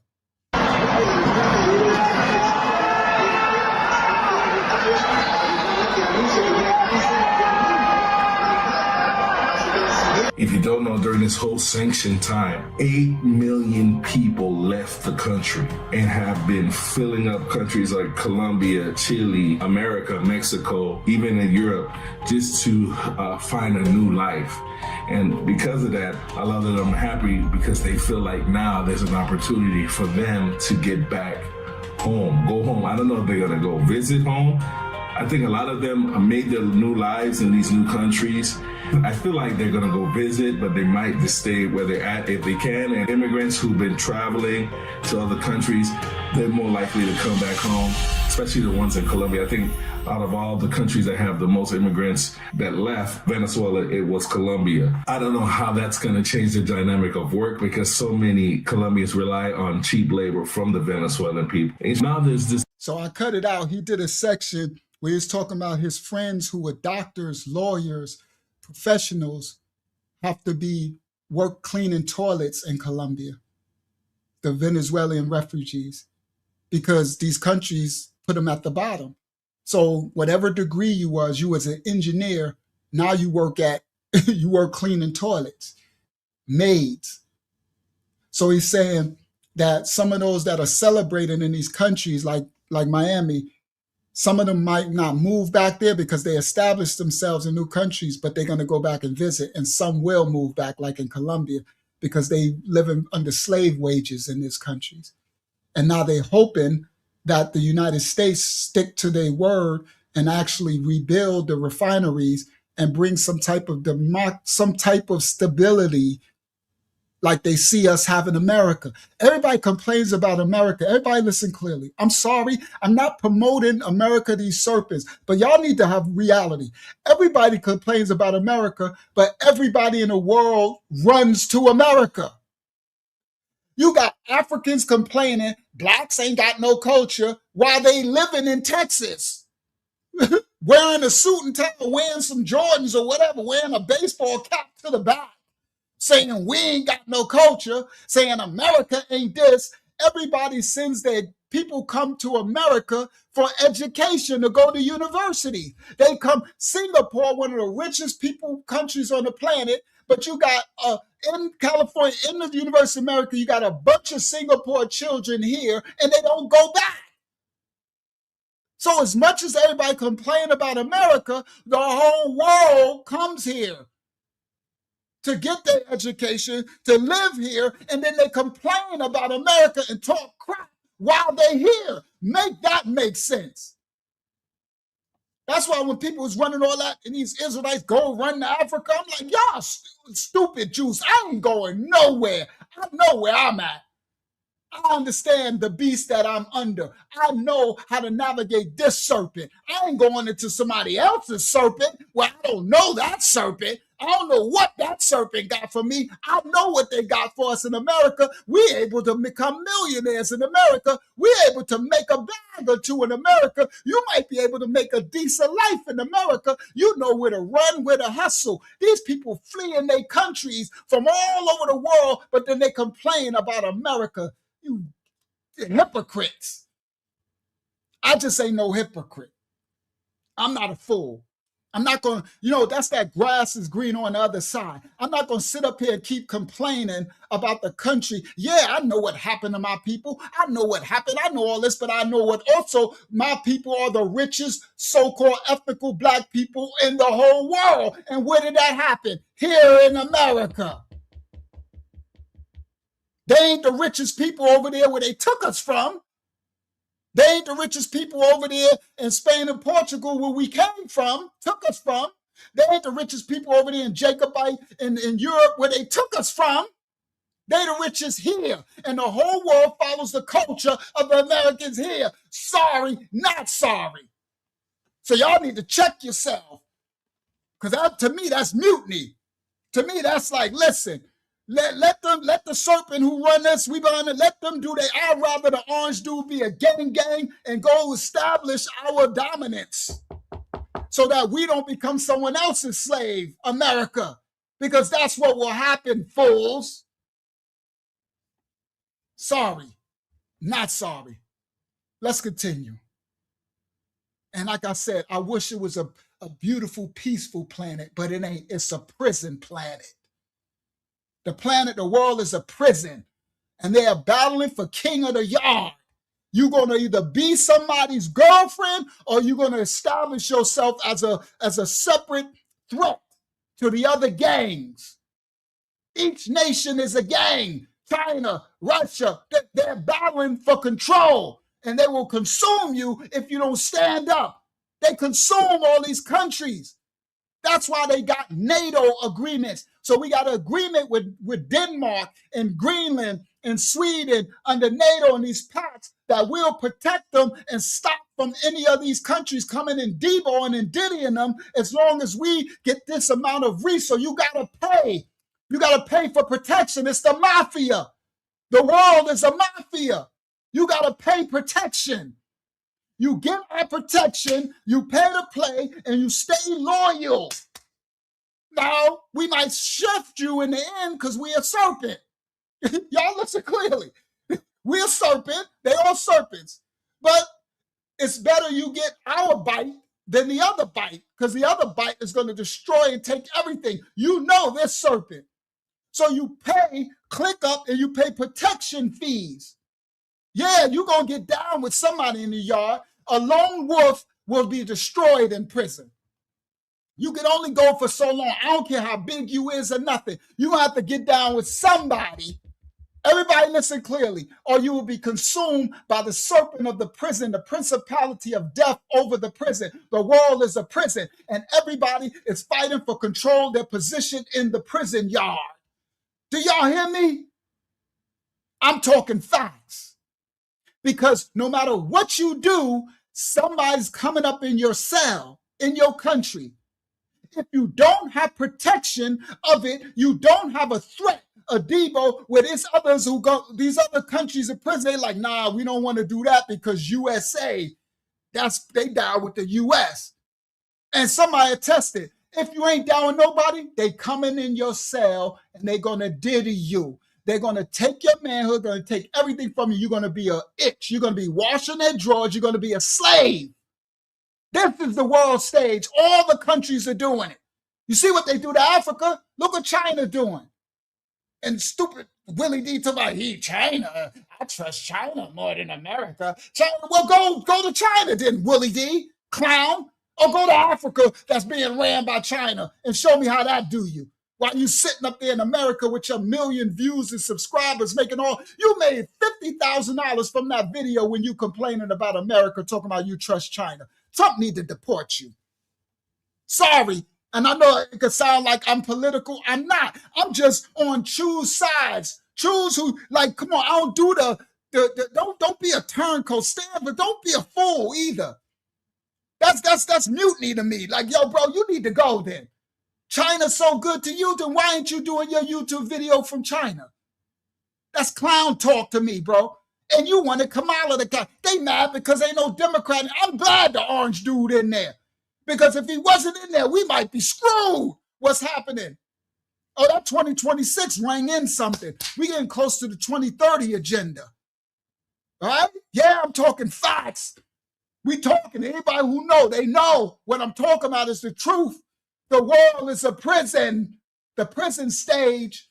You heard? It ain't a peaceful planet. It's a prison planet. So you got to be under somebody. You got to make an alliance with a gang. Who you down with? What set you claim, fool? That's what these countries. So these countries will slide into Greenland. They'll slide into Iceland, Sweden. They'll slide into Singapore. They'll slide into what China trying to do? Taiwan, right? They'll slide in what Russia did, Ukraine, right? They'll slide in and be like, what set you claim, fool? Who holding you down? So you might be able to say Greenland, United States. We part of NATO pact. You come up in here, you got to answer to the U.S. And in order to do that, you got to pay to play. Everybody listen.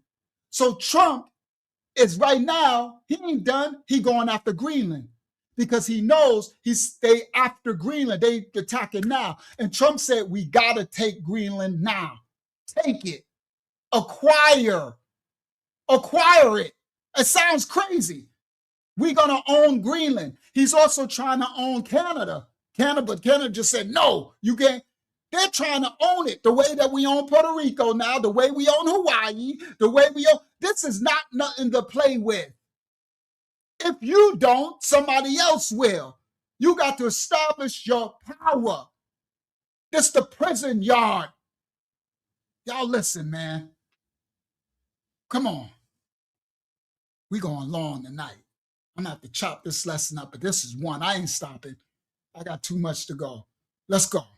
Let's talk about this country. Sorry that if y'all got to go to work, but this is for real.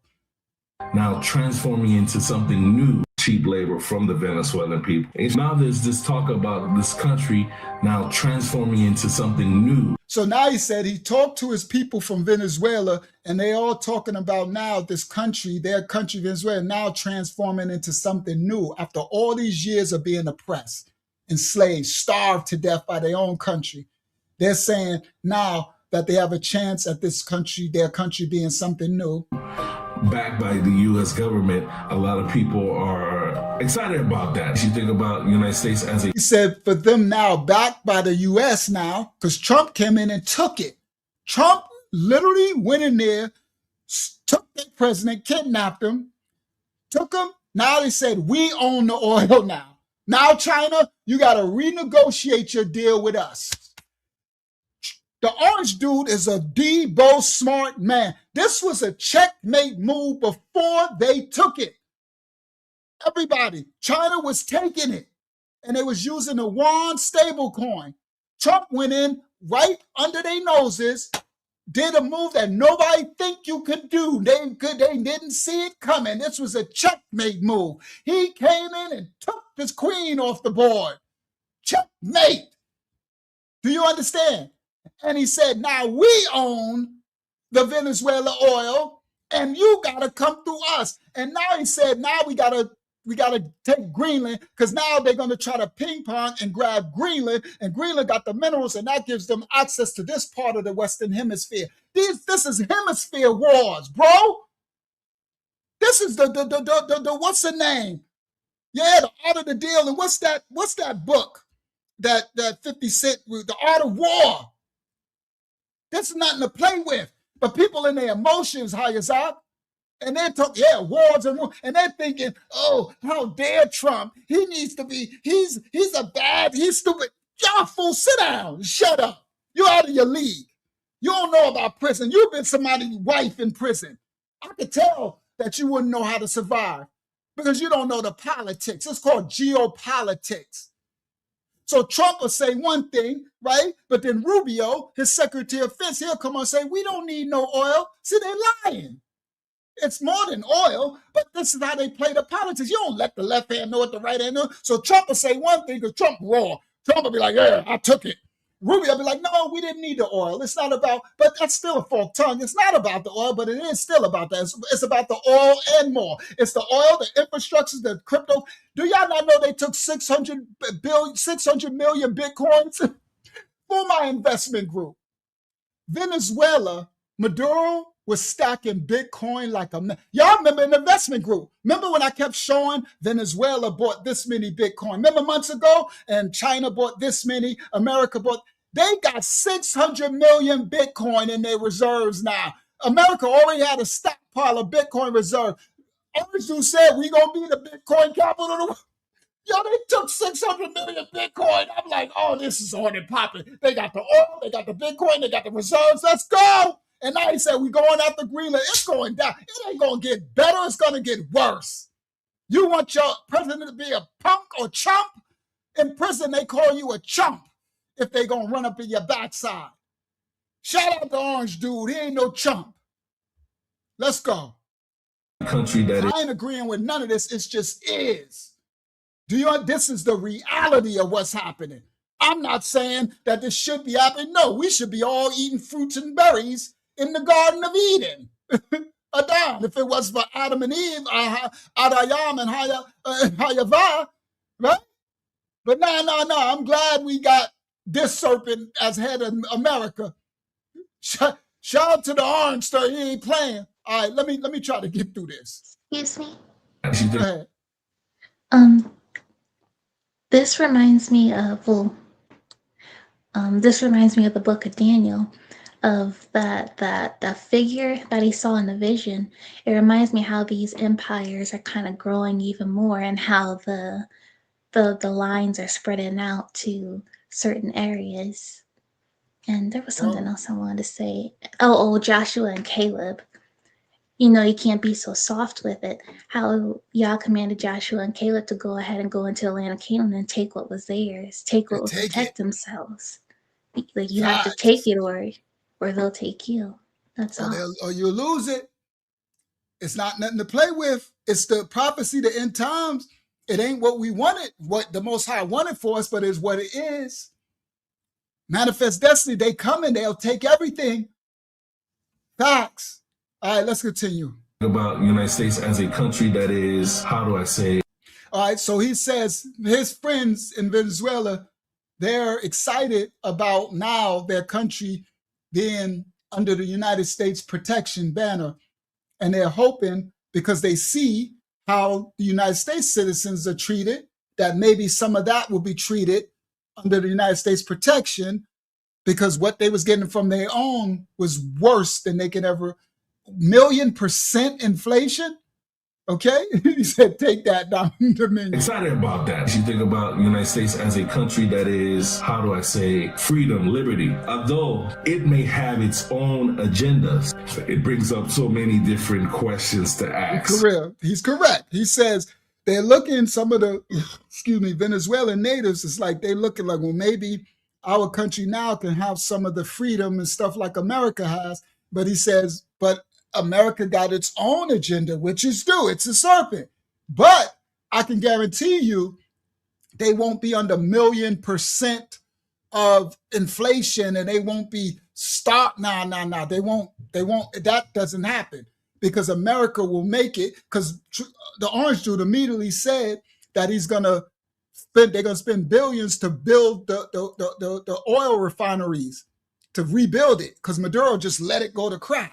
So they got to spend the millions in it, because they know what's going to come from it. And with that, we control the power that the oil for the AI and the Bitcoin mining.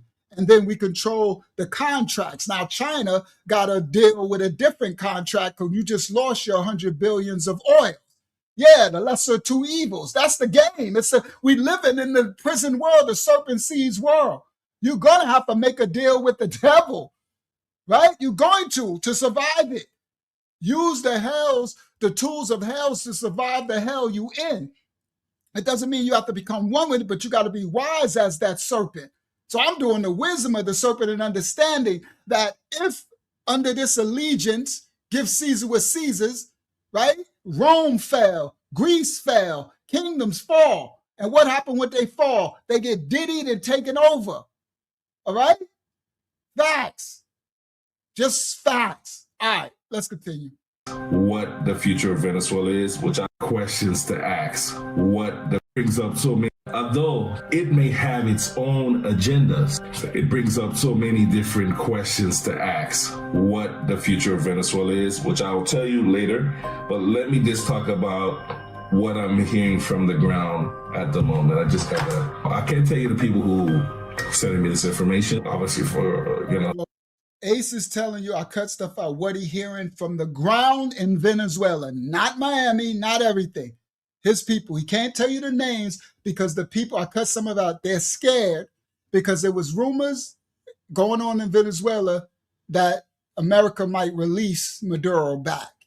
So Ace's people in Venezuela are scared to tell, don't tell the names or who we are, because they don't want to say something against the Venezuelan government, and then America end up releasing Maduro, and he comes back, and they know there's going to be hell to pay.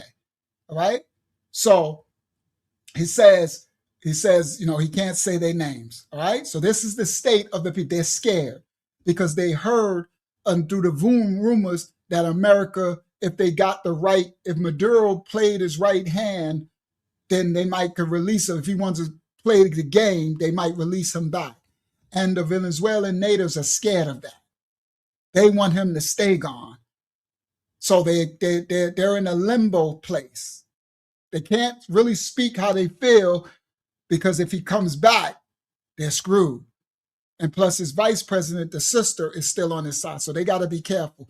So when they told Ace what's going on there, they asked him not to mention their name. All right, now let's continue. The moment I just got That's why I use Ace as my source. He's experienced. All right, let's continue. I can't tell you the people who sending me this information, obviously for safety reasons, but from what I'm hearing, the bombings occurred in Caracas, near the airport area outside of Caracas. They targeted military bases. I can show you some of the pictures here of the military bases. Since then, the U.S. government has... These are actual pictures of the bombings of the military bases outside of Caracas and stuff, right? So that's why I say I'm showing y'all the actual footage from Ace, who actually got people sending them who are actually there. The military bases. Since then, the U.S. government has said they have talks with the vice president. They said she was cooperating, but now there's a message from her saying that they want Maduro back. Meanwhile, the vice president of Venezuela, Maduro's vice president, her name is Delcy Rodriguez. She just spoke. We've got the audio in now. I want to play for you what she just said to Trump. We demand the immediate release of President Nicolás Maduro and his wife, the only president of the Bolivarian Republic of Venezuela. So the people in the streets of Venezuela are uncertain, especially in Caracas. From what I'm hearing, there's no power in Caracas at the moment. And there's hysteria when it comes to food. Qué locura de loco. Mira, Ciudad Tiuna saliendo colapsada. Todo Ciudad Tiuna para afuera se está colapsando. Mira, toda Ciudad Tiuna. See, that's what I meant, Jamaica Cool. I said, give me time. You know, Unc, I do straight receipts. There's hysteria in Venezuela because there's no power put in place. So the food, the people are scared. Okay? Right? And she's definitely going to be next because she talking that crap. Orange Dude ain't having that. But let's continue. That says chaos. Qué locura de loco. Mira, Ciudad Tiuna saliendo colapsada. Todo Ciudad Tiuna para afuera se está colapsando. Mira, toda Ciudad Tiuna.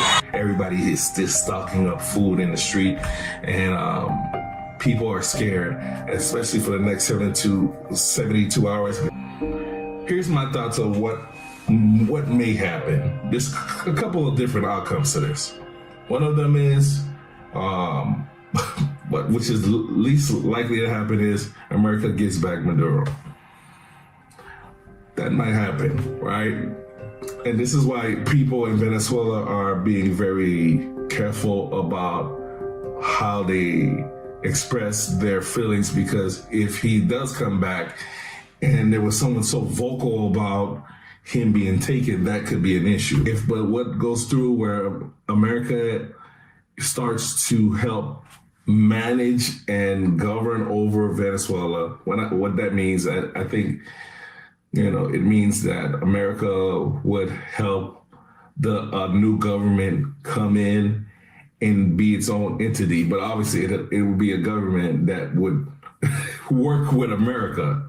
You know how that goes. But if that were to happen, even then, I think Venezuelans, for the most part, at least the international Venezuelans, would be excited for that to happen until they see in the back end if they don't agree with what's happening with their resources. Some may argue the U.S. involvement in Venezuela is only about the oil, and that argument is hard to ignore. Venezuela holds the largest proven oil reserve in the world. Greater access to oil leads to lower energy prices, which can affect consumers in the United States and globally. Lower energy costs can reduce transportation and production expenses, which has a ripple effect to the economy. At the same time, if this goes through, there are some geopolitical consequences. And then you have the other nations in the region may question whether similar consequences will happen to them. Have you considered talking to the president of Colombia, who you call a drug dealer? No, I haven't really thought too much about him. He's been fairly hostile to the United States, and I haven't given him a lot of thought. He's going to have himself some big problems if he doesn't wise up. Colombia is producing a lot of drugs. Yo, the Orange Dude, bro. I'm sorry, I'm not a political nothing, but if you have someone standing for your country, you don't want them to be a punk. These presidents of these countries, South American countries and these African countries, they're not punks, bro. Orange dude, like, I ain't giving much thought. But if he's really hostile, the Colombian president, and that Colombian president with the drugs was working with Chavez. So back with the first Chavez, the one who was taking on the land of Salvador, him and the Colombian president, they was running all type of drugs into America, cocaine, right? So the orange dude, he like, yeah, he's really hostile to America. But if he don't wake up, he gonna have a problem. Yo, I'm rocking with the orange dude. See, I wish we could all just get along. Do you understand? Yeah, Putin is definitely gang. Putin is definitely gang. I like Putin because Putin is a smooth gangster too, right? A lot of his stuff be quiet. Trump is more, he'll say it. So they're just different levels, right? Yeah, but that's why they have a certain respect for each other. Orange dude and Putin, right? They didn't respect America with Sleepy Joe, and they sure enough wouldn't respect Kamala the cackling hyena. That's why they tried to get her in there, right? But let's continue. Consequences will happen to them. Have you considered talking to the president of Colombia, who you call a drug leader?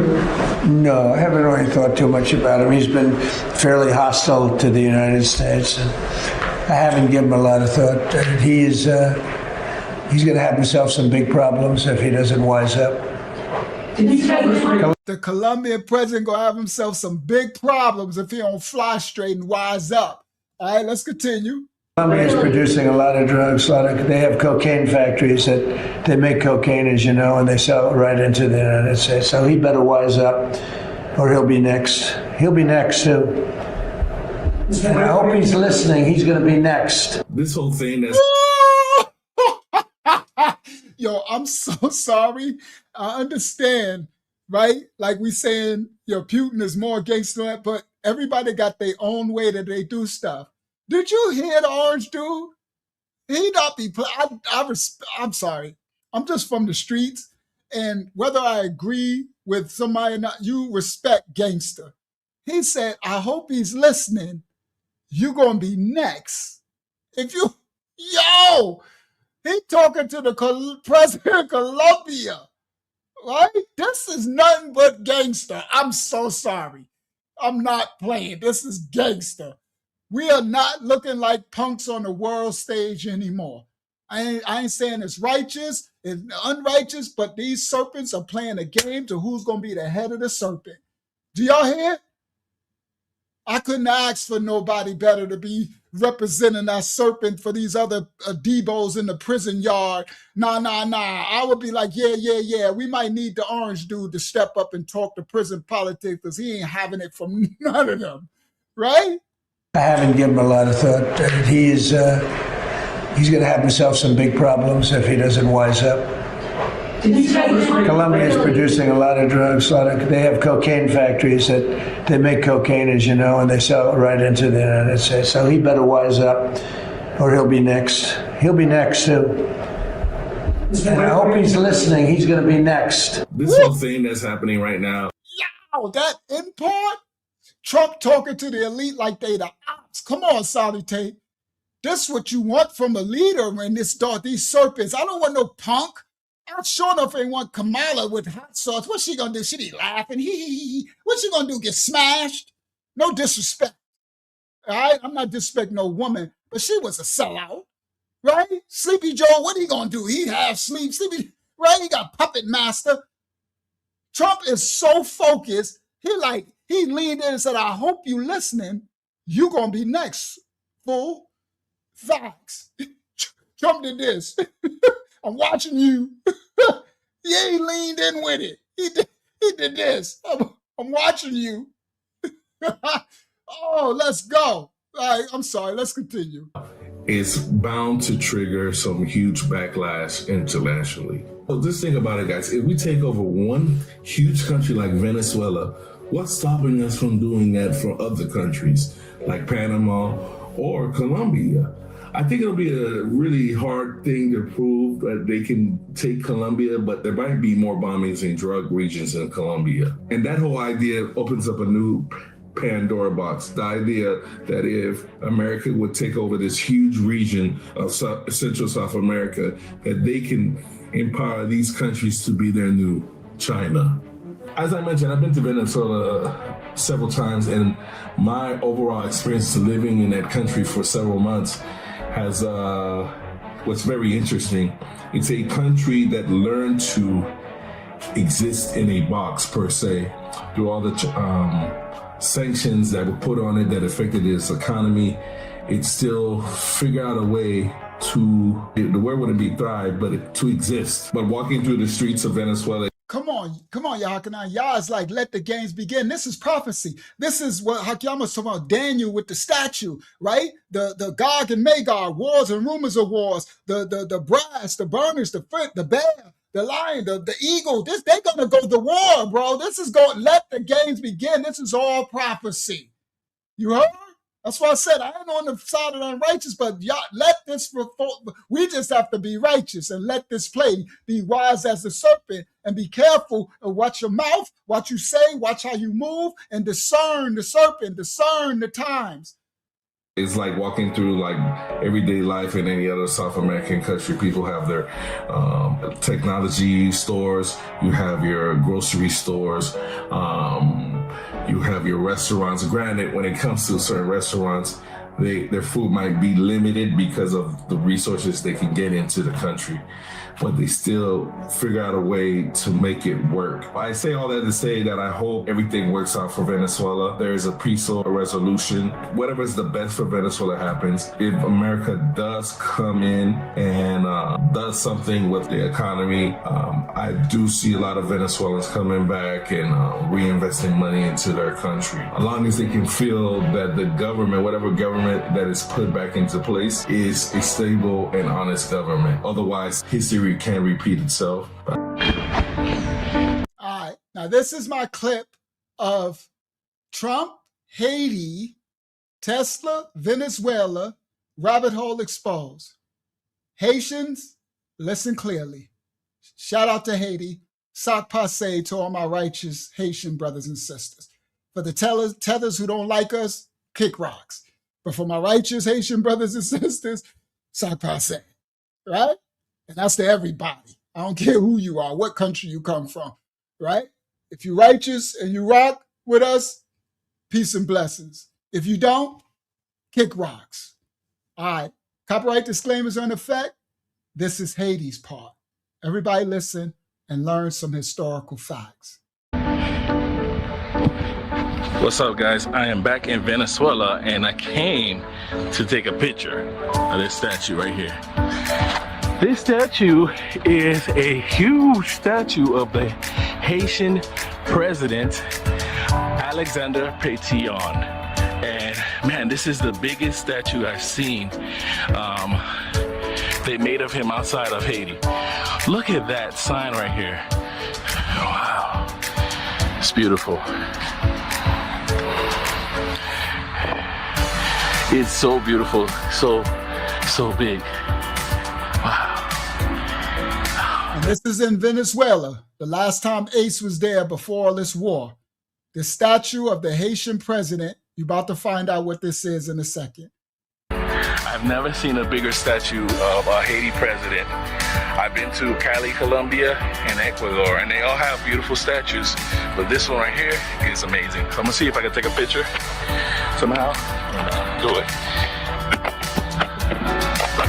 All right, guys, just to give you a reason why this statue is here and in several other countries, is because during the South America War, there was a man named Simón Bolívar. In fact, he is known as the liberator of all of South America. Pretty much he led a huge... This man, Simón Bolívar, was known as the liberator of all of South America, not just Haiti. Historical lesson fact. Everywhere Ace went, they got these countries, South American countries, Colombia, Venezuela, all that, they got the statues of this Haitian warrior. All right? Now, he said here, this is one of the biggest he's seen of all the countries. Now, listen to this fact. War beating a lot of all of South America on Boulevard. In fact, he is known as the liberator of all of South America. Pretty much he led a huge war beating a lot of Spaniards, but he almost failed. There was a war he failed in Cartagena. He was at his last leg, so he went looking for some help from other countries, but everyone told him no until he went to this newly found republic in the islands. He met up with the generals and they agreed that they would help him fight his war. And so they gave him funds, they gave him new arms, they gave him a printing press, they gave him men so he could continue his fight. And so he did.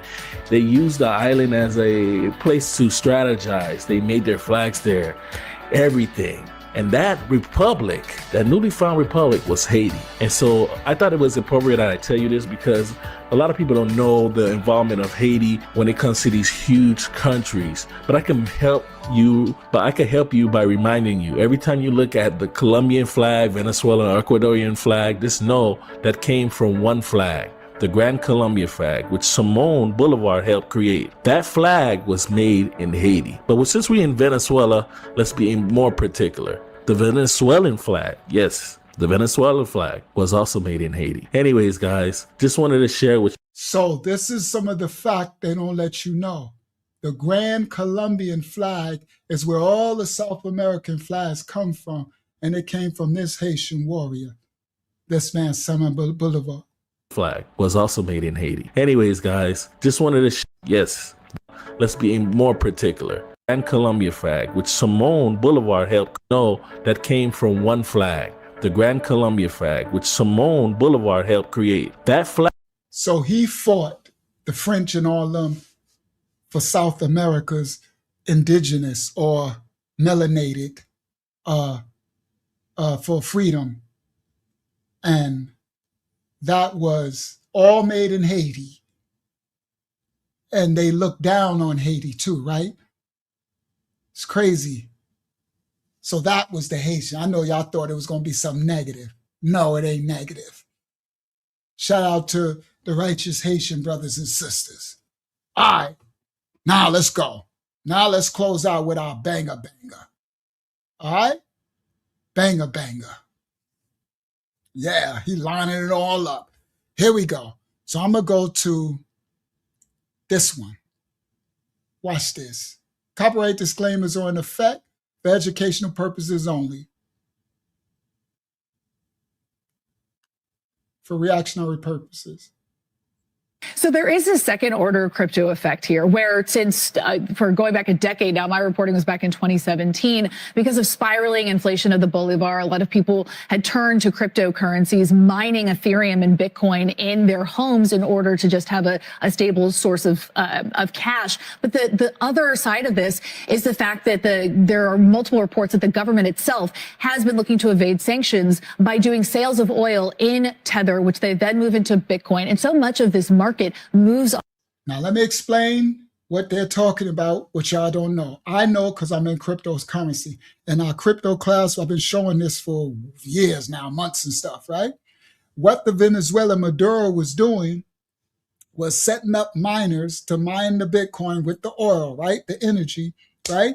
And he was using the USDT stablecoin to avoid the taxes and avoid the monetary tracking of his deals that he was doing with China and Russia and everything. So he was importing the oil and getting the payment through USDT, which can't be tracked on his blockchain, and turning it into Bitcoin, stacking his Bitcoin. So he had over 600,000 Bitcoins. It's billions of dollars, bro. Do you not understand? And stacked up. More than America is one of the top. Venezuela is one of the top. Trump came in with Trump did a checkmate of all checkmates. He got the silver. Let me explain. Venezuela was one of the powerful silver holders. He was stacking gold, Maduro, for Chavez, silver, Bitcoin, and oil. And Trump's checkmate grabbed all that silver, and the price of silver just spiked because of China and Shanghai, because the silver is running out. Trump snatched up all the silver, all the gold, the 600 million Bitcoin, and all the oils in one check move. That is, I need y'all to understand that all of those resources are the resources of the new coming finance as the dollar Federal Reserve collapses and goes into this new digital age of currencies. And Orange Dude kept saying America's going to be at the head of this digital transition. America's trying to be the head of the serpent. And Trump just snatched that head. He just snatched that position, locked it. That was the most gangster move. And people in their feelings that have no idea about cryptocurrency or Bitcoin or the mining or the XRP or the railroads, the railways, and what all the countries doing in BRICS, and everybody's biting with the AI and you have no idea. And you and your feelings. So why don't you leave those people alone? Leave the Greenland people alone. Them Greenland people about to be slaves if somebody Trump like we about to get it before they take it. Everybody listen. On sentiment. So even the promise that perhaps the U.S. government, when they came in, might seize these assets, hold on to it, that's a bull case for Bitcoin if you have a stockpile such as that that isn't being liquidated. All right, very interesting stuff. Very quickly, because we got to go. Is it a tailwind for just Bitcoin or also Ethereum, Solana, and some of these other coins? It's a rising tide lifts all ships. In fact, XRP has had outsized performance. And when you see one altcoin do particularly well. What did she just say? XRP. What did I show you at the beginning with the rabbit hole? XRP. What was the fallen angel gematria calculator talking about? Trump. The XRP, come on, bro. It's bigger than people think. You better know what's going on. I know. And the Most High had me go into this space 5 years ago and master it and learn it all. You heard? It really is one of the... Go ahead, Akiyama. Sister Hayazak asks if we need a VPN. For what? Oh, sorry, for what? Yeah, I got it. I'm put on screen so you can see it too. Oh, I can't see. She said, please ask him about that link. In order to sign up and create a new account, would he recommend having a VPN? You don't need a VPN just to, but I can send you, I can send you the VPN if you want to, but you don't need it for that account because it doesn't matter, because you're going to be using your real address for. So when you sign up for the BLOFIN, which you have to do, it's your real everything, right? So later, well, the BLOFIN is not, once you do later, when you do your Kraken one, and don't wait till you get the link from me, then that's where because exchange is like a bank account, but the BLOFIN is an exchange. So you got to put your real name and everything, but you don't need a VPN because it doesn't matter, right? It doesn't matter. It's like you setting up a trading account, exchange account, right? So you don't need it. But yeah, I'll be able to post that too, right? So, and I'll let y'all know for all of that, for when you have to do that. All right. All right. Yeah, Google is nosy, but how can I say this? They're gonna know anyway with this only because of the exchange. Because yeah, I use I definitely use a VPN because I'm all over the place getting my info and everything, right? I'm already shadow banned and stuff. So I'm trying to look for my link. I should be able to find it. I know I put it here somewhere, right? Because then if you use my link, we both get months off for free if you use my link. And I haven't been trying to find it.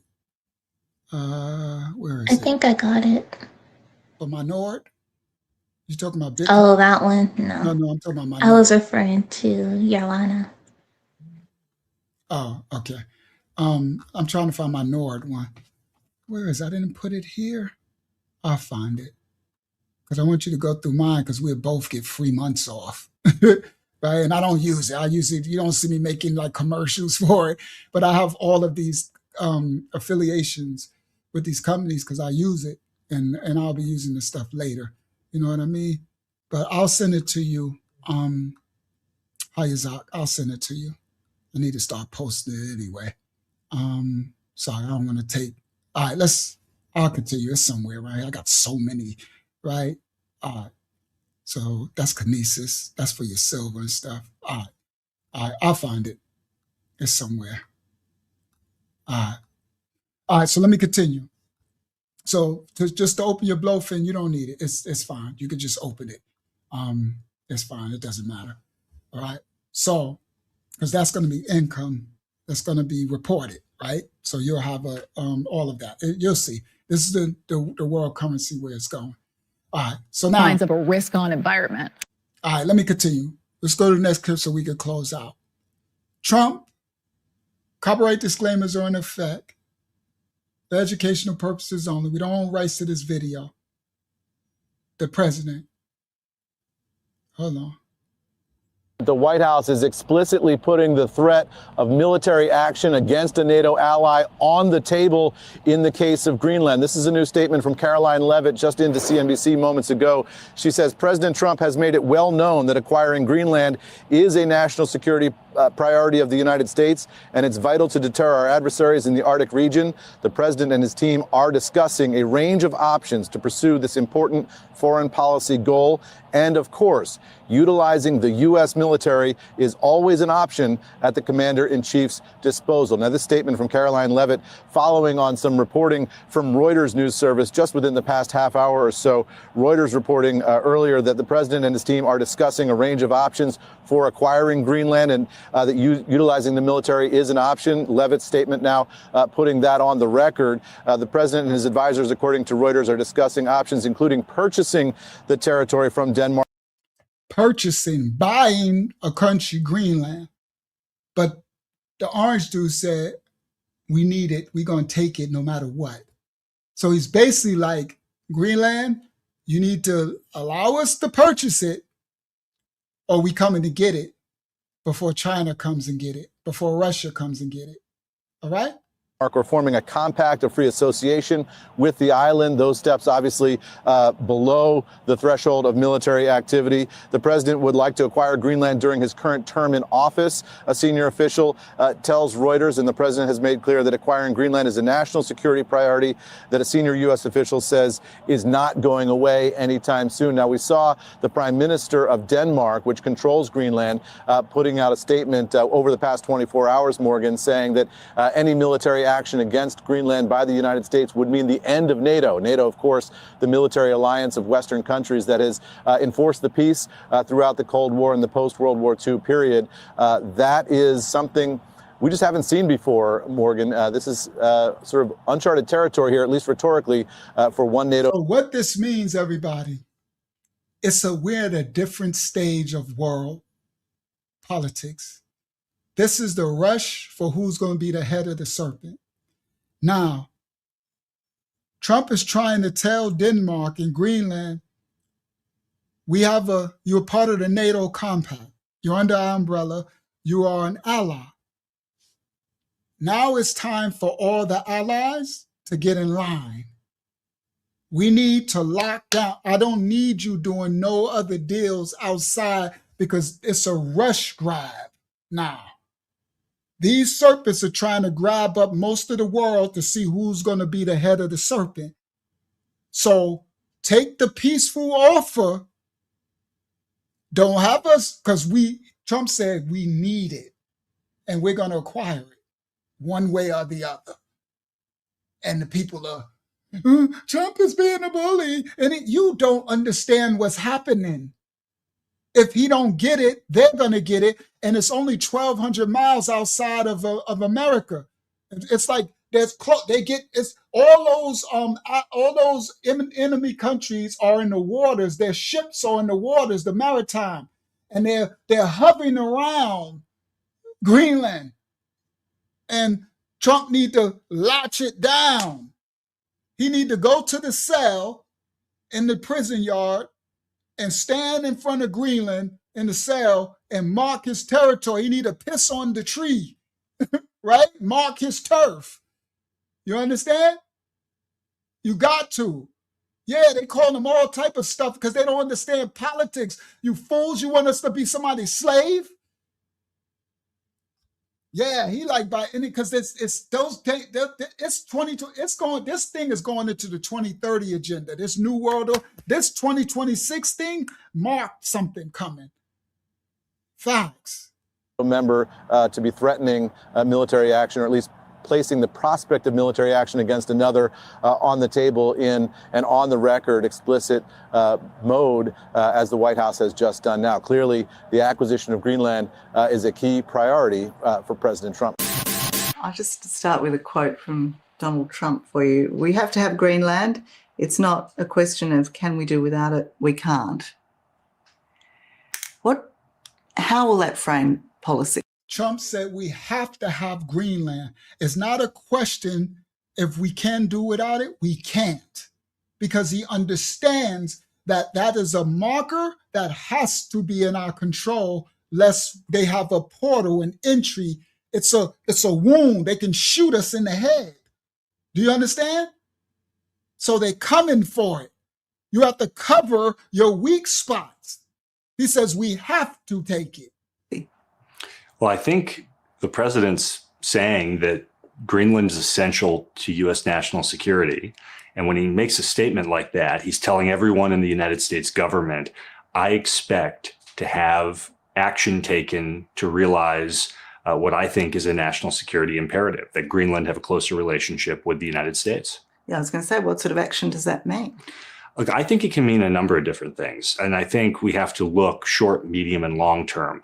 The bottom line is, over the long term, Greenland needs to have some sort of closer tie to the United States. Does that mean it becomes a territory like Puerto Rico, like the Virgin Islands? Maybe.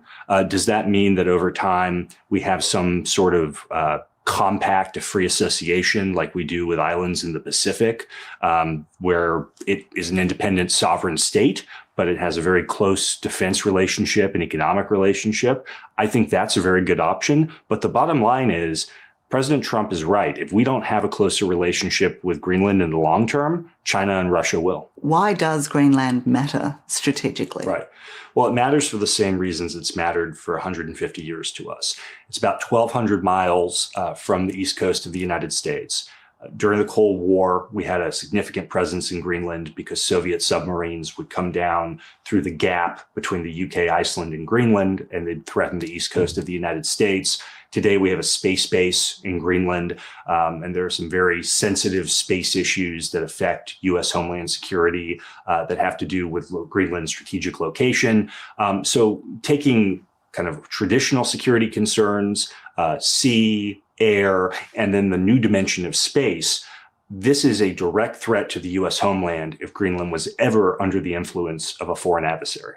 And with the Northwest Passage opening up due to changing climate, it'll be even more significant because there'll be more international trade that's going to go through those sea lanes. And we, and really the entire world, will have even more of an interest in making sure that the areas around Greenland are secure for commercial passage.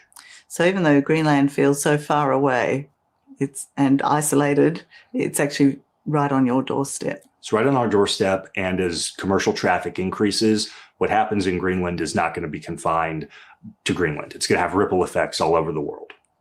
Does Greenland have a say in it? Of course they have a say. And I think their sovereignty and their sovereign right to self-determination has to be first and foremost on everyone's minds. But the good news for us is, I think that what we offer as the United States is much more compelling than what the Russians and the Chinese have to offer. And I'm willing to put our system and what we offer up against Beijing and Moscow any day. But Denmark says it's doing the job. They've put in another $1 billion in defense for the Arctic region. They're saying, leave us alone. Well, look, Denmark's finally, and I would say this is only because of President Trump, Denmark is finally getting serious about Arctic defense. They had not for decades, and now they are, and that's great. My concern is what happens when the Greenlanders get what they say they want. They say they want independence. And when they ultimately get independence, we're going to have a solution where an island of 56,000 people has some way to keep out bad guys like the Chinese and the Russians. And I think the solution to that is a closer relationship with Washington. All right. So now this right here, everybody, is where America calls themselves the good guys and everybody's the bad guys. That's just the serpent's tongue, right? They're all bad guys, right? So it's basically in the prison yard, whether you're going to get down with the Bloods or the Crips or the GDs or the Aryan Nation or the this or the that, or if you're going to run solo. Because if you run solo with your little island of 58,000 and your minerals, sooner or later, one of the other gangs are going to come knocking on your cell door. Y'all hear me? So America, like, we the best out of all the bullies, right? Everybody going to see themselves as better than the others. So America gonna be like, we already got a compact, a NATO relationship, right? Denmark is talking about, well, we good. We put a gate up. we put a gate. we put a Ring doorbell. And Orange Dude is like, listen, that Ring doorbell is not stopping. It is not stopping these people that's coming. And where you are at strategically is a threat to our security in America. So we're going to hamp this down. So we'll buy it, we'll acquire it, or we're going to take it. Because if we don't, Russia and China is coming to take it. So get down or lay down. And of course, they're going to say we the good guys and they the bad guys, but that's relative, right? Right? But this is what's happening. And these people in their films, so Trump is a dictator. You don't even know the politics of what's happening. If you really knew what all these serpents was doing, you would let him do what he got to do and mind your business.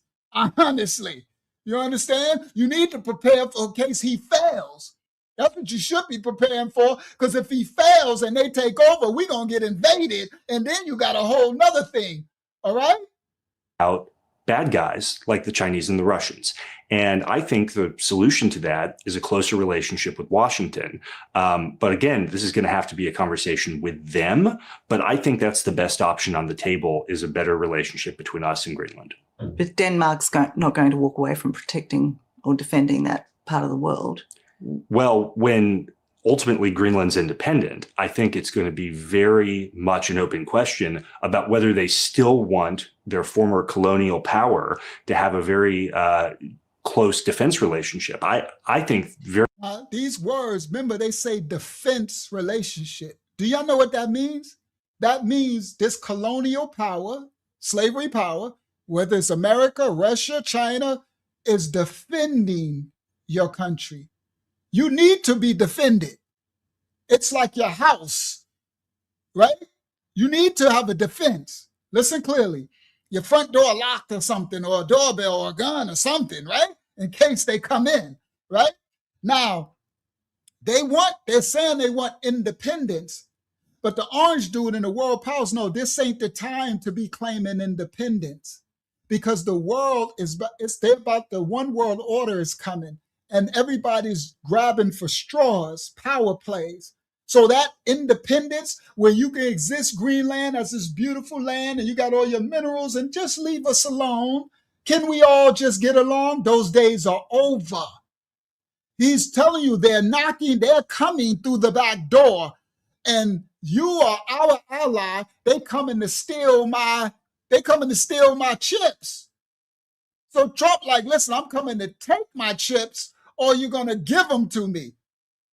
Because you want independence, but what you don't really know is all you do is setting yourself up to get diddied. Do you get it? You want to say, all right, I don't want to claim with the gang in prison, but now you're just not covered by nobody. You have no defense. You understand? So unless I keep getting my money that you paying me to defend you, I would rather you keep paying that and I'll defend you. Otherwise, somebody else, I'm going to lose the money you giving me to defend you. And then somebody else is going to take it over. And now they got that, what I had. And plus I lose. This is chess, bro, of the serpent seed chessboard. And the days of these countries that exist in peace, those days are over because they coming for that. Take that. They coming to take your stuff. They're coming. That's it. So the orange dude understands, America knows, so they're playing the game of war. Very much from what I hear and what I talk to Greenlanders about, I think they're going to be looking for new security arrangements other than with Copenhagen. And I think if that's the case, we need to be sure that that new security partner is us rather than Beijing or Moscow. So he's correct. He's like, this independence that Greenland's talking, they still going to need security. And he's like, they're going to try to make the Copenhagen, the old agreement. They're going to look for a new agreement, whether it be with Russia or somebody. And he says, the orange dude, America, is saying, we want to make sure that new agreement is with us. You know, we ain't losing our position. Yes, 4D chess. And Americans, these citizens run around calling that shit. They idiot. I can't believe the comments. I'm like, y'all really don't know geopolitics. Y'all living in this little safe bubble of America. Trump, just leave Trump. Is just a bully. Bro, Trump is standing up, defending our freedoms, bro. We will lose it if he don't. I'm just being 110. These other countries, ain't none of them playing yeah, I'm sorry, I'm going long this morning. All right? We almost finished. I'm going to close out. Ain't none of them playing fair. They ain't coming to give you no sweet butter biscuits. They coming to take your biscuits. Diddy, take that. Okay? So if the US under Donald Trump goes ahead and buys Greenland, what does that look like? Well, let's say that there's some agreement between Denmark and Greenland, the United States, and Greenland becomes a closer part of the United States.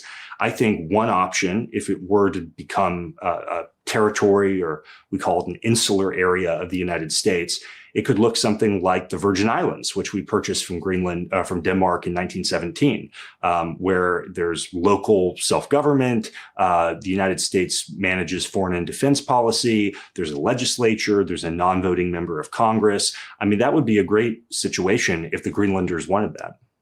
If the US doesn't buy Greenland, what does it look like? Well, I think if there's not a purchase, I'm looking out 10, 15 years at a potentially independent Greenland. And that's where I think this compact of free association idea is so compelling, where Greenland can have the best of both worlds. They get sovereignty. They could be a sovereign state with a vote in the UN, but we guarantee their defense and we support them economically to a certain degree. And I think that would solve our concerns from a security perspective and would also bring them closer to us in a way that served the interests of the people of Greenland.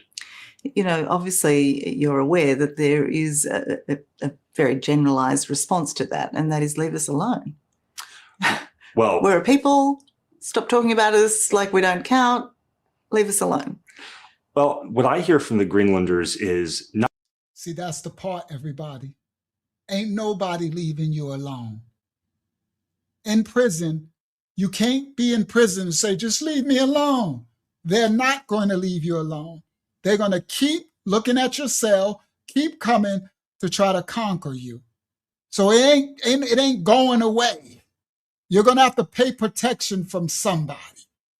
Not leave us alone, but let's have a conversation together about what our future together could look like. They want to be part of the conversation, as they should be. And they understand that a small developing polity of 56,000 people is going to have limited options on the global stage over the long term. And they're going to need a partner, whether it's the United States or someone else, to help them grow and develop and tap their natural resources and have the type of opportunities they deserve. And my position— all that yada, yada, serpent tongue, they're going to need protection. That's all he just said. Let's continue. I think this is President Trump's position, is that partner needs to be the United States for both economic and security reasons. Can you have an equal conversation when you've got one country that's got a population of less than 57,000 people up against the United States of America? Look, the United States has I think, shown over the many years all over the world, whether it's specific islands, whether... All right, that's enough of that fork tongue. It's whether that's going to be with us or it's going to be with China or nothing. Your little community of 57,000, 56,000 is going to be consumed by somebody. All right? You're going to need protection. And Orange Dude's just going to make sure it's us because of the position. China and Russia had already taken advantage of that position to get to us. Smart move. Chess. All right. Now, let me close out. I want to show y'all this. Now we're going to close out with a bang. We went long tonight. It was a very powerful lesson. All right? We're going to close out with this. I want to show y'all this, though. I copied this because this brother, I had to tell that brother, you did a good job. Well, he gets it. Let me stop share. Watch this. I screenshotted it. So let me grab the first one. This is the first one here. Bang. Right? And then, there we go. And that's the second one. Watch this. This brother gets it. He's at the bottom of one of these comment channels, right? I read comments. Share screen. Bang. Window. Watch this. Share. All right, let me see what y'all see. Let me make it bigger. There we go. Now look what this brother wrote. Cobra the Cobra, or whatever it is. He said, if we lived on a peaceful planet, I would condemn a lot of stuff. But since we live on a prison planet where he with the biggest stick rules the yard, he's talking about the world stage. When a couple of the bigger knuckleheads in the prison start aligning themselves against you, BRICS, everybody listen, in these countries, even showing up in your own cell block with that mess, you have to demonstrate. All right. Again, I'd love if there was peace on earth. Nobody else is playing the game. All right. He said, I would love if there was peace on earth, but nobody else is playing the peace game.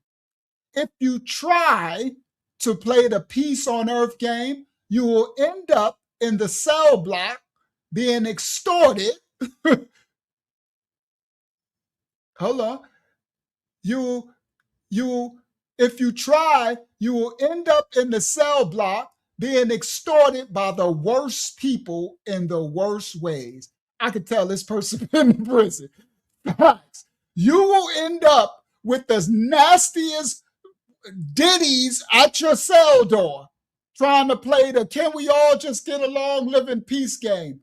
Unless somebody like the Orange Dude or America shows up and knocks out whoever's been doing you like that or knocks them out of the picture.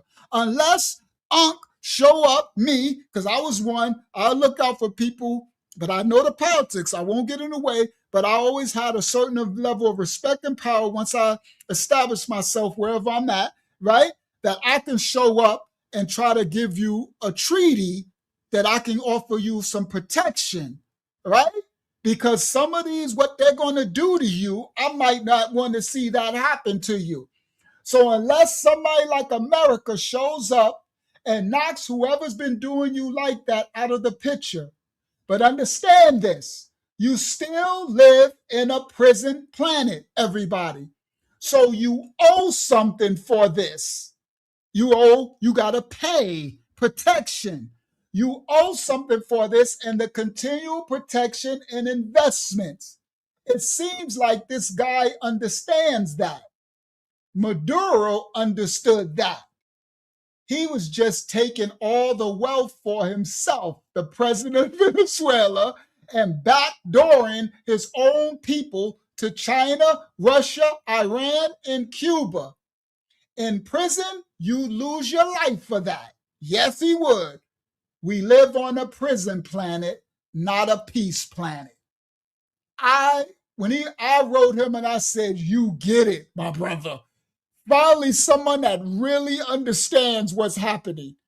That is 100% correct. We live on a prison planet, not a peace planet. Understand?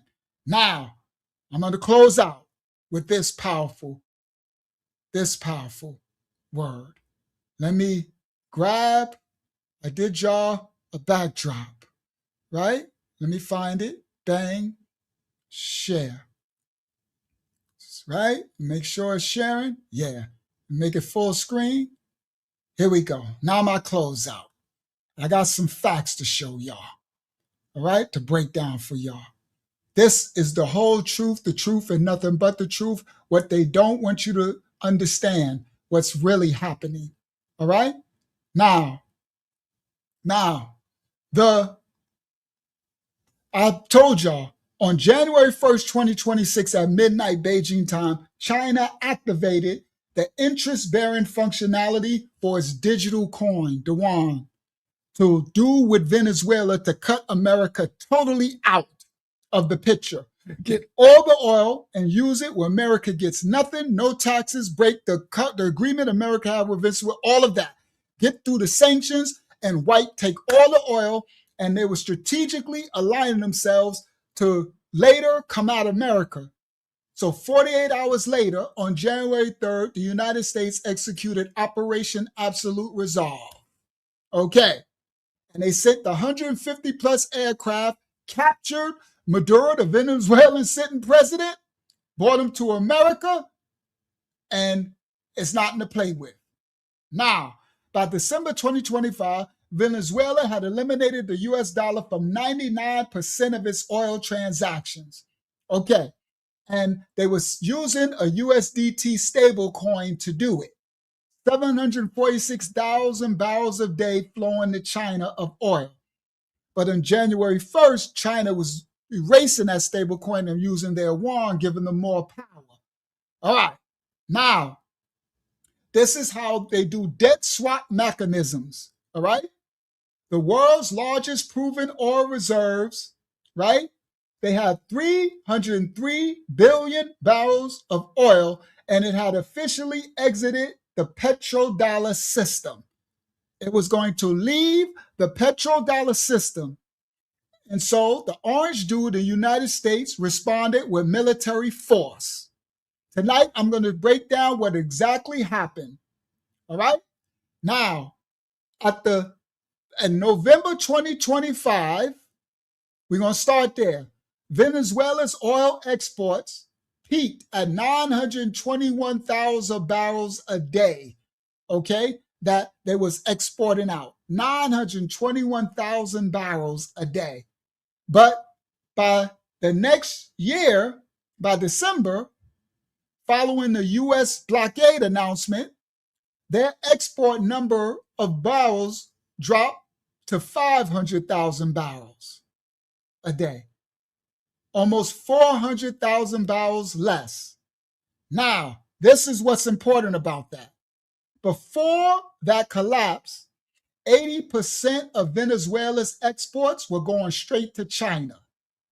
746,000 barrels a day in November alone went to China.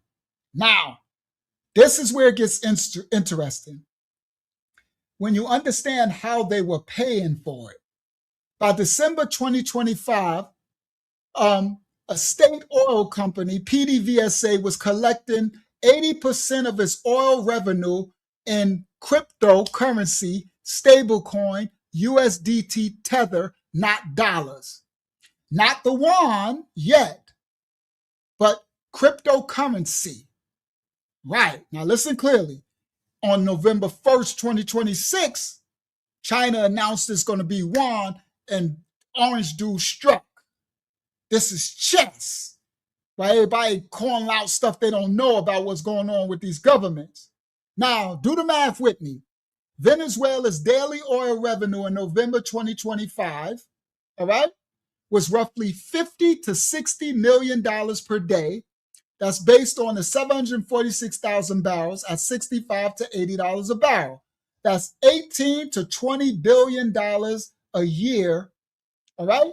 And 80% of that, if we did the math conservatively, about 40 million per day was being collected in a dollar pegged to a cryptocurrency stablecoin operating completely outside of the United States banking system. Why does this matter? because it makes 3 strategic advantages for it. Now, this, if Americans understood, it would alarm you.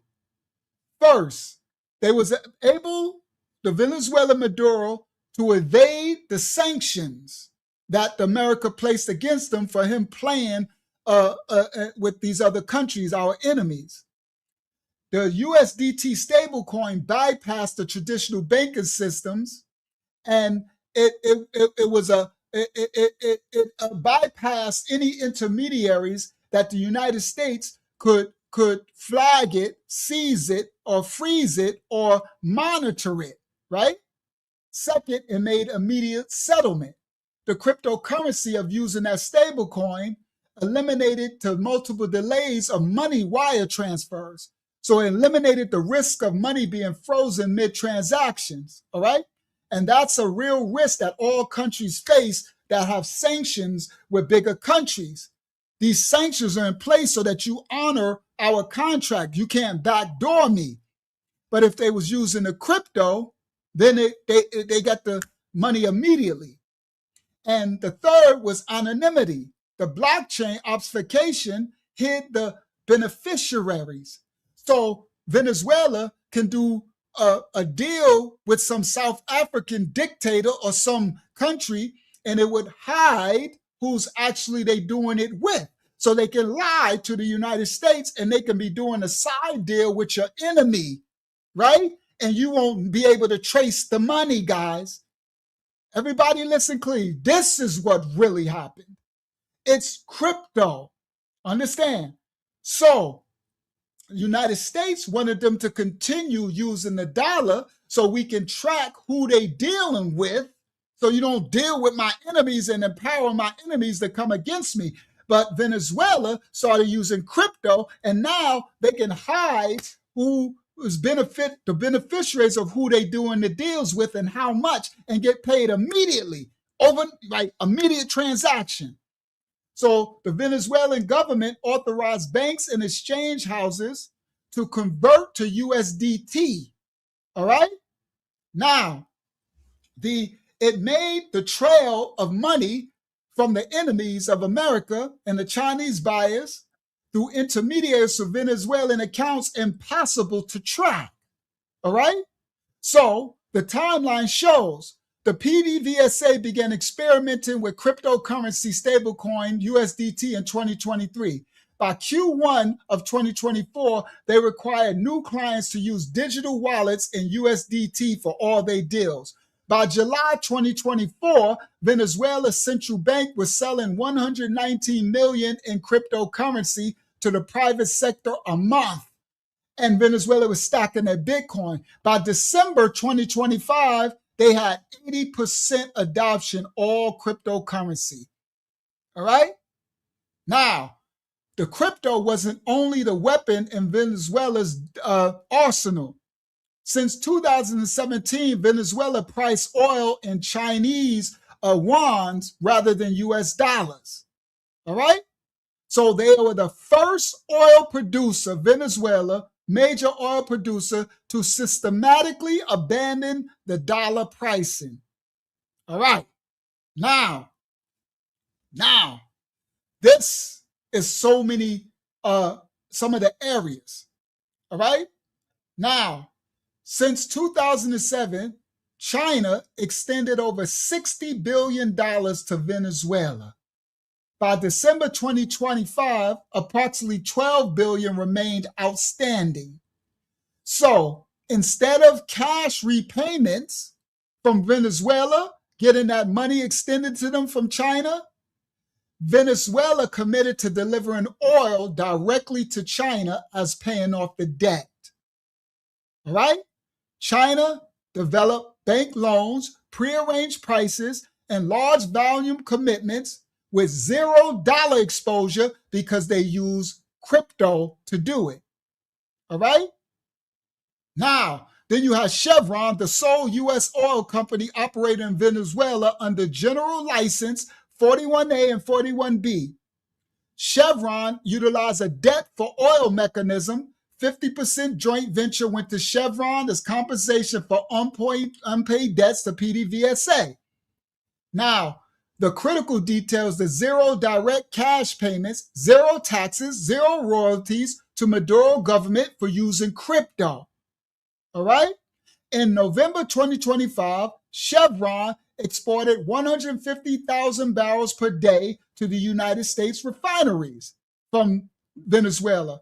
All debt compensation, not $1 changed hands. And finally, the oldest trade mechanism reimagined for modern sanctions were evasion and barter. Venezuela imported 419 barrels of Russian naphtha in November 2025. This was essential for diluting extra heavy oil crude into exportable grades payment, direct commodity exchange. So Venezuela was dealing with the Russians, the China, they was dealing with everybody while evading the sanctions and the taxes and trying to cut New York out of the picture. Y'all hear me? And they was using crypto. And on January 1st, 2026, at midnight Beijing time, China activated their digital yuan. And that would have cut the United States totally out the picture. And what the orange Jew did, he went in and kidnapped that fool. And he up, dropped that fool. And he up, kidnapped that fool. He did. What's the name of the group that did Annie up? What's the name for Brooklyn? Lil Fame and them. He did MOP. The orange dude went full MOP on those ops. They went and kidnapped that fool. And up. Now, Maduro is in New York locked up, and he pleaded not guilty. The airstrikes are over. The press conference is now calming down, but the real story, I'm breaking it down tonight. Because what happened in real Venezuela is bigger. It's bigger. It involves Greenland. It involves Canada. It involves the Panama Canal and Venezuela. Everybody listen, y'all know the house of y'all know old Uncle Unc gonna tell you the raw dog truth. This is where real play. It involves all of these. These aren't separate conversations. They're connected by one strategic logic that most of these analysts are missing. This isn't about Maduro being in handcuffs. It's about control, controlling trade routes, securing resources, and positioning yourself for what is to come next. This is chess playing. The government and administration calls it national security. Other people call it economic containment. Pretty Ricky is what you could call it. Pretty Ricky, what you call them. It don't matter what you call it. The mechanics are the same. Control the supply lines, control the pricing systems, deny the competitors to have complete access. It's an access of control. And tonight, I'm walking you through the economic logic behind what's unfolding across the Western Hemisphere.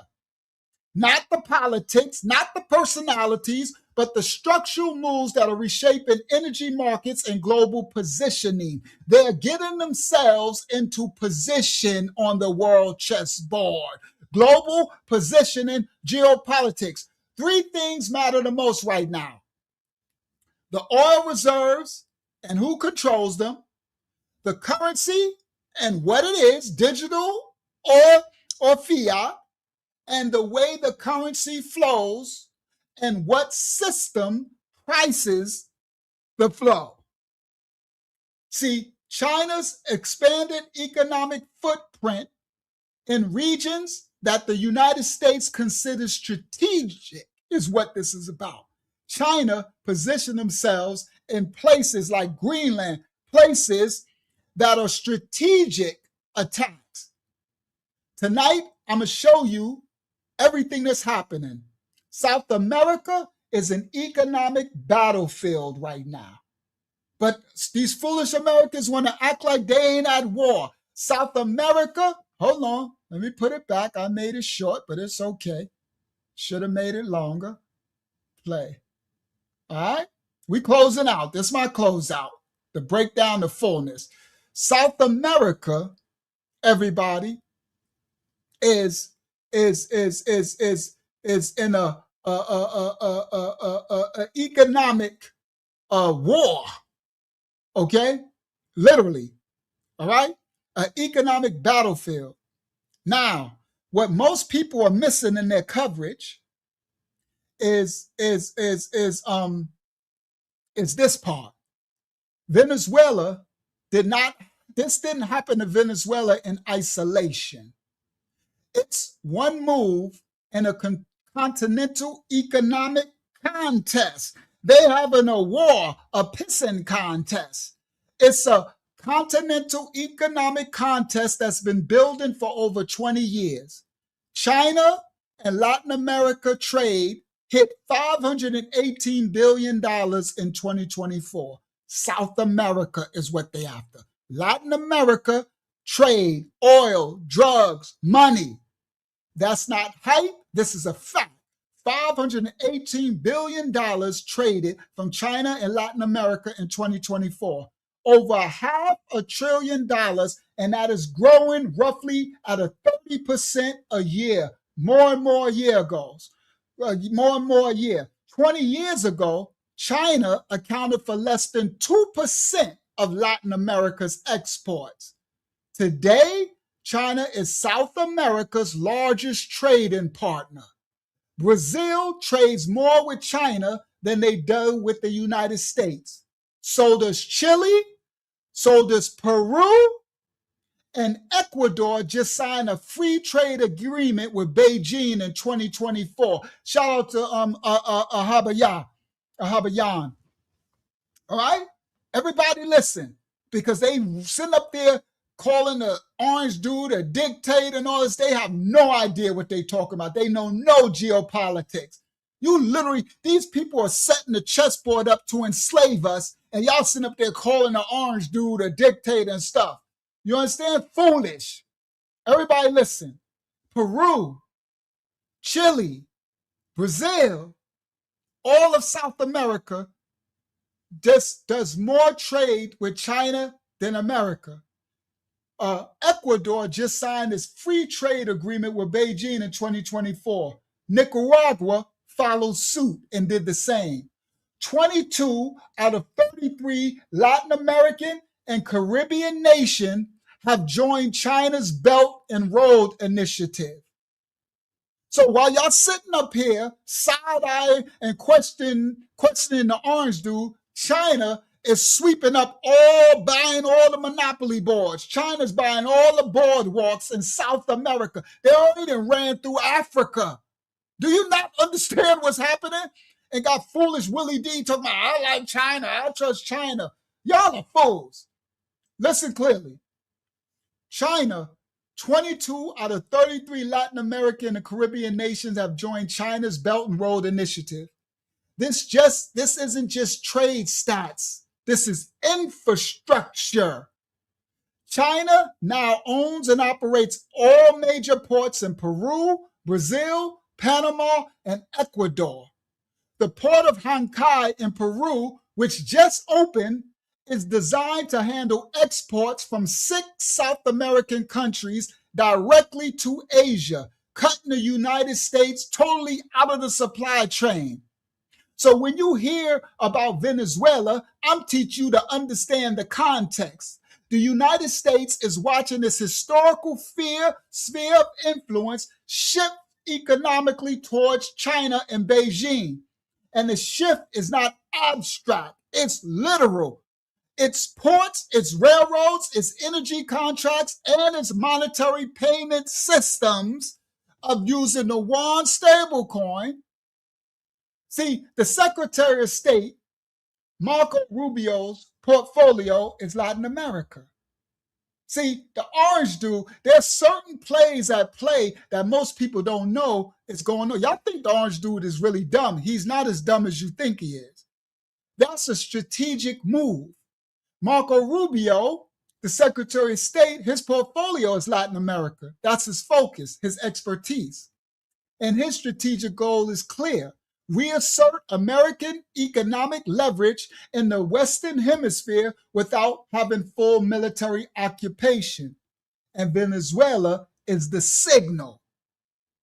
Venezuela, it says if you move too far toward China, if you threaten the dollar-based energy pricing, if you become a node in Beijing's supply chain, this is why they moved on Venezuela. Listen clearly. This was the sign they was trying to make with this chess move.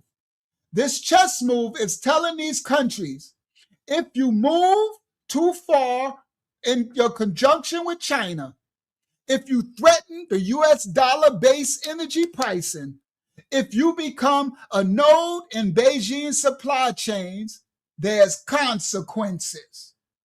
This is America in the prison yard saying, listen, you go ahead and you partner up with my enemies, there's consequences. This is not a regime change in the traditional sense. This is the market rebalancing itself through force. This is Debo, everybody, through force. The oil denomination question. This is now, what is this really all about? Not just oil volume, but oil denomination. Not just a cryptocurrency, but the control of the stable coin, Bitcoin, XRP. Not the drugs, the control of the shipping and the routes, the authority, the respect.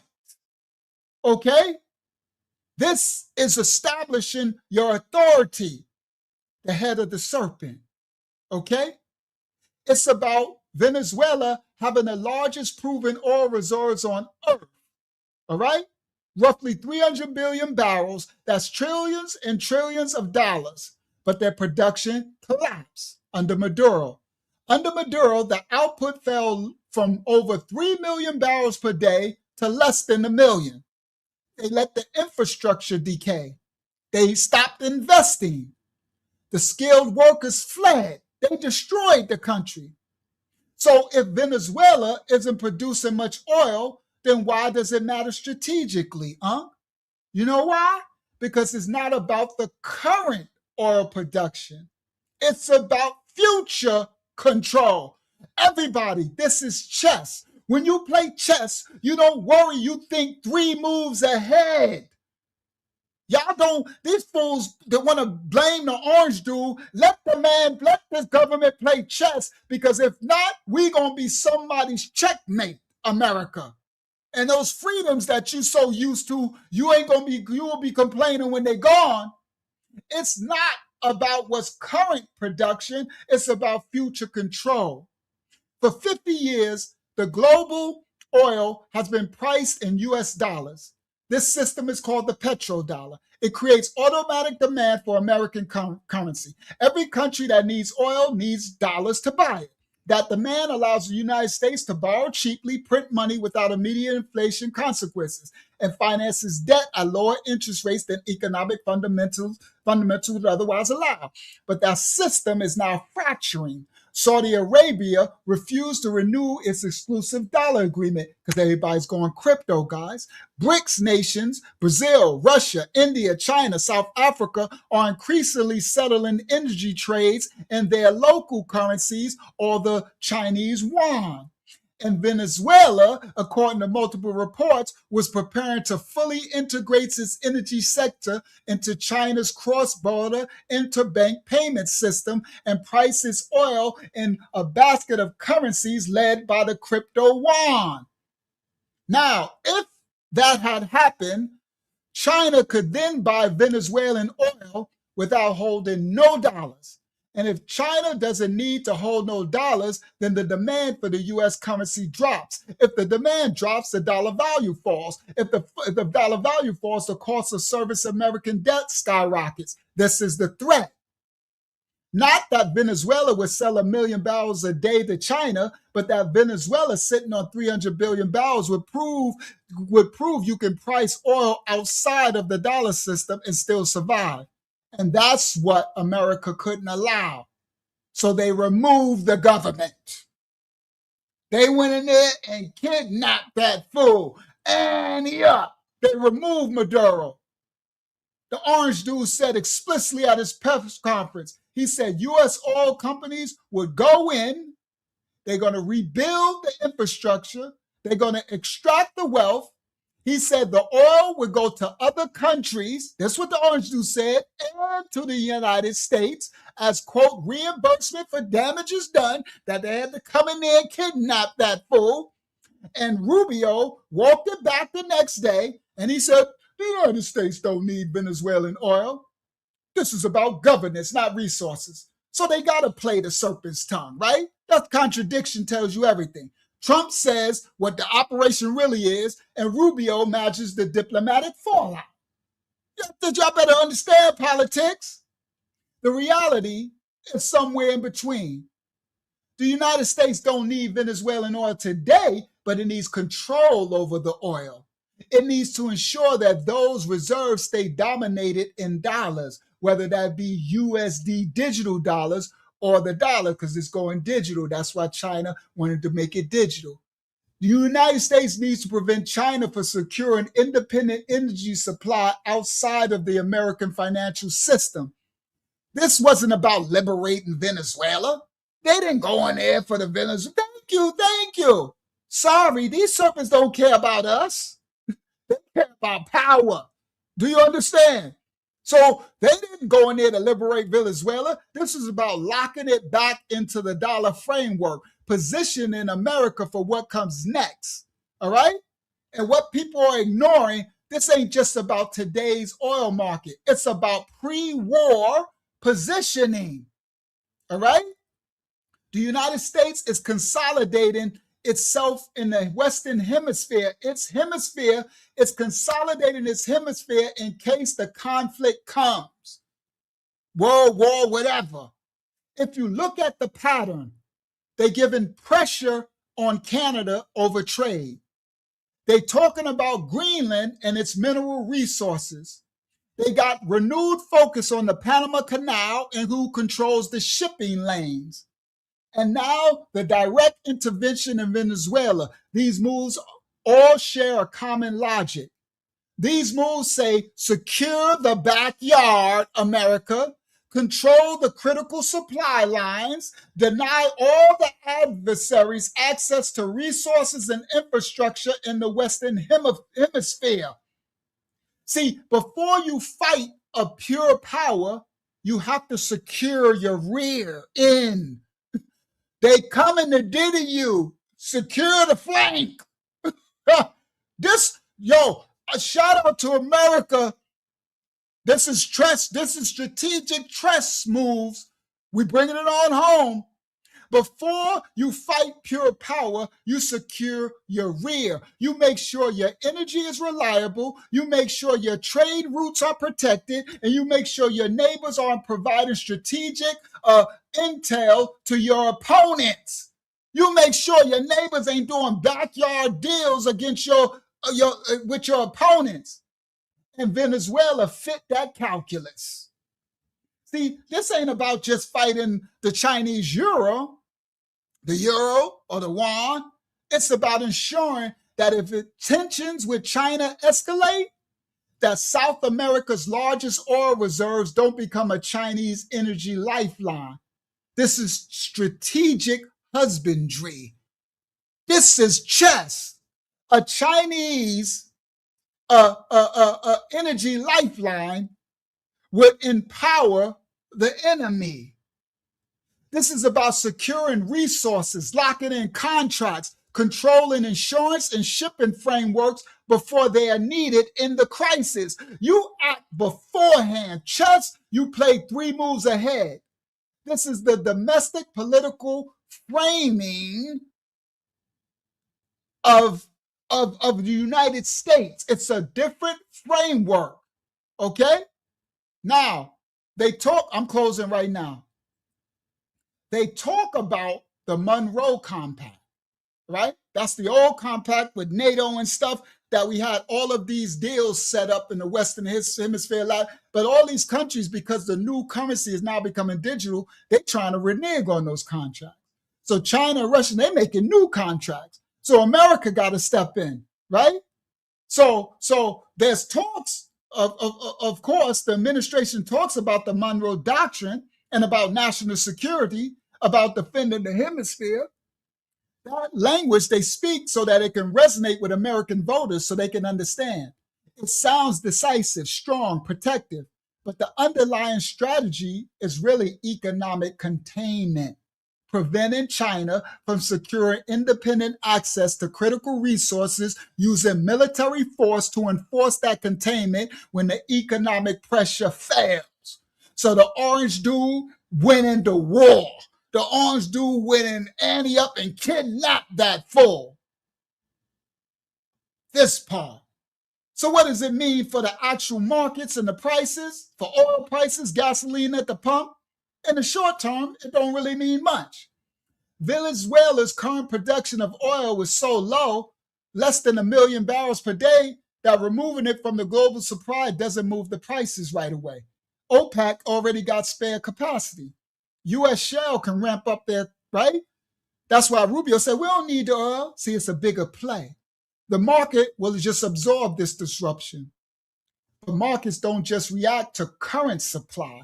The stock exchange, crypto markets, they react to expectations. And the expectation is that U.S. oil companies will eventually go into Venezuela, rebuild their infrastructure, and bring their production oil back online. And if that happens, if Venezuela's output returns to 3 million barrels a day over the next 10 years, that's a significant additional supply.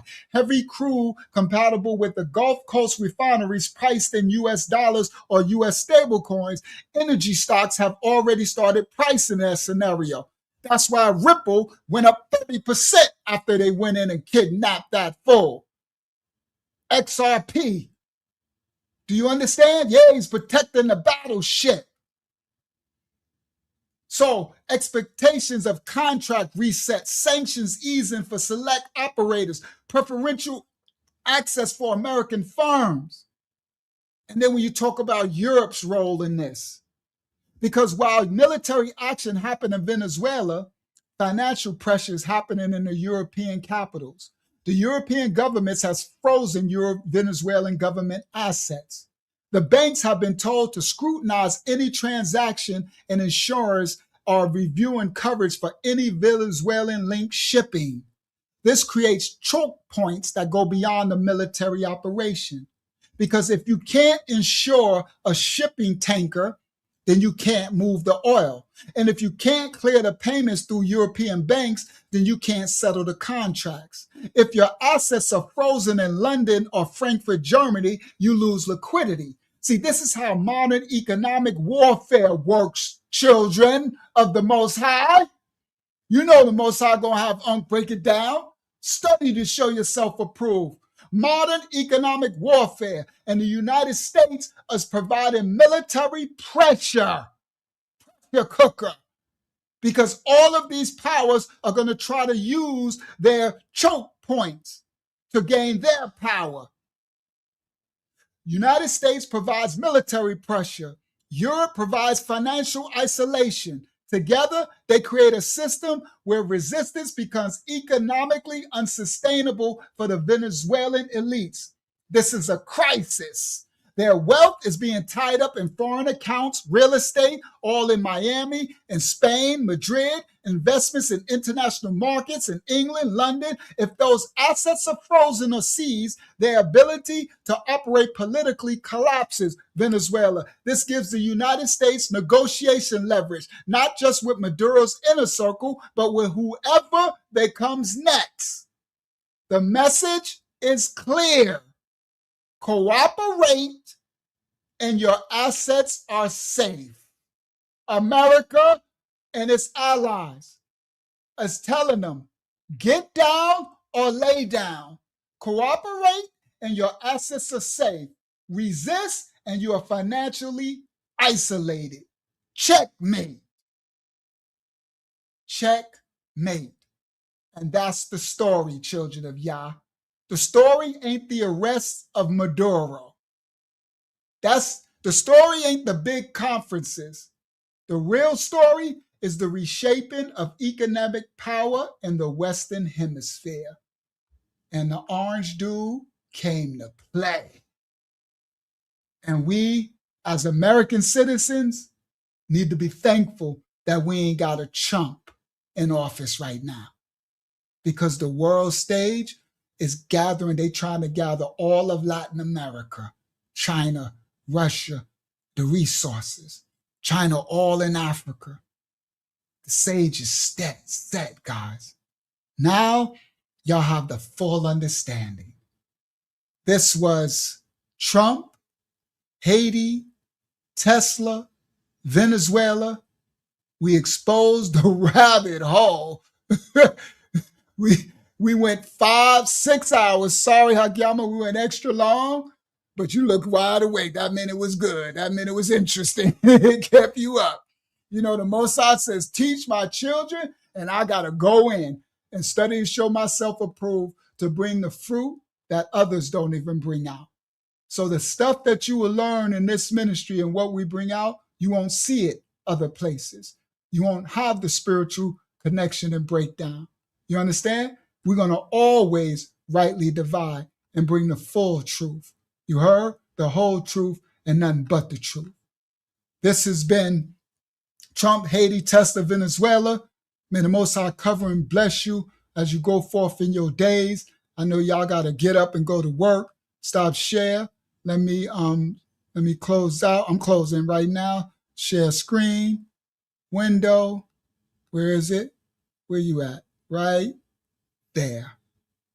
Share. The rabbit hole exposed. Venezuela, Haiti, all of it. Shout to the orange dude. Sorry, I'm not a pro or against. I just know I look for fruit. And I know that if we ain't have this dude, he told Colombia, he leaned in and said, you gonna be next. If you don't get some act right. Boy, that is gangster. If I ain't never seen nothing so gangster. And these South American countries, they run by gangsters. Do you understand that, guys? You can't be all soft. Look at the African countries. They dictate, them people be unalive and chopping people arms off, starving they countries. You got to be gangster. We got a gangster in office. He named that me. I'm proud of that. I know he got other serpents. These are serpents. They don't care about us. You understand?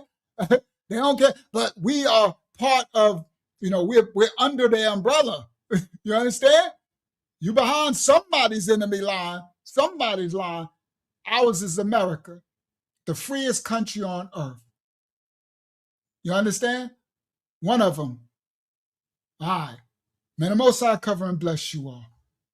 Praise the Most High. Thank you, Hakyama, for your assistance. Thank you for the elder and Yasha for your covering. Thank you to the ministry for your blessings and covering. Thank you for all those who gave donations and those who give outside of the YouTube. I humbly thank you. And we're live again Friday, Eastern Standard Time, about 9 p.m. This was the rabbit hole exposed. We had fun at the beginning with the rabbit hole, right? That was dope. But praise y'all, it made us go that long. I should have made it 2 lessons. I didn't realize it would make us go 5 hours. What we did, 5? 6. Oh my goodness, I got to close out. May the Most High cover and bless you all. Now remember, don't fall for this stuff. All this stuff this media be telling y'all, that ain't nothing but Ultra Pun. That ain't nothing but Donna Briggs. Hello everyone, it's Donna Briggs. Hello everyone. Hello, everyone. It's Donna Briggs. Ain't nothing but Donna Briggs. All right. May the Most High cover and bless you all. We'll see y'all Friday on our live stream. The Most High gonna bring out something crazy. I don't even know what it is yet. But I'll see y'all on the live. We love you all. Go forth and be the light. Now y'all have full understanding. Shalom. Peace and blessing of the Most High to you all. See you Friday. He adds secures and hooks us tight a gift from your eternal life. He sent his son a sacrifice to show how much he loves us. You are loved, you are loved. You are loved, you are loved. You are loved, oh, you are loved. You are loved by Yahuwah. Praise Yah. Praise Yah. Praise Yah. Hallelujah. Bible study every Tuesday, 8 p.m. We having a Zoom Bible study. I'm gonna put email me for the link. I'm a lion of the tribe of Judah.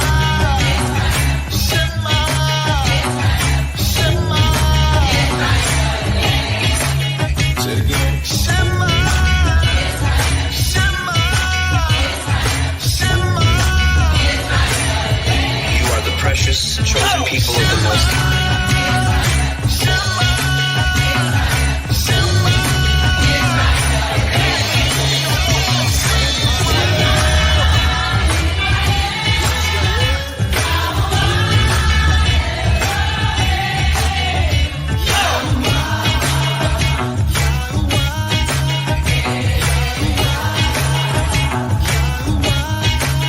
You got that right. We hope you have a good time watching our videos, and we'll see you in the next video. And we'll see you in the next video. So like and subscribe. Our channel. Yeah. We are the true Hebrews. We are the true ones that fulfill Bible prophecy and scripture.